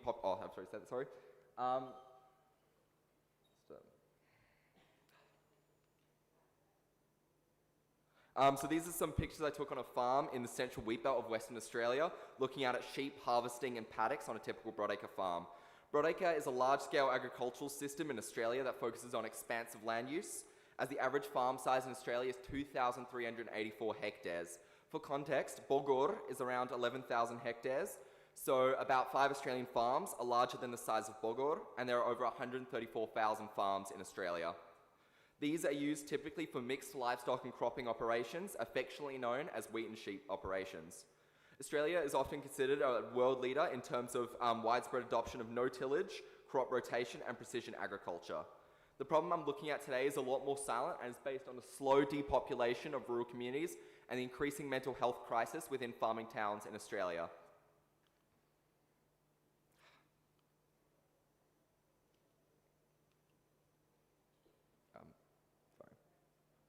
There it is. The nature of farming in Australia is a family-owned operation 98% of the time, with an average of 2 workers full-time, not including children. With extremely long hours and an irregular work schedule, such as waking up at like 4 in the morning, going to bed at like 9 o'clock at night, and there's no one to really call in sick to, Australian farming can be isolating.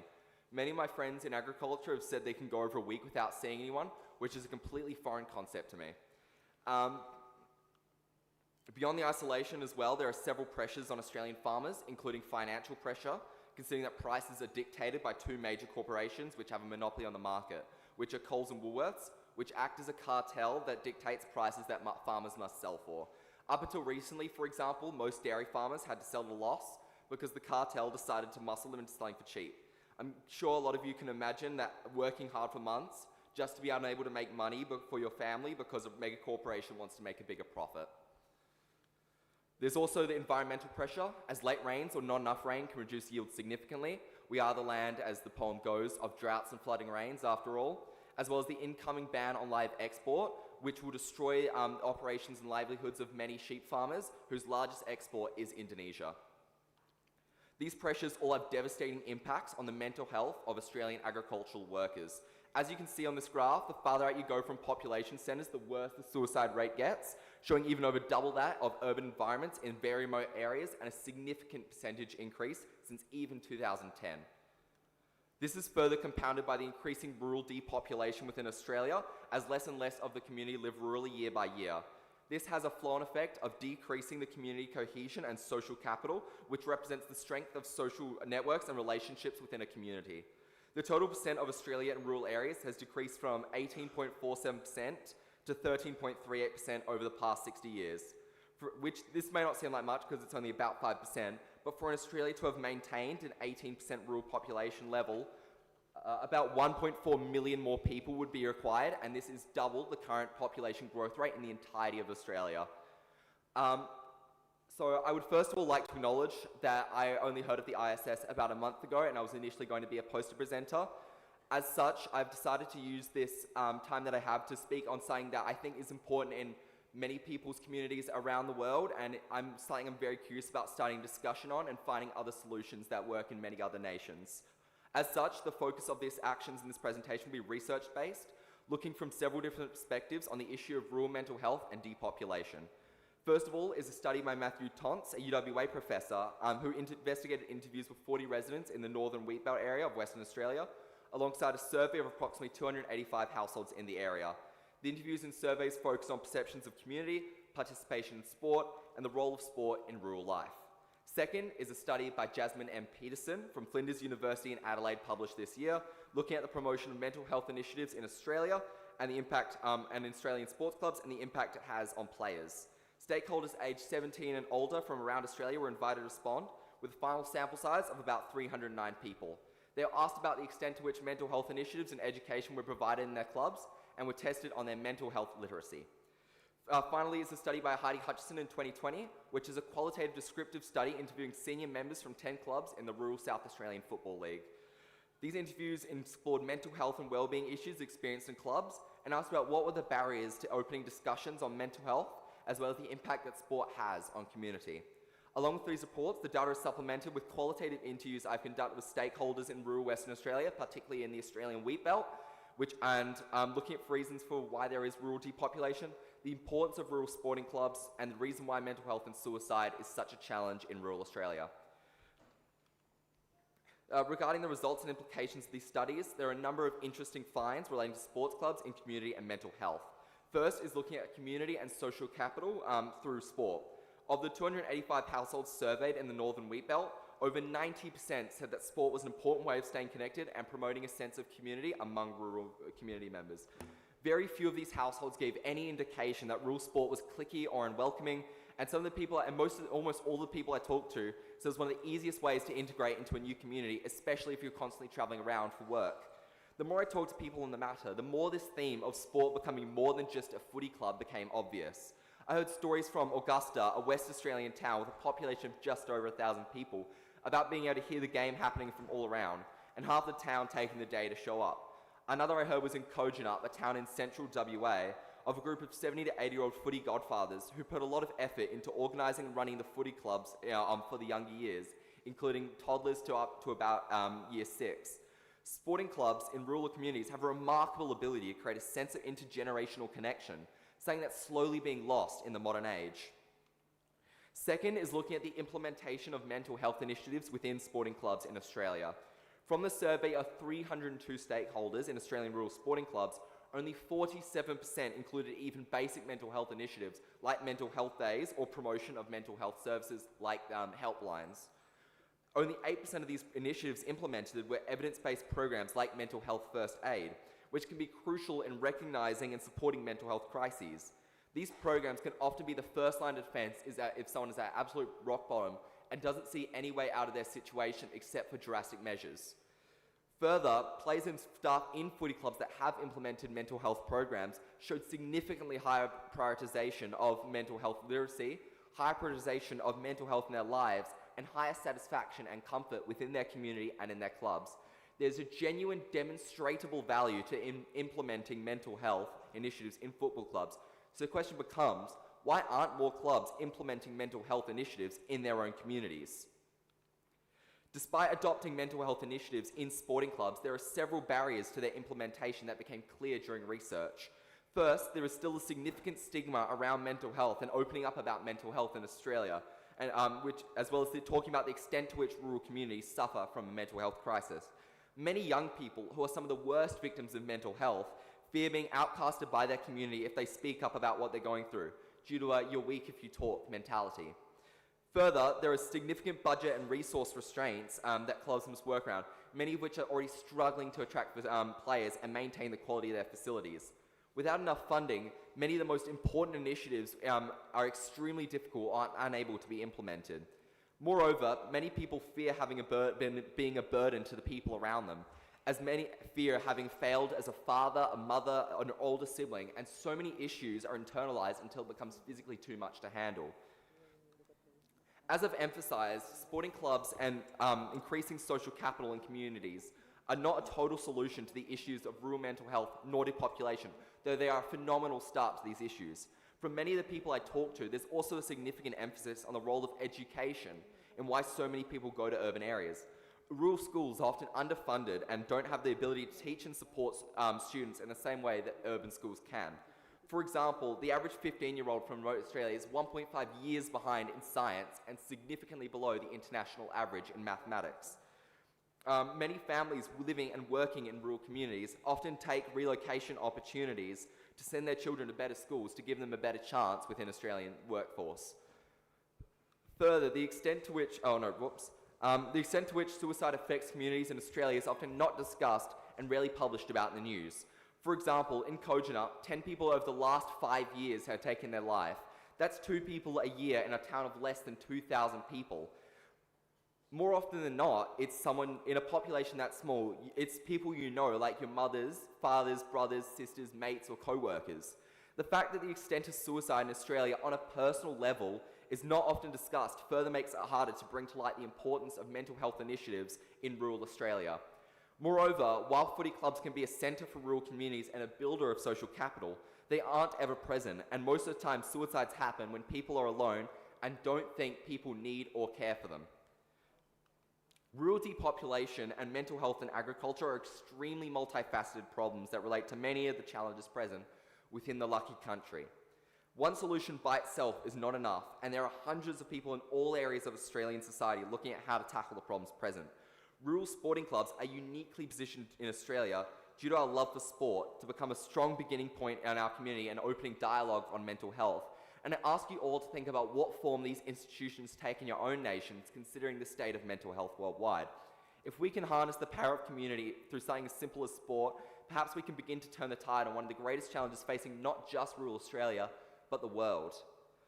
I would like to end this presentation on a quote that from one of the senior interviews in South Australia, senior coaches from South Australia's Football League, that sums up this report.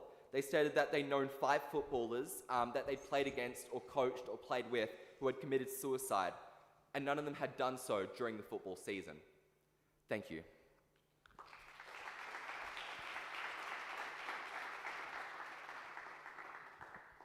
Guys, come on, it's the last presentation of today's ISS, so please give another round of applause.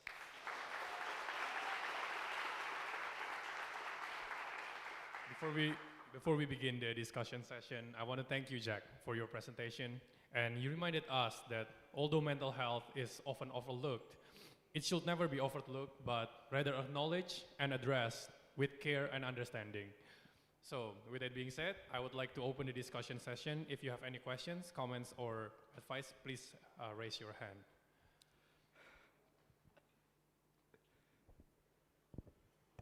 Hello. Hi, Jack. First of all, great presentation. Thank you. I love the accent, by the way. My question, I seek a little clarification on, are you proposing like a football league for rural communities? So Australia already has a very strong rural football league present. What I'm proposing is more along the lines of improving the access to mental health initiatives and improving mental health initiatives that are already like that within rural football clubs. Like one of the examples I'm thinking of which would be really important is, as I described, mental health first aid, which is teaching people how to respond when like people are at the absolute like worst, like how to talk to them, how to like help them seek help, how to make sure they're all right and they're not in a scenario where they could do serious damage to themselves, and finding ways to make it so that rural football clubs have a larger access to these materials and these like this education, and as such can implement it without the need for further like financial help or like further financial resources.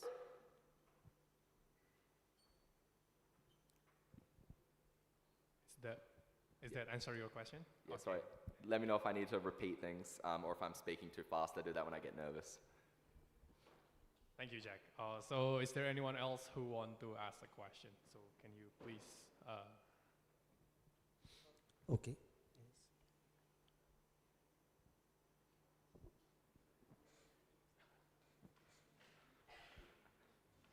Yes, may I start? Hello, thank you so much for your presentation. I really enjoyed it. And I wanted to ask you, how would you say that these connections that these sports clubs provide, would it be like also a way to like help the farmers not wanting to leave their lands? Because in Brazil we also deal with a lot of like farmers wanting to go to the city and live in the land.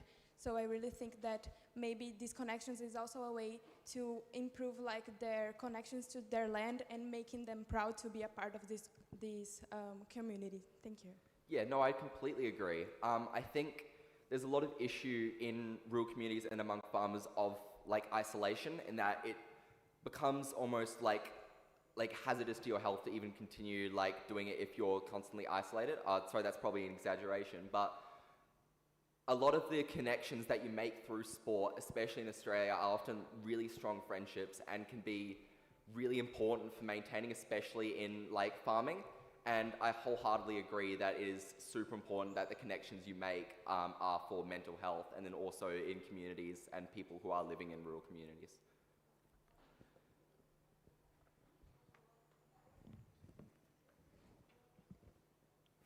thank you so much for the discussion session. Unfortunately, due to the tight schedules, we cannot have any more questions, so we would like to end the discussion session here. Jack, thank you so much. You can now go back to your seat.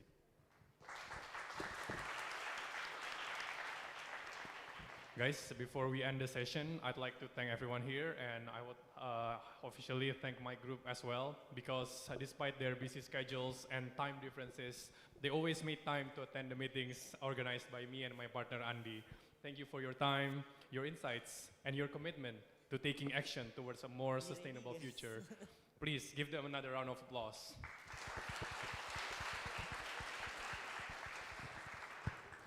Okay, and with Jack's presentation, that marks the end of Group G's session.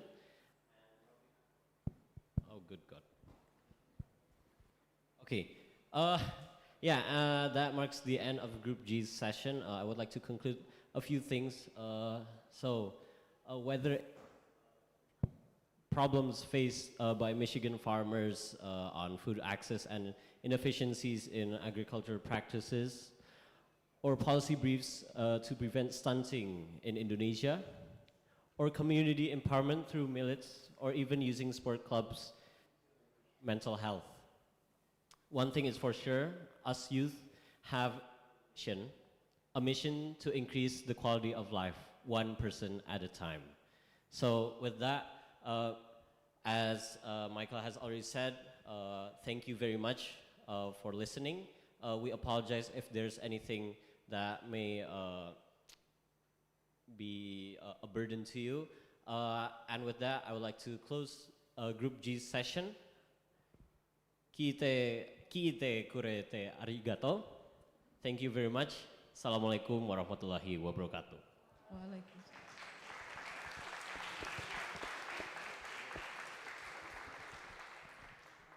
Yeah, ladies and gentlemen, that concludes our presentation session. Thank you very much for your kind attention and participation. And once again, please give a round of applause for Group G for their very diverse and insightful study presented. We are truly honored to have you here at the 24th International Student Summit on Food, Agriculture, and Environment, and grateful that together we were able to make this last presentation session warm and insightful. For the audience, thank you once again. You may now leave the room and continue to the poster exhibitions happen right in front of this room. For the audience, you may now proceed. Thank you so much for coming. Thank you so much for your attention, and good afternoon.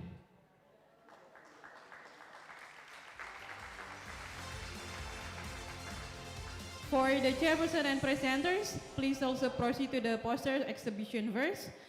Before the committee guides you to the ISS workshop at the Innopreneur building, and then the committee will also distribute your refreshment, and then